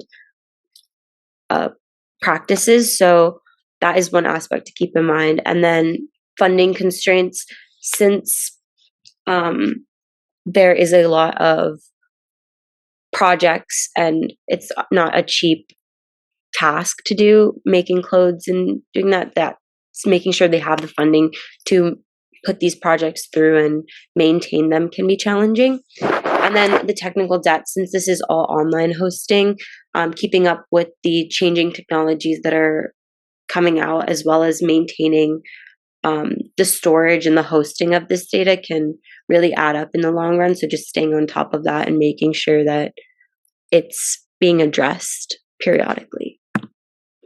Overall, Sustainable Duds has the potential to revolutionize the fashion industry by promoting this collaboration, innovation, and sustainability, and embracing these open source principles and working freely as a community. I think it has the power to really encourage a lot of communities and people to take on sustainable fashion as something that they can actually achieve. So that is a summary of my presentation or my project, but yeah. Yeah, very good. Thank you. So yeah, I had a couple of comments. The first is that, I think you included a lot of things in there. I think it was a very good overview of not only the project, but the different principles that you would use. And I think you've drawn from those pretty well. Then there was that slide on the sort of the risks of an open source model. Mm-hmm. And you mentioned something about like quality control and intellectual property, and that's great. There, you might think about like what kind of licensing regime would help you sort of minimize those risks, first of all. So we talked about licenses in the class, like what kinds of, if you had even if it's like a license that doesn't really exist, it could be Creative Commons. It could be like a open source software license, probably in this case, a Creative Commons license. What specific kinds of licenses would minimize that? Mm-hmm. And then, the issue of like quality control, what would you do to maybe prevent quality control from suffering? Or would there be specific rules for quality control people, or would you just have like a set of community standards or things like that? I was planning on having like people. I mean, it's really hard because there are so many projects with open source that are going on at the same time. So having people control that is a little difficult. Is there like something that, like some sort of software that exists that can be used to maintain quality control that like are commonly used with open source projects that you know of? Or? Well, in terms of like code, they usually use things like continuous integration. So there's some automation that checks all the code to make sure it's, working and things. Now with something like designs or something like that, there could be some automation step you could introduce that would check like files for basic properties. I'm sure with like the way that they've been developing tools in, with AI, that there's something that could be used where it just checks the content and says, these community standards have been met. Mm-hmm. Maybe you need to, think if there's something missing, it alerts maybe a person who could get in touch with the contributor and say, yeah, you're missing this aspect of it. So you'd have like a minimal set of standards. You'd check for, make some minimal checks for content and then, go from there. You could also have people who check, in a more sort of evaluatory way, check to see if the design is, up to, like if it's something that is up to your standards. So there are different ways to do that with automation and with people in the loop. So okay, got it. So like kind of like a combination of both in a way can be helpful. Yeah. Okay, that makes sense. Thank you. Yeah, it was a very good talk. Thank you. Thank you. All right. So next up is Daniel Yao. Yeah, I'm here. So you're here? Yep. Okay. Go ahead and share your screen. Just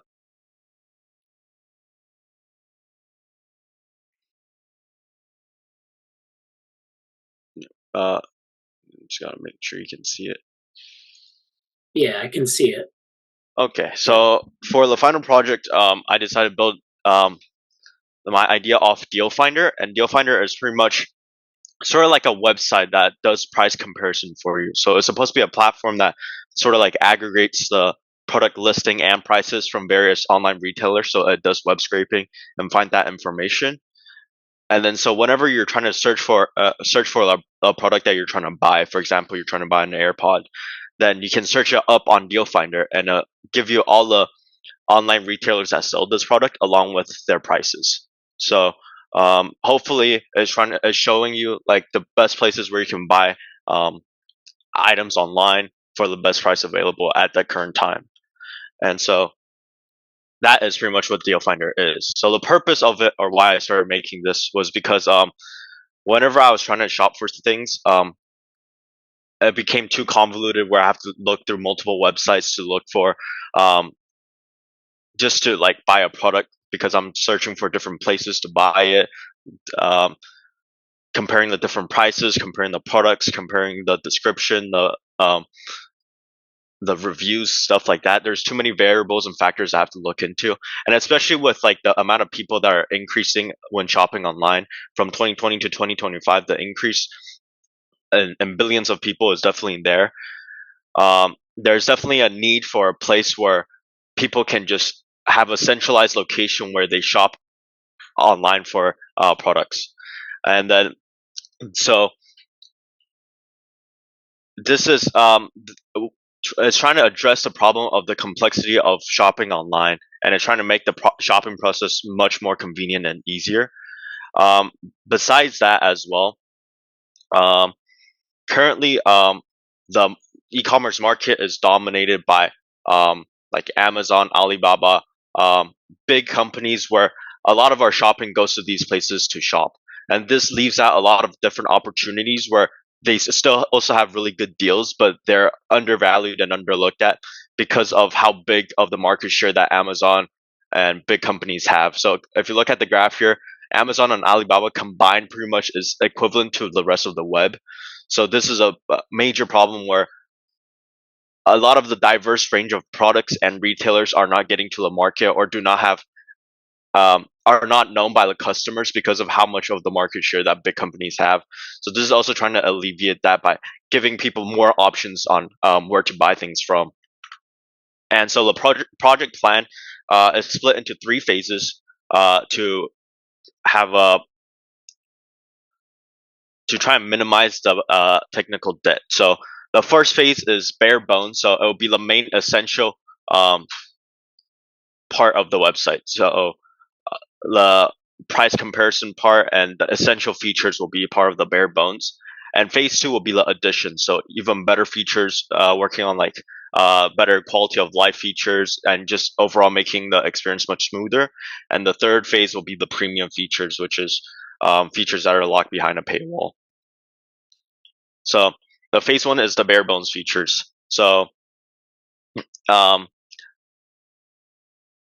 phase 1 will include like the price comparison website, like the part that I said before, and just trying to get the main feature of trying to get a list of retailers out as well as the cheapest price possible. So on the screen right now, I have an example of that where this is just an example product where that I made on Figma. It doesn't have a lot of details in it, but it sort of shows you the idea of on the right side, it shows you the cheapest price and location, where GOAT is a online retailer shop. So on the right side, it shows you the cheapest place where you can buy it, the price, and the location. So when you press on the button, it takes you to the website.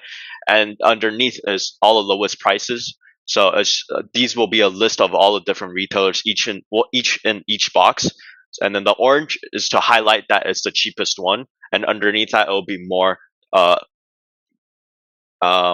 products from different retailers that sells the same product, but from different places with their different prices. And so that's what the bare bones will be as well. And then it's also, there will also be a landing page. This is not the landing page. This is just an item page. So the landing page will just be something simple where it just shows you a lot of the products and just show you that like trying to get the main purpose of Deal Finder out, which is that it'll show you the cheapest product possible. And then the landing page will most certainly just be like a search engine page where it makes it really easy and simple for you to search the product you want. And then the second phase, which is the additional features, will be more complex and more detailed features. So it includes like a save feature. So it allows you to save the products that you're interested in into like a wish list. And when you save it to a wish list, it makes it much easier for you to remember what kind of products you like and you want. But also, we can give you notifications like if there's a price drop or a discount happening for that product, it can give you notifications for it as well.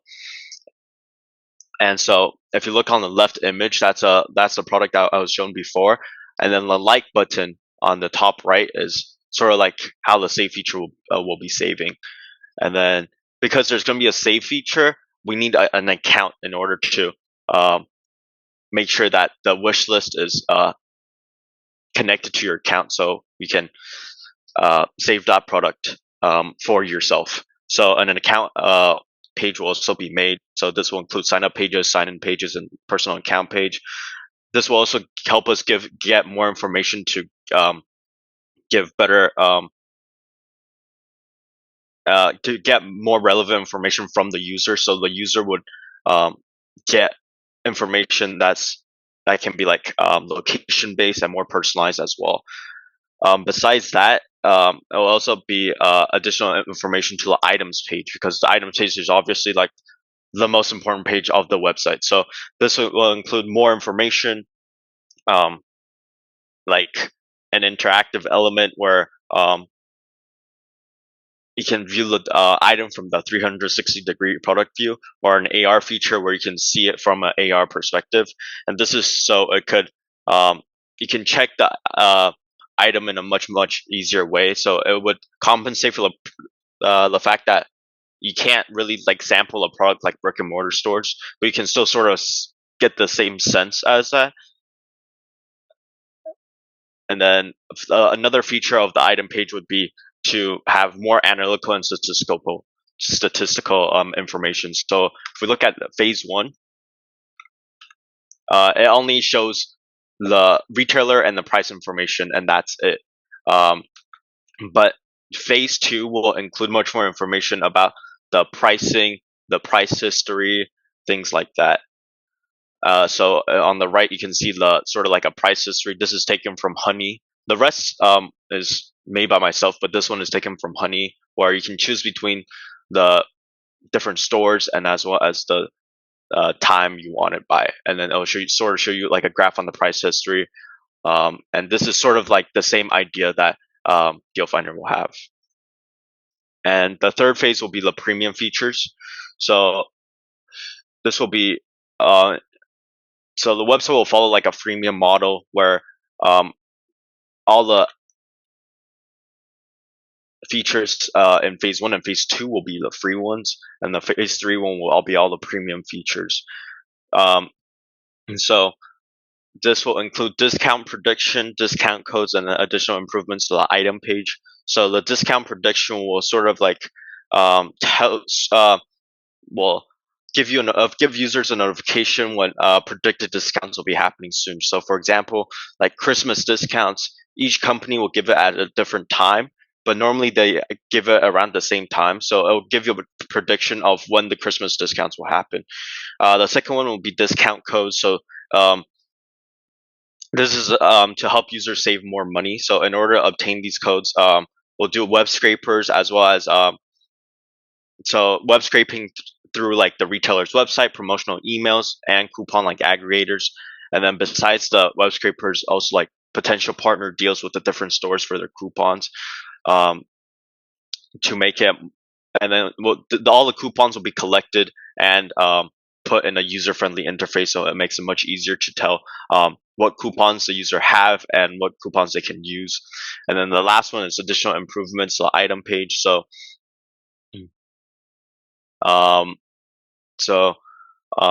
and so besides all the features before, there's also going to be including advanced filtering options that allows premium users to refine like search results before it only uses the deal finder's metrics in order to give you the rating on which ones are which.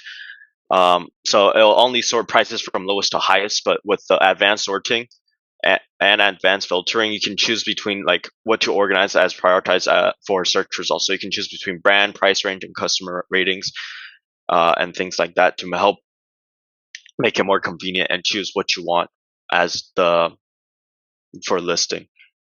And the different methods will be, for front end, it'll be using Angular, and Angular is the robust JavaScript framework that can help build dynamic web applications. And then this is also extremely popular. That's why it was chosen, because this is an open source project. So a front end development tool should be something that's popular. So most people know how to use it, as well as there's also a lot of resources online that can be useful for the developers. And then for the backend, Django from Python is used. So it's a high-level Python web framework, and it's also incredibly popular as well, similar to Angular. And then it can also help efficiently manage data, like SQLite or MySQL. And this is really important for storing the information, like pricing and product information that's going to be in a lot of the web comparison part. And finally, the design will be on Figma, just because it's also another very popular tool that's able to design, prototype, and share designs in real time. So that would be also very helpful for open source format. And the fact that you can do prototypes and interactive prototypes that represent the final product is also extremely useful, as it can give like a better understanding of what the product would look like. So a lot of the designs like this on the left and this are all made in Figma. And then finally, there's already a lot of price comparison websites out there, but what the open source nature of this product makes it so that so for example, Google Shopping is an example of another price comparison website out there, but the open source nature of Deal Finder makes it so it's transparent with the metrics on how it compares the different retailers and shows what retailers are out there. Because a lot of the price comparison price comparison websites use a lot of like secret metrics that they won't show to other people, as well as like a lot of their shops could be sponsoring them, and that's why they're shown much more on the top. So, but the price comparison, the transparency that an open source version of this could show you makes the customers also trust the website more. And so, in conclusion, what we hope Deal Finder is that it becomes an all-in-one platform that helps compare prices and discovering deals. And the main focus on it is convenience and simplicity, which is why a lot of the item pages focus on so much, because it's trying to get you from the searching the item, the product, to the actual retailer page in the least amount of clicks as possible. And besides that, it's also trying to give as much information to the customer as possible to empower them in making informed decision making. And ultimately, it's trying to change the way that e-commerce is done right now by giving the convenience and information all in one place. Yeah, thank you. All right, that's great, Daniel. Thank you. I don't have any questions or comments. Looks great. Yeah, thank you. No, thank you. All right, so we have Xin Yi is here. Yeah. And she's waiting for a while. Are you ready to share your screen? Oh, yes.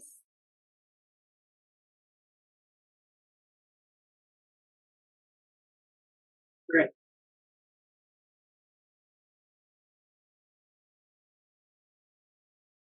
So Um, so I'm gonna be talking about my final project. So my project is talking about like making the learning fun and effective through the games.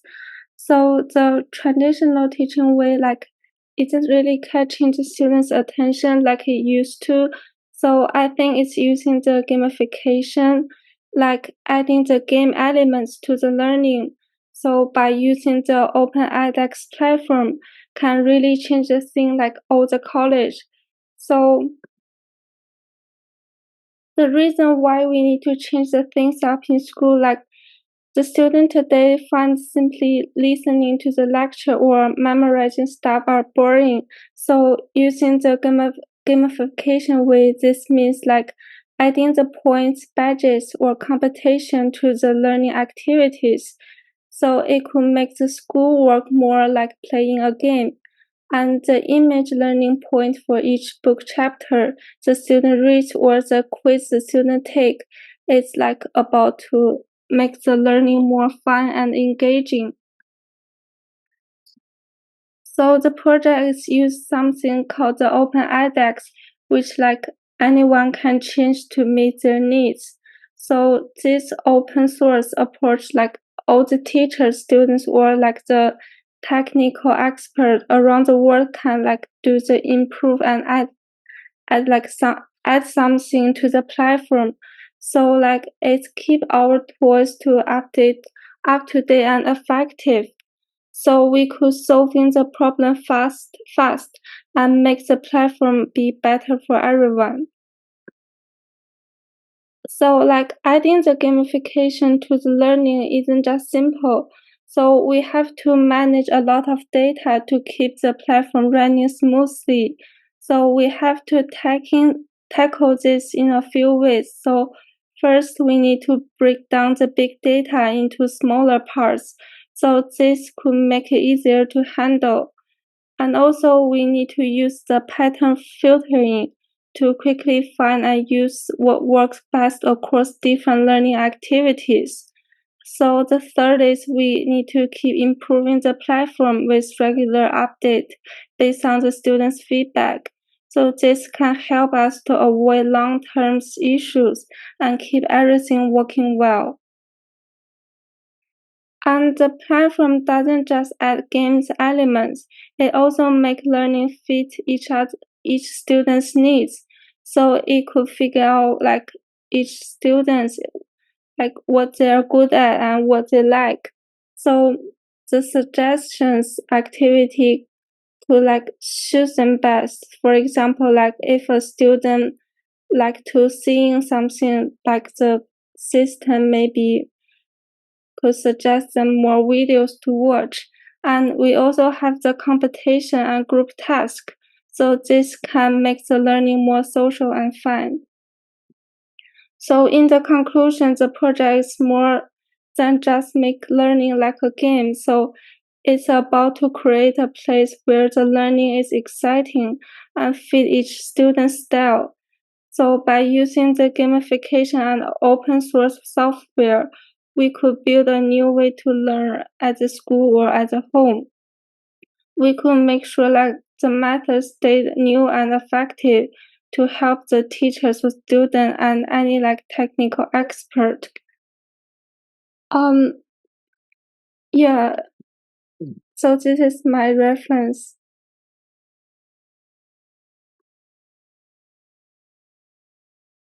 Okay, thank you. Yeah, it looks interesting. So you want to build an open edX, which is an open platform. So, as I said, to a previous project, you want to make sure that you have a good handle on how to build on that platform. So that might be like if there are APIs available, or if they have specific terms of use, things like that. Okay. Yeah. All right. Thank you. Thank you. Hello, this is Stephanie, and today I'll be presenting my final project of Open Mentor, which is an open source mentorship and learning platform. So to go over our table of contents, those will be the main 3 sections I'll be covering, including intro, project management, and timeline. First of all, intro. In this section, I'll be mainly talking about what is Open Mentor. So why do I want to create a platform like Open Mentor? In today's fast-paced lifestyle, continuous learning is critical for personal and professional development. However, many face challenges accessing quality mentorship and learning resources. And Open Mentor will aim to bridge this gap by offering an open source platform for mentors and mentees to connect, collaborate, and learn from one another. So the vision objective of this platform. The vision of this Open Mentor platform is to empower individuals to take ownership of their learning journey, seek guidance, and share resources in a collaborative and inclusive setting. The goal is to create a sustainable and friendly ecosystem where knowledge, skills, and experiences can be exchanged, and to establish a global community where knowledge sharing and mentorship are available to everyone. Moving on to our target users, this platform will be mainly focusing on 4 groups of different users, including mentors, mentees, educational institutions, and community organizations. Mentor will be experienced expert who want to share the knowledge, insights, and experiences that came from a variety of backgrounds and industries to provide guidance and support to mentees. Mentees may be students, early career professionals, career changers, etc. Educational institutions are those who are interested in incorporating mentorship and skill development initiatives into their curriculum. And community organizations, including nonprofit organizations, community groups, and professional occasions that promote skill development and career advancement. Moving on to the project management approach and basically answering the question of how is Open Mentor run? So I'll be hosting this platform on GitHub because of the accessibility and open nature of GitHub, encourage the participation of a wide range of contributors. Basically, this hosting it on GitHub will facilitate openness and cooperation among team members in the larger community, and ensuring Open Mentor meets the needs and preferences of its global user base. And to approach the project management of Open Mentor, basically the main goal is to promote inclusivity and diversity, including actively encouraging participation from people with diverse backgrounds, ensuring that the platform meets the needs and preferences of its global user base, and to develop in an iterative manner, including continuous feedback loops and improvements. And to foster community engagement of the platform, Open Mentor will aim to host community events, which includes virtual events like hackathons, workshops, and live chat sessions, and basically using GitHub Actions to foster collaboration and skill development. On the other hand, Open Mentor will also integrate analytics integration to integrate analytics tool to collect and analyze user behavior and engagement matrix, providing insights for platform improvement. In order to fund a platform like Open Mentor, there could be 4 possible ways to approach it, including grants and scholarship, basically to seek funding through grants from organizations, crowdfunding, which means launching crowdfunding campaigns to gather financial support, incorporating partnerships, which essentially means collaborating with educational institutions, community organizations, and companies that are interested through partnerships, and finding out monetization approaches to Open Platform, which means Open Mentor could offer premium features or services for users willing to pay for inclusive services. In order to sustain and run Open Mentor smoothly, there are 3 main approaches that Open Mentor will take. First of all, is documentation knowledge sharing.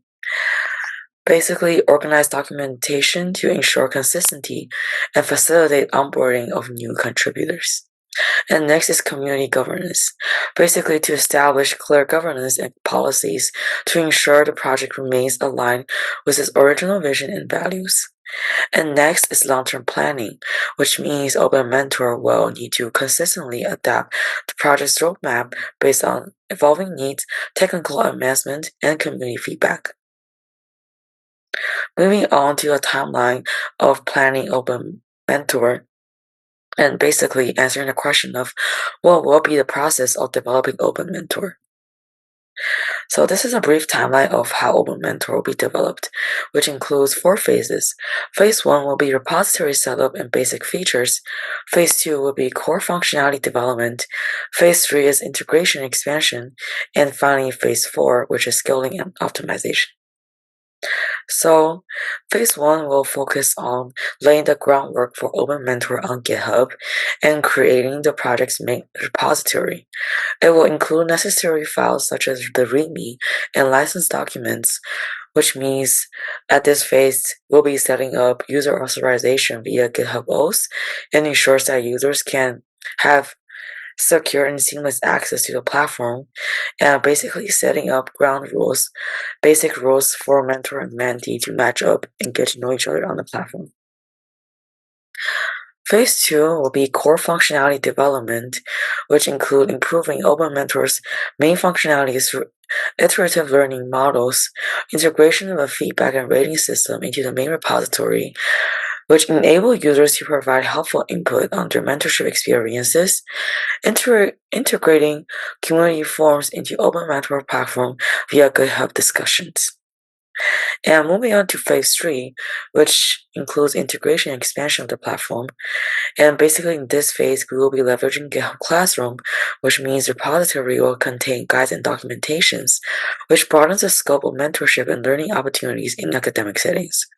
In this phase, we'll be also focusing on improving the mentor-mentee matching algorithm using a dedicated branch in the repository and to further push discussion on GitHub issues, which means this can be a start of planning for mobile application development in the future, and essentially laying the groundwork of expanding Open Mentor's cross-platform accessibility and usability. And moving on to the 4th phase, which is scaling optimization. Basically, in this phase, Open Mentor will be focused on managing an increased user traffic and data volume while maintaining optimal performances. And essentially, this phase will serve as a central location for managing optimization-related projects and collaborate to analyze the database performances based on information being gathered from the previous phases. Open Mentor's developers will identify area for improvements through code reviews and pull requests, which ensures the platform remains responsive and scalable as the user base grows throughout the 3 phases. And essentially, this phase will introduce a lot of growth initiative that will make the use of GitHub capabilities to promote the community engagement and expansion more in the future. And thank you for listening to my presentation. And this is Open Mentor. Hello, Aditya. Hey, how's it going? All right, how are you? Pretty good. Great. Are you ready to present? Yep. All right. All right. So how's it going? I'm Aditya, and my final project is called Groceries. So quickly, I just wanted to give you like a brief background about what exactly Groceries is and where the inspiration came from. So this is a project that I've actually been working on for a couple of years now. The inspiration for the project came from this game that I used to play as a kid called Animal Crossing. And basically there was a mechanic in which every Sunday you could purchase bunches of turnips at a certain price. So on one day it would be like 50 or 50 bells. On another day it would be like 130. And then basically throughout the course of the week, you could resell these turnips, whatever quantity you wanted, at like a different price.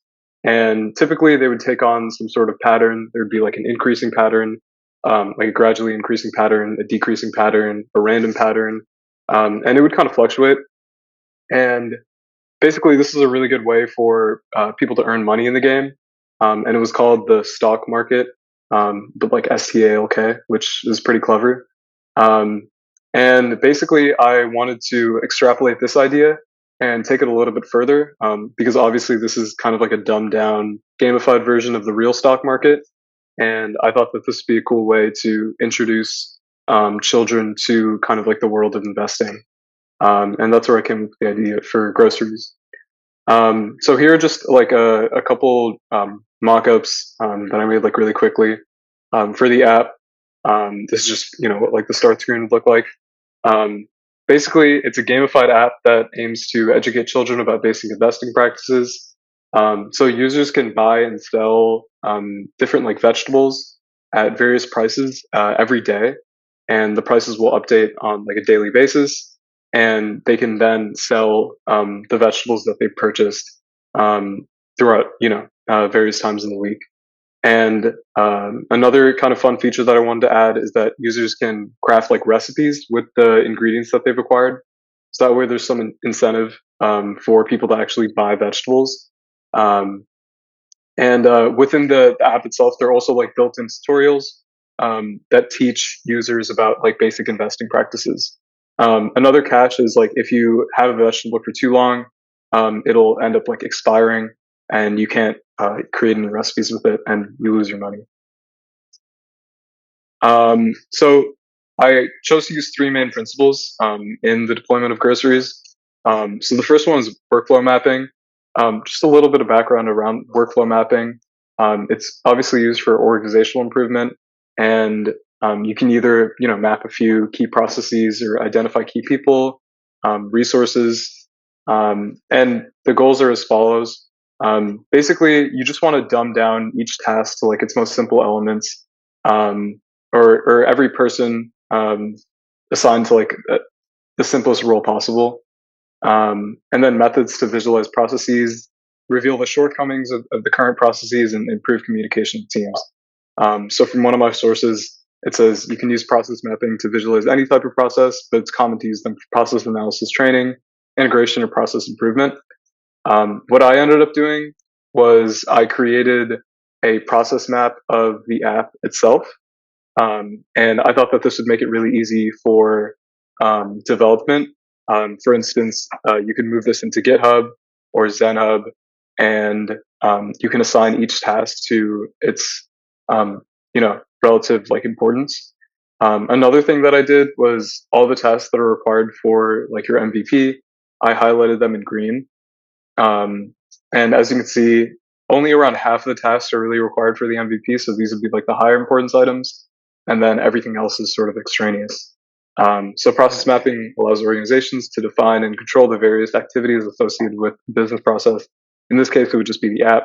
And by creating this flow diagram, you can really simplify the development process, get like a high level understanding of what really needs to be required for the app to be developed. Another principle that I want to implement for the development of groceries is the Agile methodology. And the Agile Manifesto basically embraces individuals and interaction, working software over, you know, super comprehensive documentation, customer collaboration. In this case, it would be the collaboration with my community, and adaptability, so responding to change. And lean documentation also comes from the Agile methodology. So basically, just simple, concise documentation. Everything should be organized properly, and there shouldn't be a lot of jargon.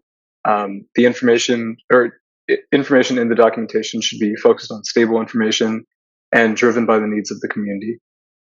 So in practice, for Agile methodology, I think there are three main tenets. So that's iterative development, continuous feedback, and adaptability.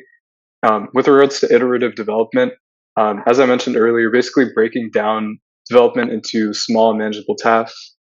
Using the process map that we saw before. And I also plan on implementing a 2-week sprint cycle in which the team selects a number of tasks to finish. Say, for instance, I give the team like 2 weeks to complete an MVP, and then that'd be like one sprint, and then maybe 2 weeks to finish like the tutorial section. Another key tenet is continuous feedback. This kind of ties into like the community. But basically conducting regular interviews or reading over feedback from users in the community to basically understand, you know, what are we doing well, what are we not doing well. and implement this feedback into the development process. And lastly, adaptability kind of ties into feedback, but Agile really embraces kind of like quick shifts. So if we realize that the direction that we're heading as a team is not really where we want to go, then kind of like making that shift as soon as possible. In terms of lean documentation, this really just means like creating user-friendly documentation, keeping the documentation concise. And another thing that I wanted to mention was just organizing documentation based on the different sections in the app. So as you can see in the previous slide, there are kind of 4 main sections within the app. There's like the kitchen, where you can create your recipes, the market, where you can buy groceries, the pantry, and tutorials. And each section would have some like associated documentation within the app. And obviously this documentation should be like regularly reviewed and updated. In terms of the actual like backend, we would have like a .readme file. And then in the front end, we would have like an FAQ. And then obviously there are the tutorials within the app that kind of show users how the app would work. The last principle is community building. First, I just wanted to touch upon like the target audience, because I feel like it's not super clear. I envision the target audience of this app to mainly be youth from around 5 to 12. And this would also come with like parental supervision. So the community would both be the children, but also their parents that are supervising them. And then obviously they need to understand basic English and have some basic math skills. And they can also suffer from a disability. So that's something to keep in mind in terms of like implementing accessibility features. And then in terms of just like the community, why build a community in the first place, or why is it important to build a community? So for this app specifically, recruiting contributors, for instance, like a backend software developer, a front-end software developer, or a front-end developer, people for UI UX, people for hosting data on the cloud, is really, really important. And in practice, the main goals for groceries would be to foster collaboration within the community, and then gather feedback from users and enhance user engagement. There are a couple key strategies that I can employ in doing this. Having some welcoming documentation, I think, is important. I kind of touched on this earlier, but just making sure the documentation is really clear and concise. The iterative approach, this kind of ties back into process mapping, but organizing tasks using GitHub, breaking down each task into like its smallest possible items. And diversity is also a really big thing, specifically ensuring that the people in the community that are helping develop come from different backgrounds and have different skill sets, I think is really important. I also want to provide recognition and support to not only the users of the app by having like certain achievements, but also to people in the community, giving them props for completing like certain milestones and goals. And also another thing to enhance user engagement would be organizing events and activities. I plan on creating like a Discord server where we can have like virtual events, maybe like a hackathon or sprint, but also having like in-person meetups for the app. And just iterating and adapting. So just regularly reviewing feedback from the community and implementing that. And the 3 main communication channels would be GitHub, Discord, and Facebook. GitHub would be more, developer facing, and then Facebook would be completely user facing. And Discord would kind of serve as a medium between the two. So yeah, here are just some key takeaways. So Groceries is an app that teaches children about basic investing practices. And the 3 main principles that I'll employ during the development of this project are process mapping, agile methodology, and community building. Yeah. Well, thank you. Yeah, I think you broke that down into some, pretty solid ways of doing things, and you covered all of the principles. Mm-hmm. I like that you focused on workflow mapping and some of the agile methods, because I think that's, getting everything down to kind of how you're going to implement things. And so that's great. Cool. Thank you. Yeah. Here are my references.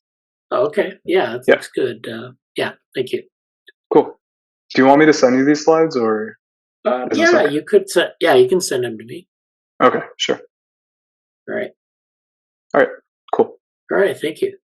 Yep. Thank you. Next up is Prithvi. Are you there? Yeah, Professor, I'm here. All Can you right. hear me? Yeah, I can hear you. Okay. Go ahead and share your screen. Yep.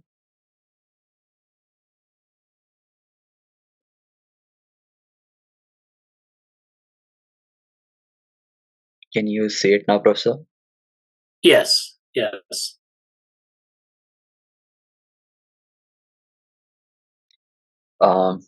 So yeah, my presentation is about connecting students in the university. So I have taken UIUC as an example for this presentation. So here I'll give a background of why I chose to build an app related to students. So based on my observation, based on our observation, we found that many students find it difficult to move to the university and fit in. So the some of them include cultural shock, change in environment, lack of friends, and insecurity among students. So this is where our app can help. UIUC Connect is a networking app that is designed for university students. It provides students with a platform to connect, communicate, and collaborate. Through our app, students can find others who have the similar interests as them, or hobbies, passions. So this will eventually help in making better friendships and having feel included in the campus environment. Coming to the essential features of the app, this app focuses on breaking the communication barrier.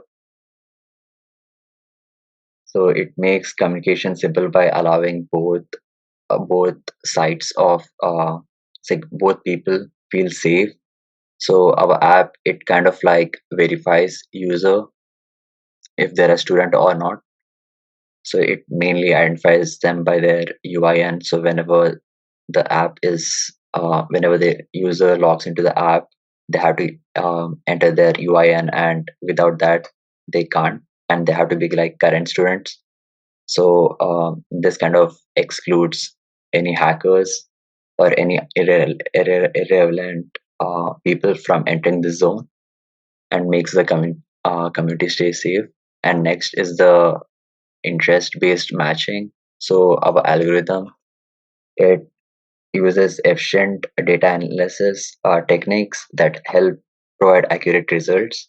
So when a user creates a profile, they include hobbies and the interest. So whenever they're looking for communicating with people whom they don't know, or they want to find someone of the interest, so based on the information they filled in, the app analyzes and recommends the best possible suggestions. And coming to the profile customization, so this offers the user to feel that they have control over the app, rather than them feeling like the app is restricting them to do something. So it could be expressing themselves, or showing the interest, or what is their focus on. And also, since they're new to the university, they don't know much about what's going on. So event planning is one of the feature that app has. It kind of lets students know about what's happening around campus and how they could get involved. Coming to the coming to the scalability and security. So our app uses cloud services to store data, database for storing users information and querying it. Also it also we take we take security as a major concern, since most apps kind of say that they are providing good security, but there are always breaches happening in between. So we want to make sure that users feel safe. So that is the reason, like, we have included that users have to include UIN number, and so this kind of eliminates any other people like from getting in, that so that users are made sure that everyone in that community who's on the app is verified. And coming to the um, third point, here we made sure that there's an end-to-end encryption between any communication. So we are making the user feel that we are not tracking their messages or any other information exchange, so that they can feel free to like share their dialogues between each other. And coming to the project, oh yeah, for some reason the image isn't popping out. But coming to the project development lifecycle, we defined it. First phase is planning. So in the planning phase, we discussed like what features should it have, and for example, like event list, student group directories, and campus maps. So this helps us set like timelines when we do this. And second comes the design phase. So here we create mockups, frameworks to visualize how the app will look and function. And this will help in going to the development phase. When the design is approved, we can we can focus on like how these features can be implemented. So generally, there's a gap between designers and development, because like when designers design something, developers feel that something cannot be designed because like it's very hard to put it into a reality. So by having this approach, like design, development, testing, and iterating that back to design and feedback, so this helps like maintain a good structure. So we plan on carrying this for our project. And coming to the technical debt management, we prioritize focusing on our core features. We don't want to make too many features because like they could be we could run into problems. So rather than including additional components, we want to keep working on the existing components and focus on how they could be made better. And coming to the iterative development, we focus on how we could take the user feedback and how we could make those certain features more better. Coming to the automated testing, we feel that since testing every scenario can be difficult, so we want to automate that process by having testers automate the process. Lastly, we have like collaborative decision making.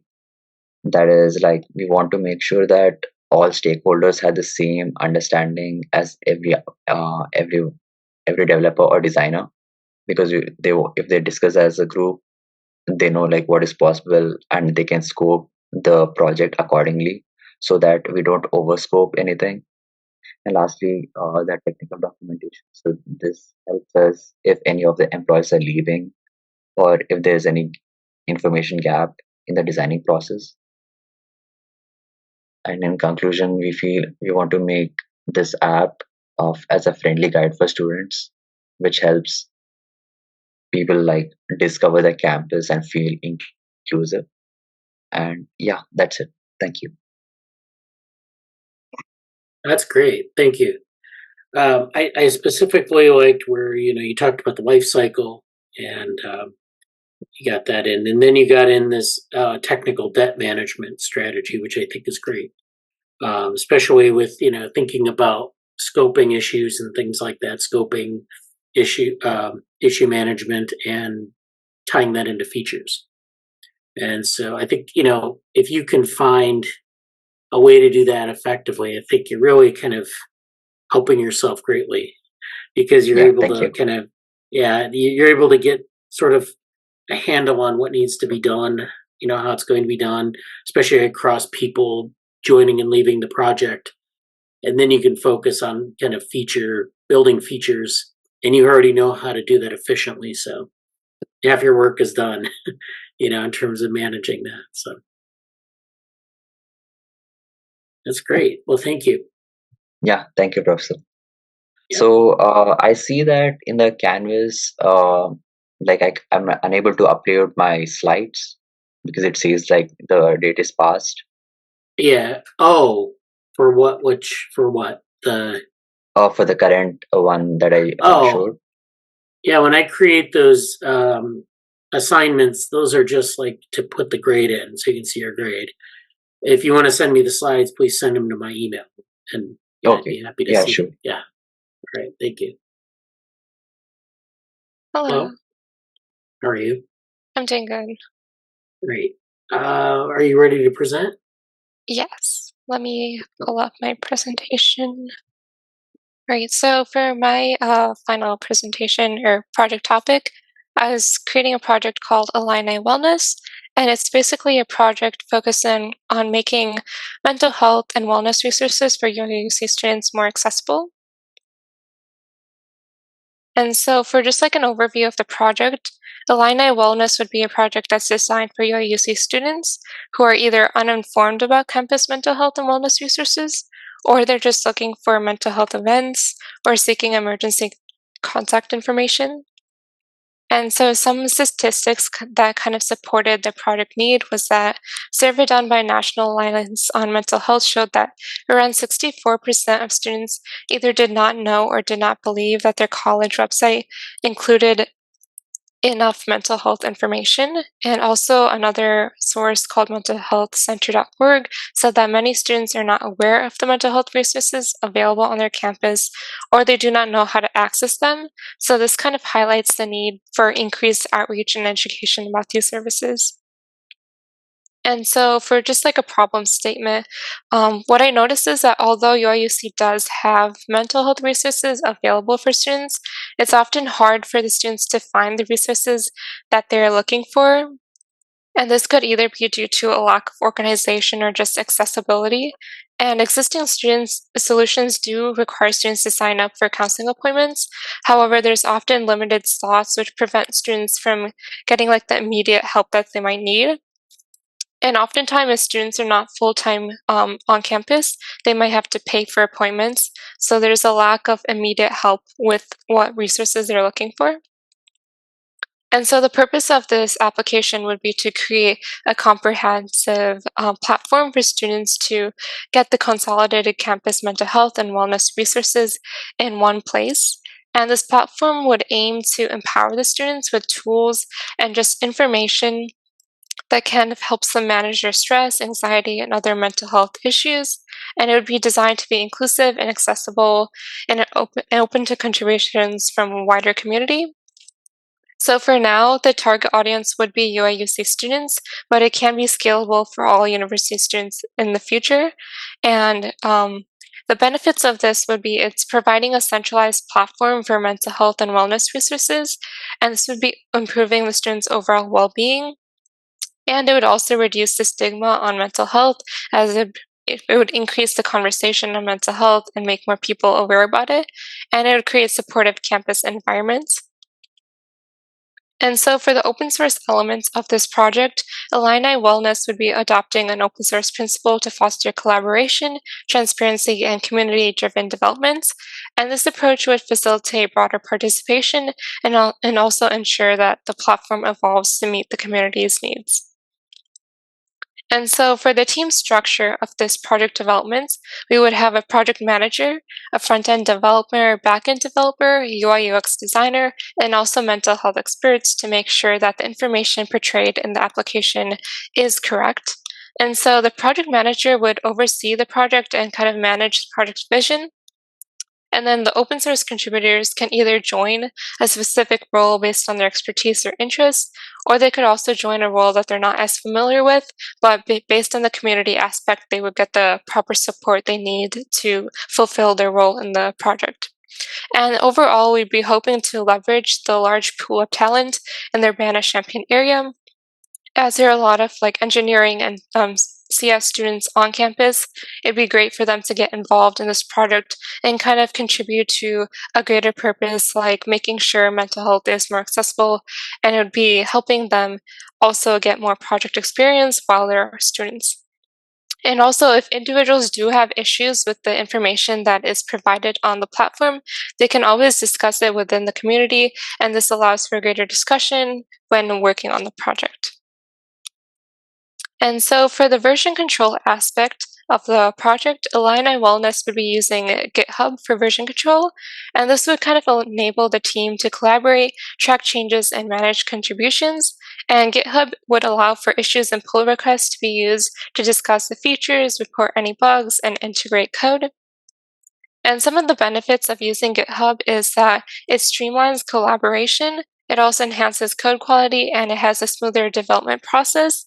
And it also allows for quality documentation and public availability, so that if new individuals were to join the open source effort, they would still understand what is going on, as well as the purpose of the project. And we can also utilize the Kanban boards to track their project progress and manage any issues that go on with the project. And so for communication, Discord would be the main communication tool, as this would allow for real-time messaging and collaboration on project features. And Discord also offers channels that have voice and text options, which allows for collaborators to just choose which option they're more comfortable with, whether they want to use a voice channel or a text channel. And it can also be categorized based on topics, so it could be split into front-end channel, a back-end channel, or just a channel where individuals can give their insight based on experience they have with coding and development. And next, for the project plan, the first phase would be planning and requirement gathering. So this would be focused on defining the project scope and objectives. We could conduct user surveys and interviews to understand the student needs through the use of Google Forms or in-person interviews. We could also use identifying key features and resources for the platform and creating wireframe and design mockups through various online tools, and also setting up the GitHub repository and team communication channels. For the next phase, we'd be focusing on development and testing. So this would be implementing front-end and back-end components compliant with Web Content Accessibility Guidelines. So this would just be making sure that the design is accessible even with individuals that have disabilities, and that it's responsive for multiple device forms, whether it's a computer, a phone, or a tablet. And then also making sure to integrate key features, for example, a resource database that has all the mental health information, and a calendar that has access to all the university mental health events, and also a community forum where students can kind of interact with each other. Another aspect of this phase would also be performing unit and integration tests to make sure that the platform has stability, and conducting usability testing with select students to make sure it meets the students' needs, and also gathering feedback and making necessary changes. And this would all be done in an iterative pattern to make sure that changes are continuously incorporated and that all necessary aspects of this project are included.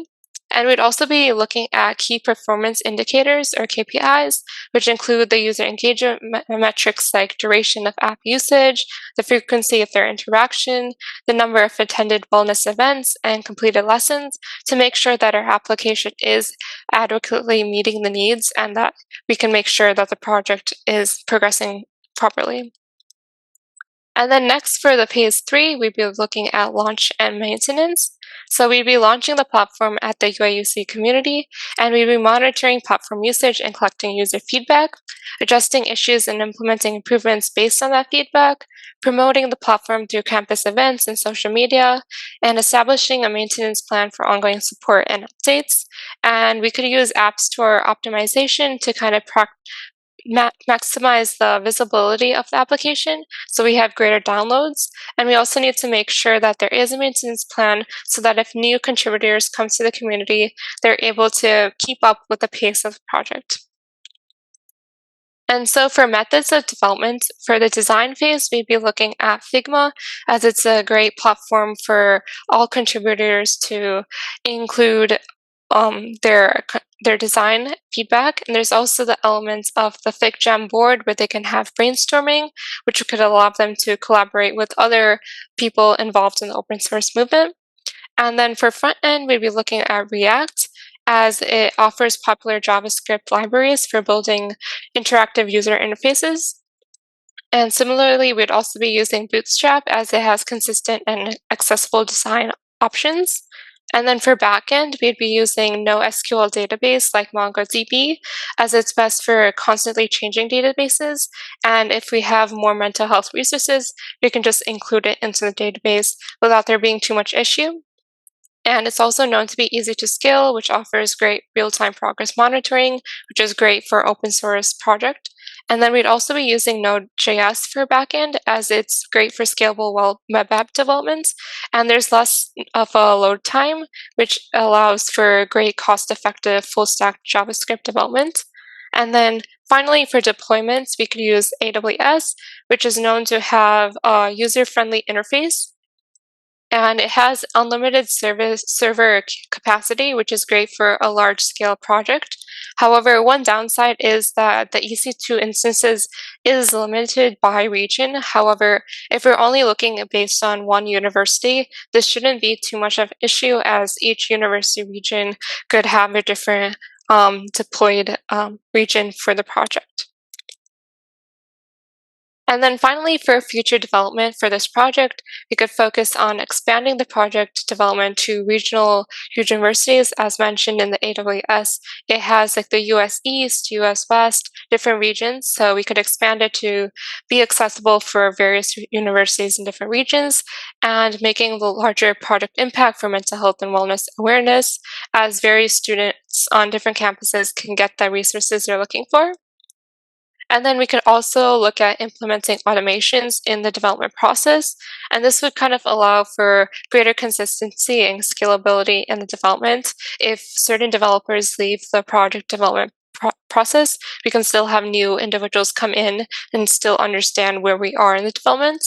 And also this implementation of automations would help reduce human error and kind of improve communications through the use of notifications and progress reports. And so in conclusion, the Illini Wellness application would be an open source project for accessible mental health and wellness resources at UIUC, and it aimed to create a more supportive platform for students. And by engaging the UIUC community and leveraging the power of open source development, this project can seek to positively impact student well-being and mental health. And by encouraging this involvement in open source, we can get more of the students that are not experienced with certain product development aspects to get that experience, while also contributing in positive projects such as mental health and well-being. And so overall, that is my general project. But if there's any questions, I can also answer that as well. Thank you, Dipal.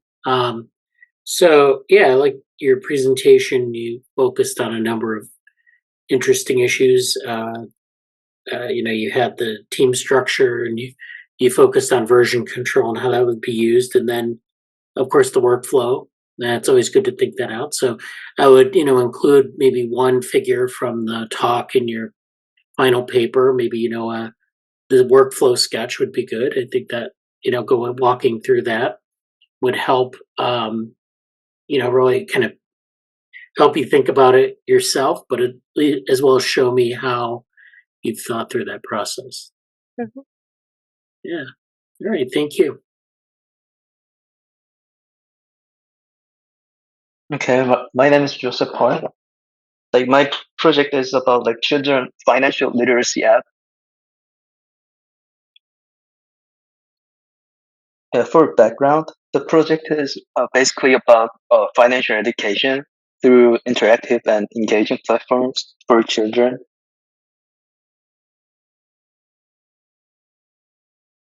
Purpose of the project is enhancing financial literacy and money management skills from a young age.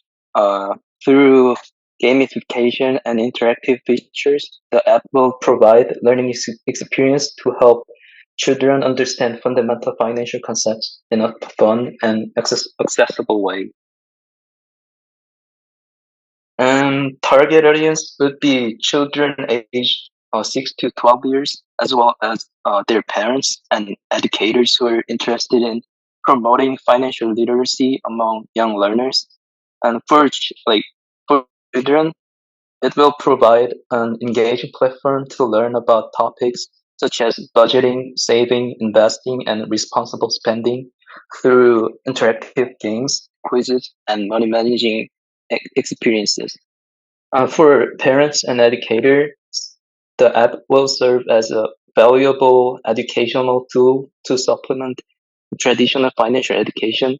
It offers insights into children's progress and comprehension of financial concepts, which enables parents and educators to provide more supportive guidance. Also, the app will promote meaningful parent-child interactions, facilitating open discussions and shared learning experiences within families. Yeah, for UI UX design, effective UI UX design is important in app development because it directly impacts the app's usability and attractiveness. The design will prioritize easy navigation and engagement, ensuring that children remain actively involved in their learning journey. For this project, we will use Figma. Figma would be used to foster teamwork and collaboration.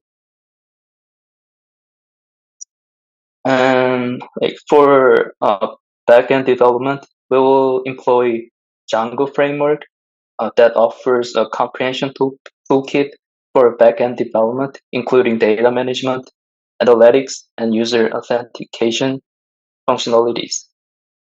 There are some benefits that we can have with the Django framework. First, we can use its ORM system for efficient data handling and its authentication system for secure user data. Also, Django's flexible architecture enables the implementation of personalized features, including targeted recommendations and dynamic content generations based on user interfaces, interactions, and preferences. And team structure. The project will be executed by a multidisciplinary team, including experts in education, software development, and child psychology. And for recruitment strategy, we will focus on attracting passionate individuals with interest in financial education, child development, and technology. And diversity will be prioritized to enrich the team's perspectives and expertise. And roles and responsibilities will be assigned based on their skills and backgrounds to ensure efficient collaboration and task completion. GitHub will serve as the central platform for version control and documentation management. Through version control, we will collaborate and manage code more effectively through features like pull requests and code reviews. Also, we will employ the Kanban roadmap to create issues and track progress of the project. And we will use Slack for communication. And this is workflow overview.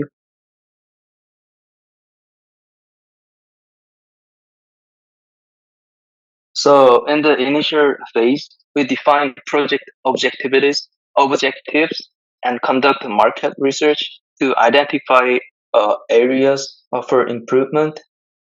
Then we investigate three most effective approaches for teaching children about like financial management topics.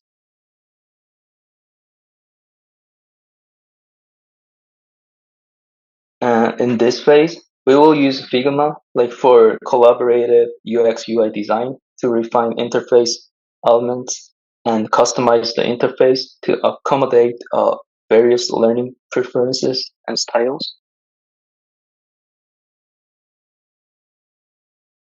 And in phase 3, we develop like three distinct versions of the app, like each incorporating one of the effective learning strategies that we came up with in phase 1.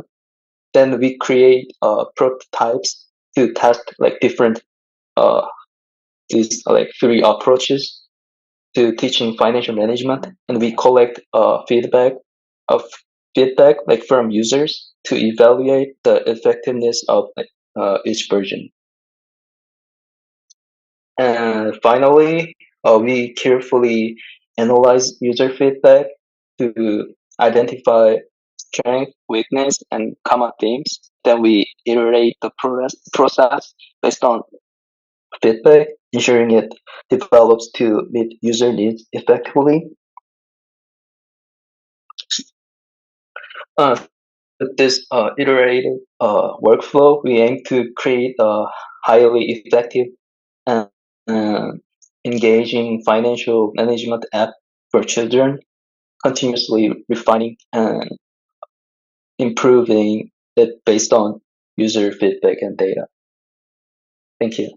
This is the reference page.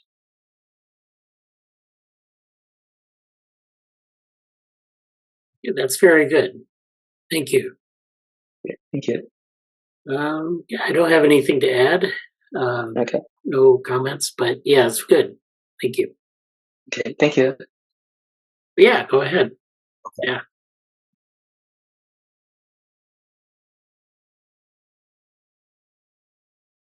Okay. Can see your screen. Good. Okay. Yeah. Just, set it. Okay, so my open source project has I guess I named it Silo, but it's just, an example, but it's basically an open source knowledge management system.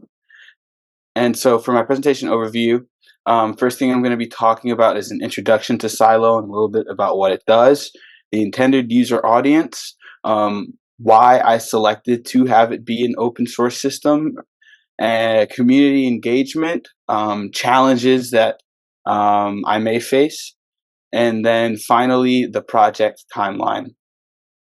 So as an introduction, Silo is a collaborative space. It's a collaborative online space designed to revolutionize how individuals and teams access, organize, and collaborate on information.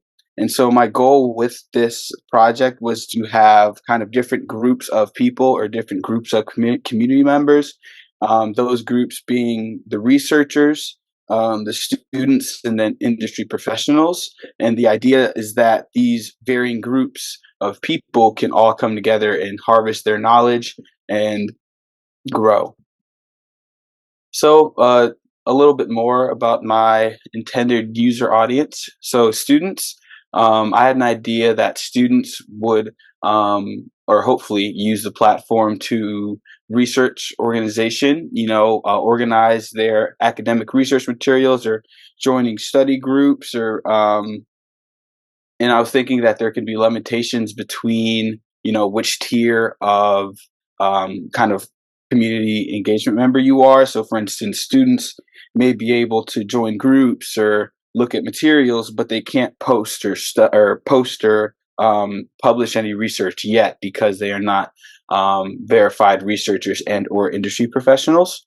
And then moving on to industry professionals, a few things that in mind that I had for their tasks or for their what they can do is a knowledge repository.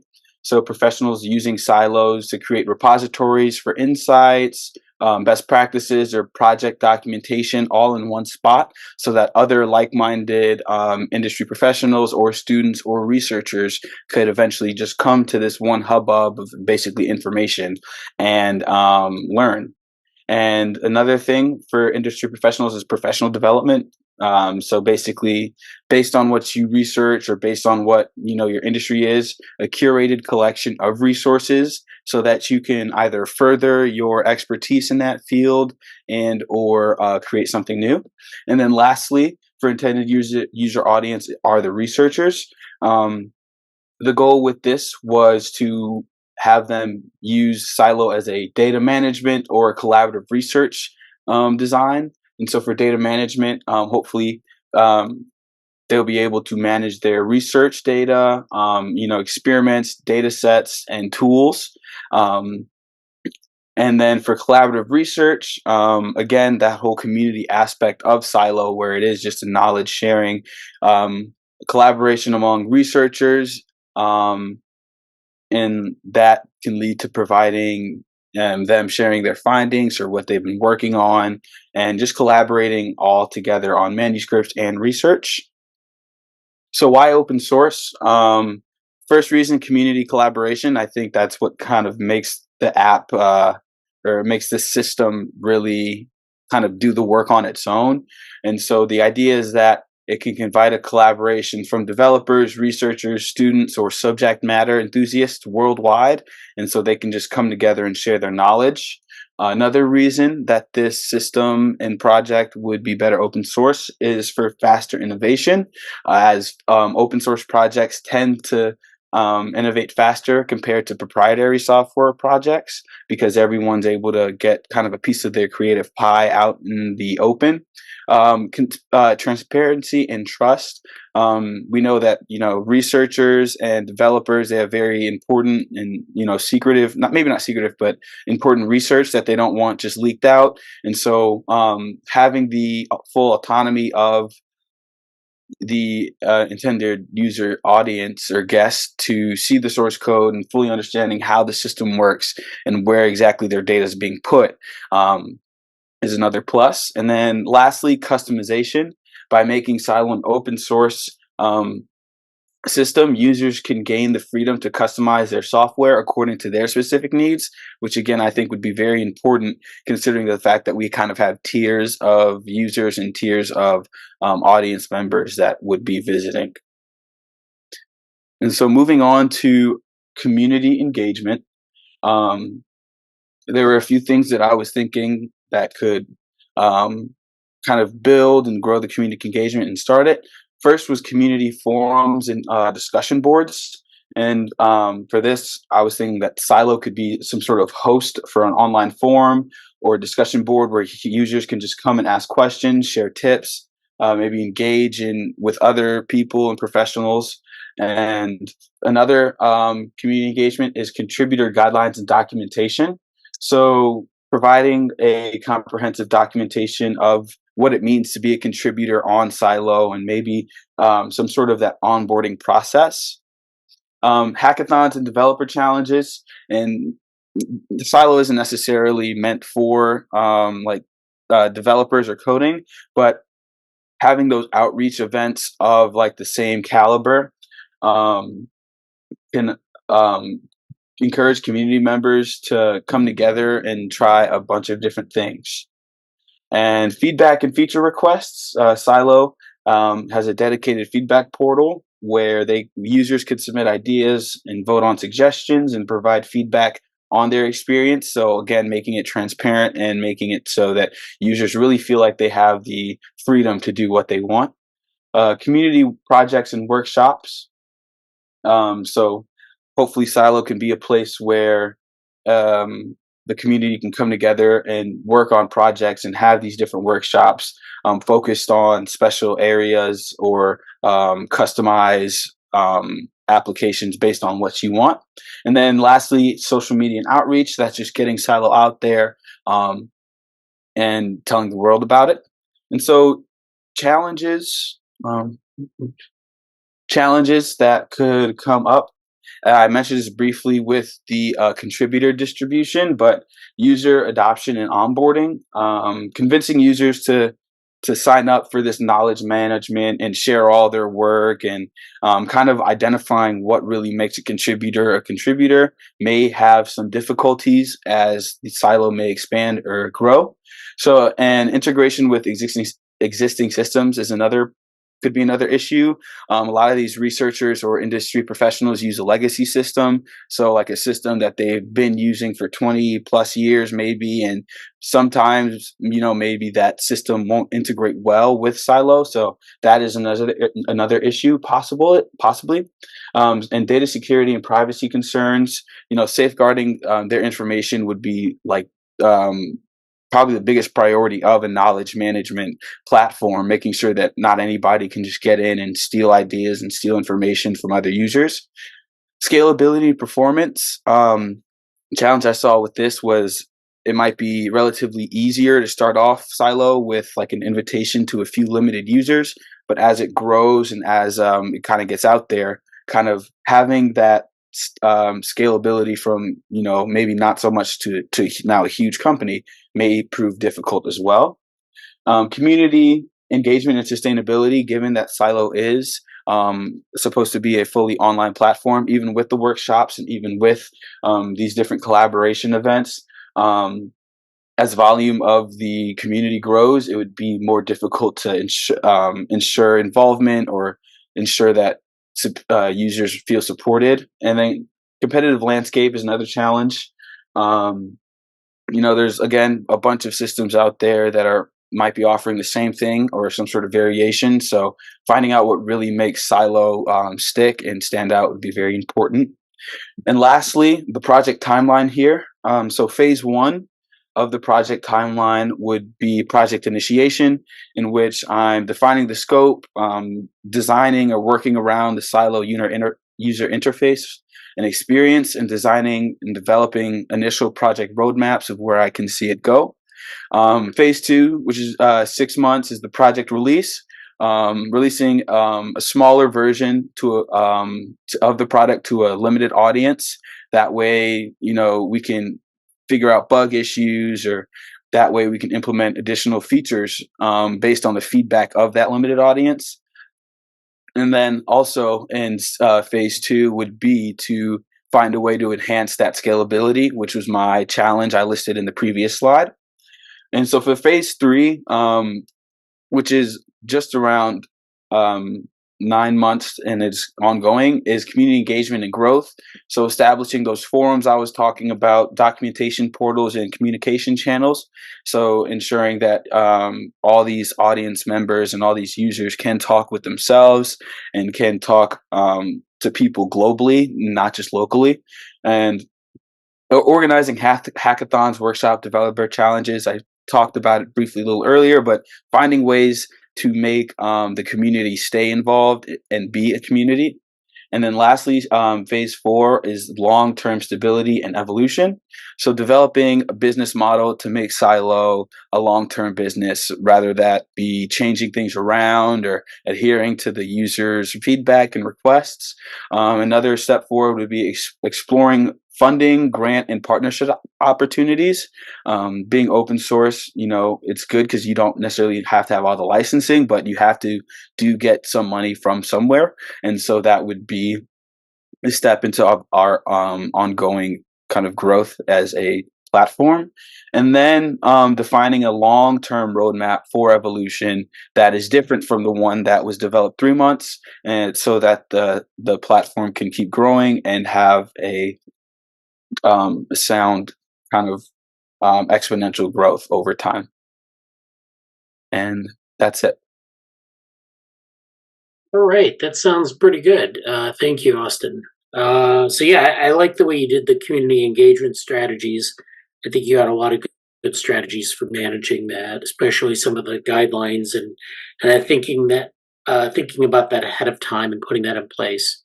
That can solve a lot of your problems early on, especially with a kind of platform like this, where you're doing basically knowledge management. And yeah, having that at the ready. And then the project timeline was very good. So I would suggest maybe putting that in as a figure in your paper, because you can draw from that and say, this is what we want to do, and then we have to have things in place to achieve these steps, and especially with respect to the funding part, because we talked about funding in Unit 6, and I kind of did that at the end, because it's kind of like you do all these things, then you have to fund them somehow. So you have to find, but you have to do all these things in a certain way to convince people. So, I would talk about that in the paper a little bit as well. Okay. All All right. right, sounds good. Yeah. Thank you. Yeah, thank you. Have a good rest of your day. You too. Bye. All right, so this is my final project. It's called Cropped. It's an open source photo management software. And this is a little logo I whipped up. This is an idea I actually had. So I was interested to see how I could make it more open source. So just an introduction to Cropped. So the idea is professional photographers and businesses really lack flexible solutions for storing and organizing and sharing photos with clients. There's some popular options out there, but they're all paid services. So you have to pay monthly or an annual fee to store and host your images. And you don't really get a way to customize that workflow. You're kind of locked into that paid model, and you don't really get to customize the user and client side gallery of your website. And so current offerings like Google Drive or Google Photos don't really offer features like creating albums, categorizing photos, and sharing a well-edited album with the client. And they do have some flexibility here and there, but you're pretty much locked into what the company set prior to development. So what is Cropped? Cropped is a platform that aims to provide more customizable and flexible gallery options to photographers. It remains simple enough for a user of any skill level, and it provides powerful tools like hierarchical file management, metadata tagging, and image compression. And with a free and open source model, Cropped will provide multiple avenues of customization, from pre-built templates for the basic user to fully customized forks for more advanced users. And it'll also encourage photographers to collaborate with each other, grow, and innovate together. Something that's really lacking, because there's not a lot of avenues for photographers to network with each other. And each person has a different workflow, and Cropped will try to stay flexible enough to adapt to their needs. That's why we encourage it to be modified, heavily customized for each photographer, so they can get a fully custom gallery and a solution that works for them. So more about Cropped, kind of how it works. So it's going to be a web-based portal for uploading images. Photographers will upload their images from their computers. Typically, most photographers edit on their computers and then upload straight from there. And then there will be a web and app interface for viewing and downloading albums. So clients might not use their desktop all the time, so they might just want to get photos on their phone. So we'll make an app or a mobile website that makes it easy for them to download their images. And then the free and open source software will be available via GitHub. And we might, if this was like a business, we might even introduce premium upgrades like cloud storage, or try to find revenue through Patreon or other donation websites. And for studios that have multiple photographers or businesses, we could even create things like enterprise accounts for them to share their work with each other in their network. And then the open source model, Cropped is designed to be customized and shared by the community. So the photographers and developers can share their customized versions of Cropped for other people to use and iterate on. And then if we reach the point where popular community added features become a thing, maybe someone develops a feature that becomes really popular, like switching your website from light mode to dark mode, or something really requested, we can consider those to be added to the official release of Cropped, and bug and feature requests can be tracked on GitHub. And then for strategy, development will primarily take place on GitHub. and we plan to create a forum as well where users can give feedback and communication with us and other professionals. And for the front end, we'll use React.js for fluid and dynamic interface. It's easily translatable to both mobile and desktop applications, and it's easy for people with development background to modify and customize. It's nothing too crazy. It's very common for people to use. And then for the backend, we'll use Node.js and possibly AWS, which is Amazon Web Services, to host the images. We're going back to that premium storage option. If you want to do cloud storage, that would obviously cost us money. So if they were to pay monthly for cloud storage, we would host those images on AWS. But otherwise, files would be locally hosted on the photographer's computer. And then we'll periodically update the master branch with official releases that undergo more testing. And so this is our community. It's mostly the photography industry, but also there's some other organizations that might apply to our community. So professional photographers primarily consist of our main user base. They're the ones uploading their files to the service, and they're the ones that need the more advanced file management and client galleries and things like that. There might also be amateur photographers, student photographers, people like that might need more just a basic drag and drop template that they want to just put their portfolio on or share with their friends and family. And then organizations like businesses, libraries, and schools. So businesses might need an internal photography sharing platform if they're sharing photos, especially like real estate companies where they're sharing photos of like houses or something. And then libraries might also benefit from Cropped because they might need like an internal way to share photos, archival images, anything tagged with metadata. It could be very powerful for them to track. And then schools as well. Anything school related or like things like even like yearbook photos might need like a photography management platform where they can like have all their students' images or like images of the school or images of school events, things like that. And our community is what separates us from other popular photography management solutions like Google Photo, Drive, or Box, because for those platforms, there's no sense of community. There's no way to communicate with other people using the service. There's not really a forums or any way to get support for using those services. You kind of have to just be on your own. But we want to make it more community-based so you can get tutorials, resources, and access to different customized work from our community. And thank you. Any questions? Yeah, that was great. So yeah, I think that was, I like the title and the logo. That was great. Oh, thank you. Yeah. And then, yeah, I like how you walked through how you were going to do open source development, kind of how you would implement things on GitHub, and then, use cloud services or whatever you need to use. I think that leveraging a community, kind of gives you an edge or gives you a unique aspect in that field.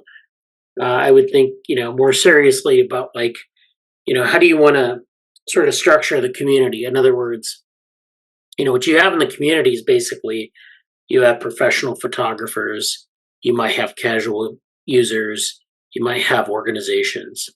And not only do they all have different needs from the product, which is good because you can customize things, but they can help each other in ways that, if you kind of guide them. So like professional photographers might be able to help people who aren't professional photographers. You might get people who really like using the product and they could, give tutorials on things to people who have lesser skills. Or you could have like, you could get people to give tutorials for people who aren't as skilled at photography, but then, people who are very skilled at photography, give them tutorials on things that are very specific to like image processing. So there are a lot of things you could do here. Yeah. Yeah. I was thinking if this is real, we'd definitely make like our own like cropped tutorials for like basic things like how to use the software and all that.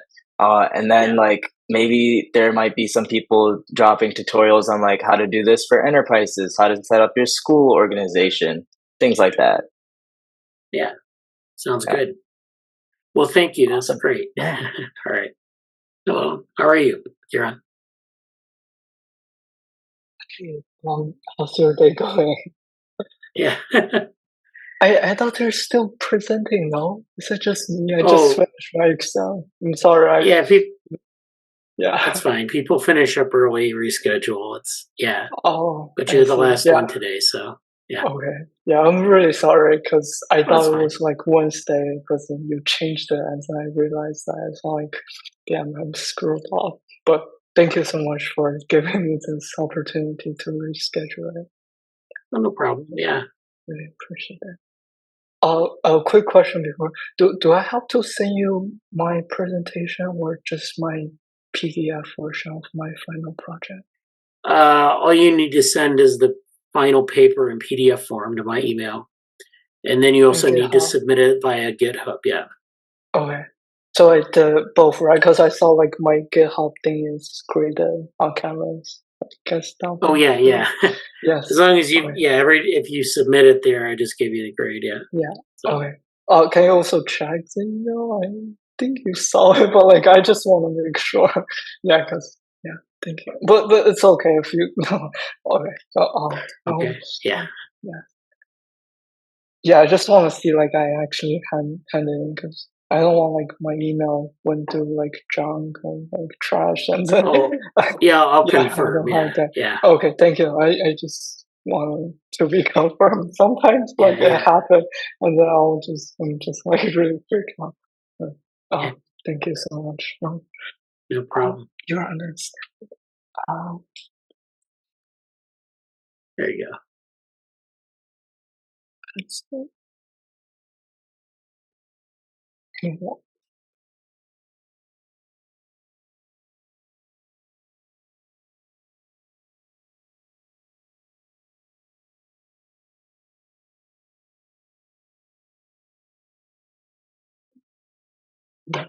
Yeah, you can see my screen, right? Yes. Yes. Okay, so this is my final paper presentation, and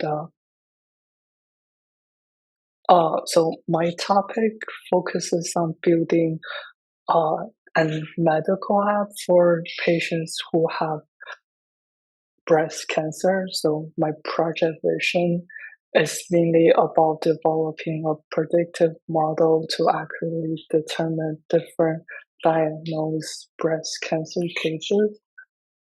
It's really important for medical professors to have early detection so that they can give their patients very effective treatment.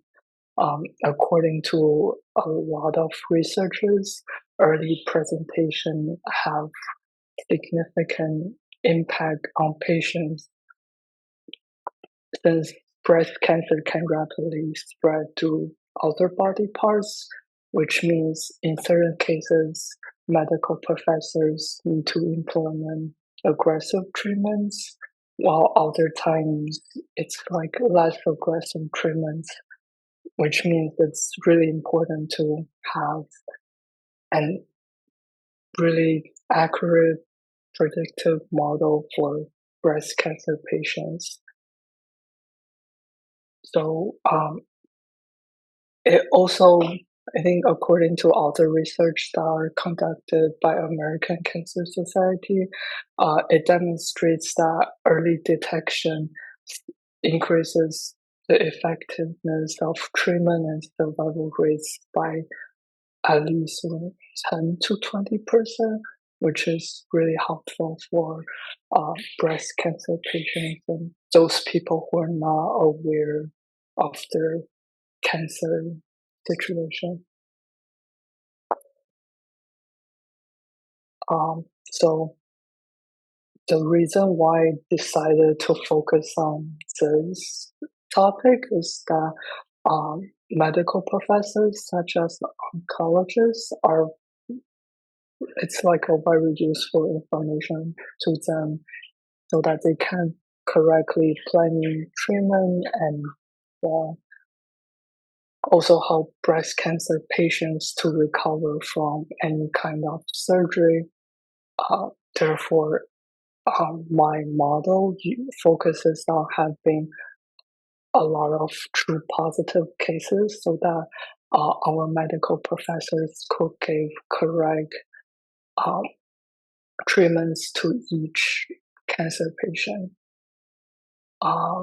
Accurate detection also reduces the chances of missing breast cancer cases, which means oncologists could implement less invasive treatments to patients who are in their early stages, and then they could implement more aggressive treatments for patients who are in their later cancer stages.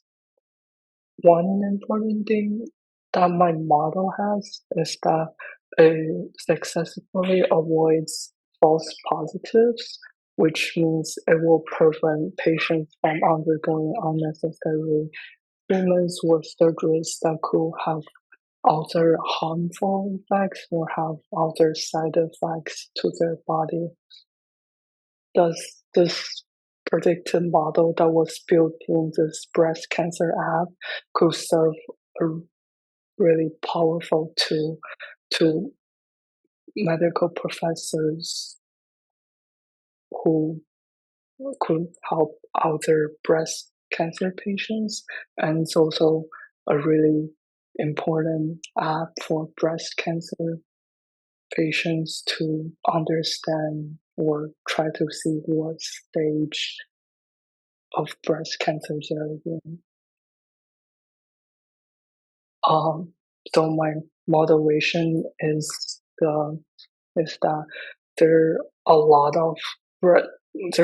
of different breast cancers, and even though we have really advanced image diagnosis prediction system, it's really hard to determine whether a patient is in a late stage of breast cancer or an early stage, because their shape and size appears, sometimes they appear the same, other times they're like different, but having like large tumors doesn't necessarily mean it will be like a late stage breast cancer.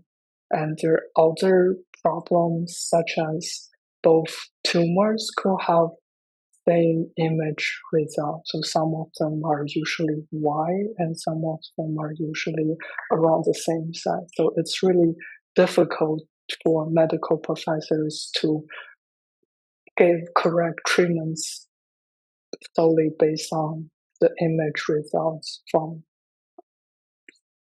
any kind of results.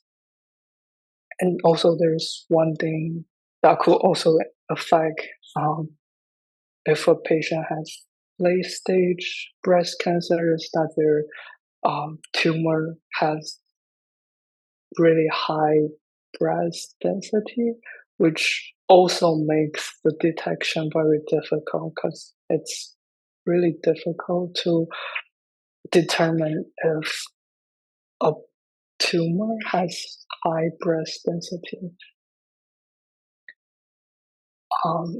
So, like I mentioned before, a lot of times those tumors have the same color or they have the same shape but with different density, which makes oncologists unable to make correct decisions. And there are a lot of times those misinterpretations can lead to unnecessary procedures such as surgery or very aggressive treatments for breast cancer patients.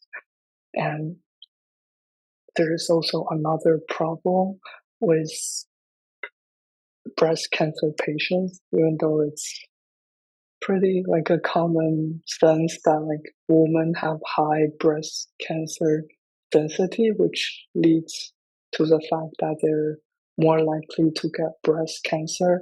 is also a small chance that men could also have breast cancer, despite the fact that it's really uncommon. It's really hard to detect, especially in the early stage. So, for implementation, since we have for a lot of machine learning models, we could use those machine learning models to improve breast cancer diagnosis accuracy. So there are two types of detection methods that are really popular in terms of determining breast cancers. So there is the image method and the self-examination method. So we could use our machine learning models on those digital images for those three-dimensional image, which could help women who has higher density breast tissues to understand their body rather than just having the specific number. There's also the screen technology, which also can be improved by implementing machine learning models. And besides utilizing machine learning models, this app also has a lot of educational contents, such as improving self-awareness among women about their breast health. So as one can see, machine learning models such as linear regression and other useful supervised learning methods are really important to analyze complex data patterns, and they can be used to improve the diagnosis accuracy by reducing the false positives and negatives while increasing the chance of having true positive rates. In addition, machine learning models could also help oncologists to target specific patients with adjusted therapies based on their body statuses.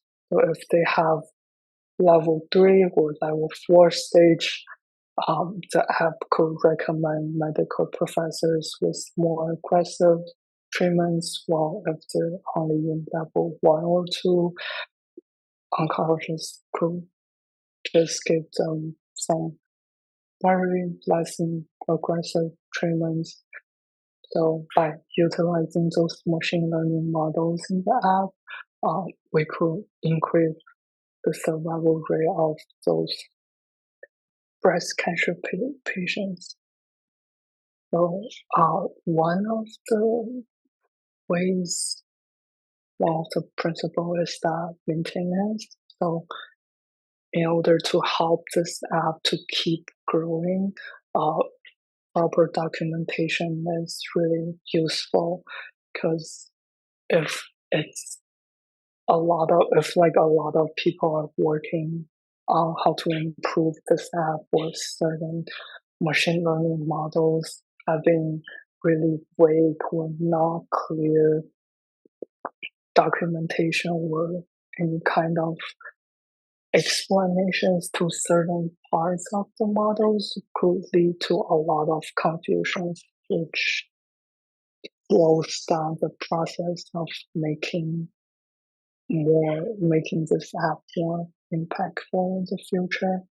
And in addition, it's especially in open source environments, clear documentation is very important to attract prospective contributors, since it's much easier for them to understand and improve the current version of the app. So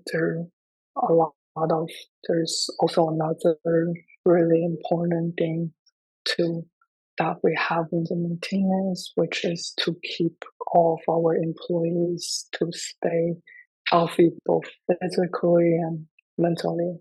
Like burnout is one of the ways that a lot of healthcare technology projects have, because it will be really difficult and time consuming for healthcare technology projects to improve, since they need a lot of data from patients from different regions in a specific country. So there are some strategies that we could implement to maintain the project from improving in the future, such as encouraging a work-life balance and providing mental health support and helping the team if there's like, so for example, if someone's struggling, like it's as the project manager, it's our responsibility to find a way to resolve it. Those measures are really necessary to keep the project going smoothly in the future. Another principle is community. So oncologists are encouraged to utilize online network forums or discussion places to improve the breast cancer predicting model and enhance its integration into their workflows. So by communicating with other oncologists worldwide, we could gain more information as well as feedback, which could positively contribute to our project. And it also helps our developers, since we have more updated information such as latest research, any important findings and achievements in breast cancer treatment.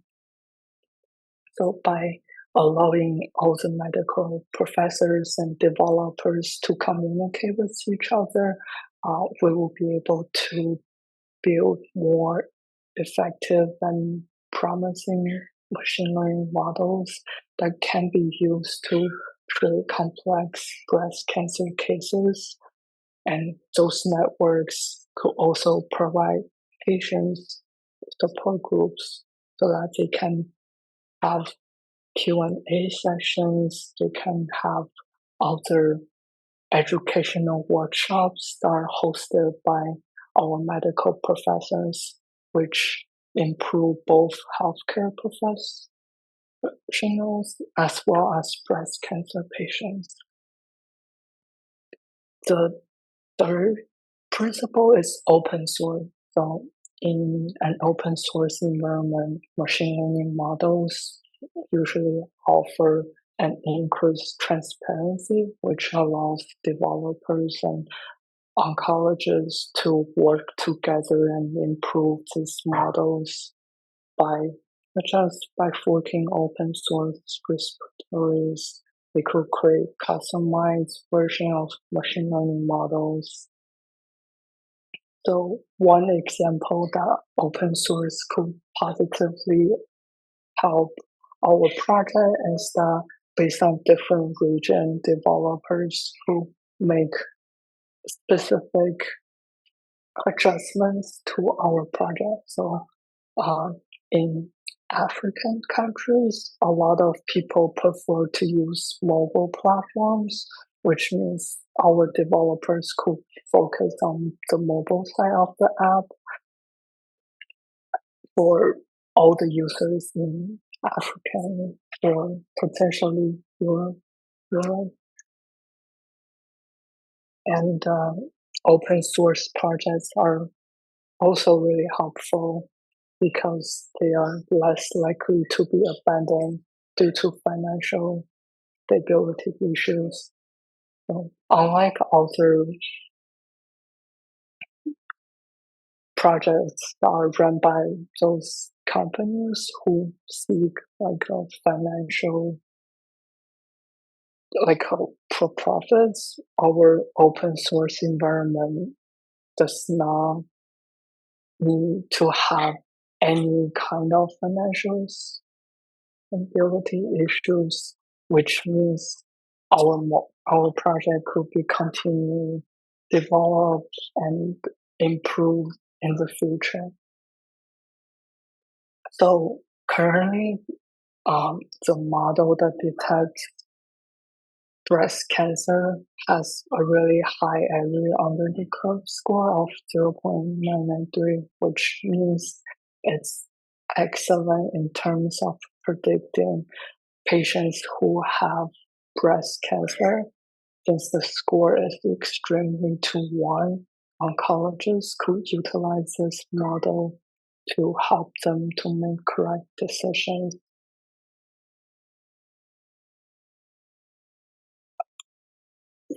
And yeah, that will be all for my presentation.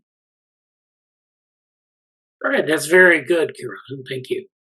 So yeah, I liked a couple things specifically. You focused on maintenance. I like that, and especially burnout and keeping people mentally and physically healthy. So I think that's something that people overlook a lot of times, and that's a good thing to have a strategy for going in. I also like the continuous feedback aspect where you have, you're thinking about support, you're thinking about professional development, you're thinking about your community, which is, of course, very specialized, but they're very looking for very specific things from the model. So that's good. And then, the aspect of like forking and adoption. So how do you make it easier for people to adopt your model? So you talked about performance metrics, but also accessibility and getting that fork out there, making it easy to get it into the hands of adopters. So, I think all those are very good. So thank you. Thank you so much for teaching me. I hope learn a lot from this course, and I really happy that I have gained a lot of knowledge which could positively impact my future and when I actually learn that. Those are like really, really helpful to me. So I'm really happy that I could learn it from your class. Yeah, no problem. Thank you for attending the class. Yeah. All right. I think that's it for today. Thanks for presenting, Kiran, and thanks to everyone who presented today. Yeah, my pleasure to be a part of your class, and I hope maybe we could meet somewhere later. So is there any other courses that you teach? It's just I teach like programming for information problems sometimes. And there may be another project management course, like a graduate level course or something else, but we'll see. I see. I look forward to work in your other classes in the future. Yeah, thanks. You're like a great lecturer, and I really enjoy all the lessons that you gave to me. Thank you so much. You're welcome. All right. Yeah. Take care. All right. Bye. Have a wonderful day. You too.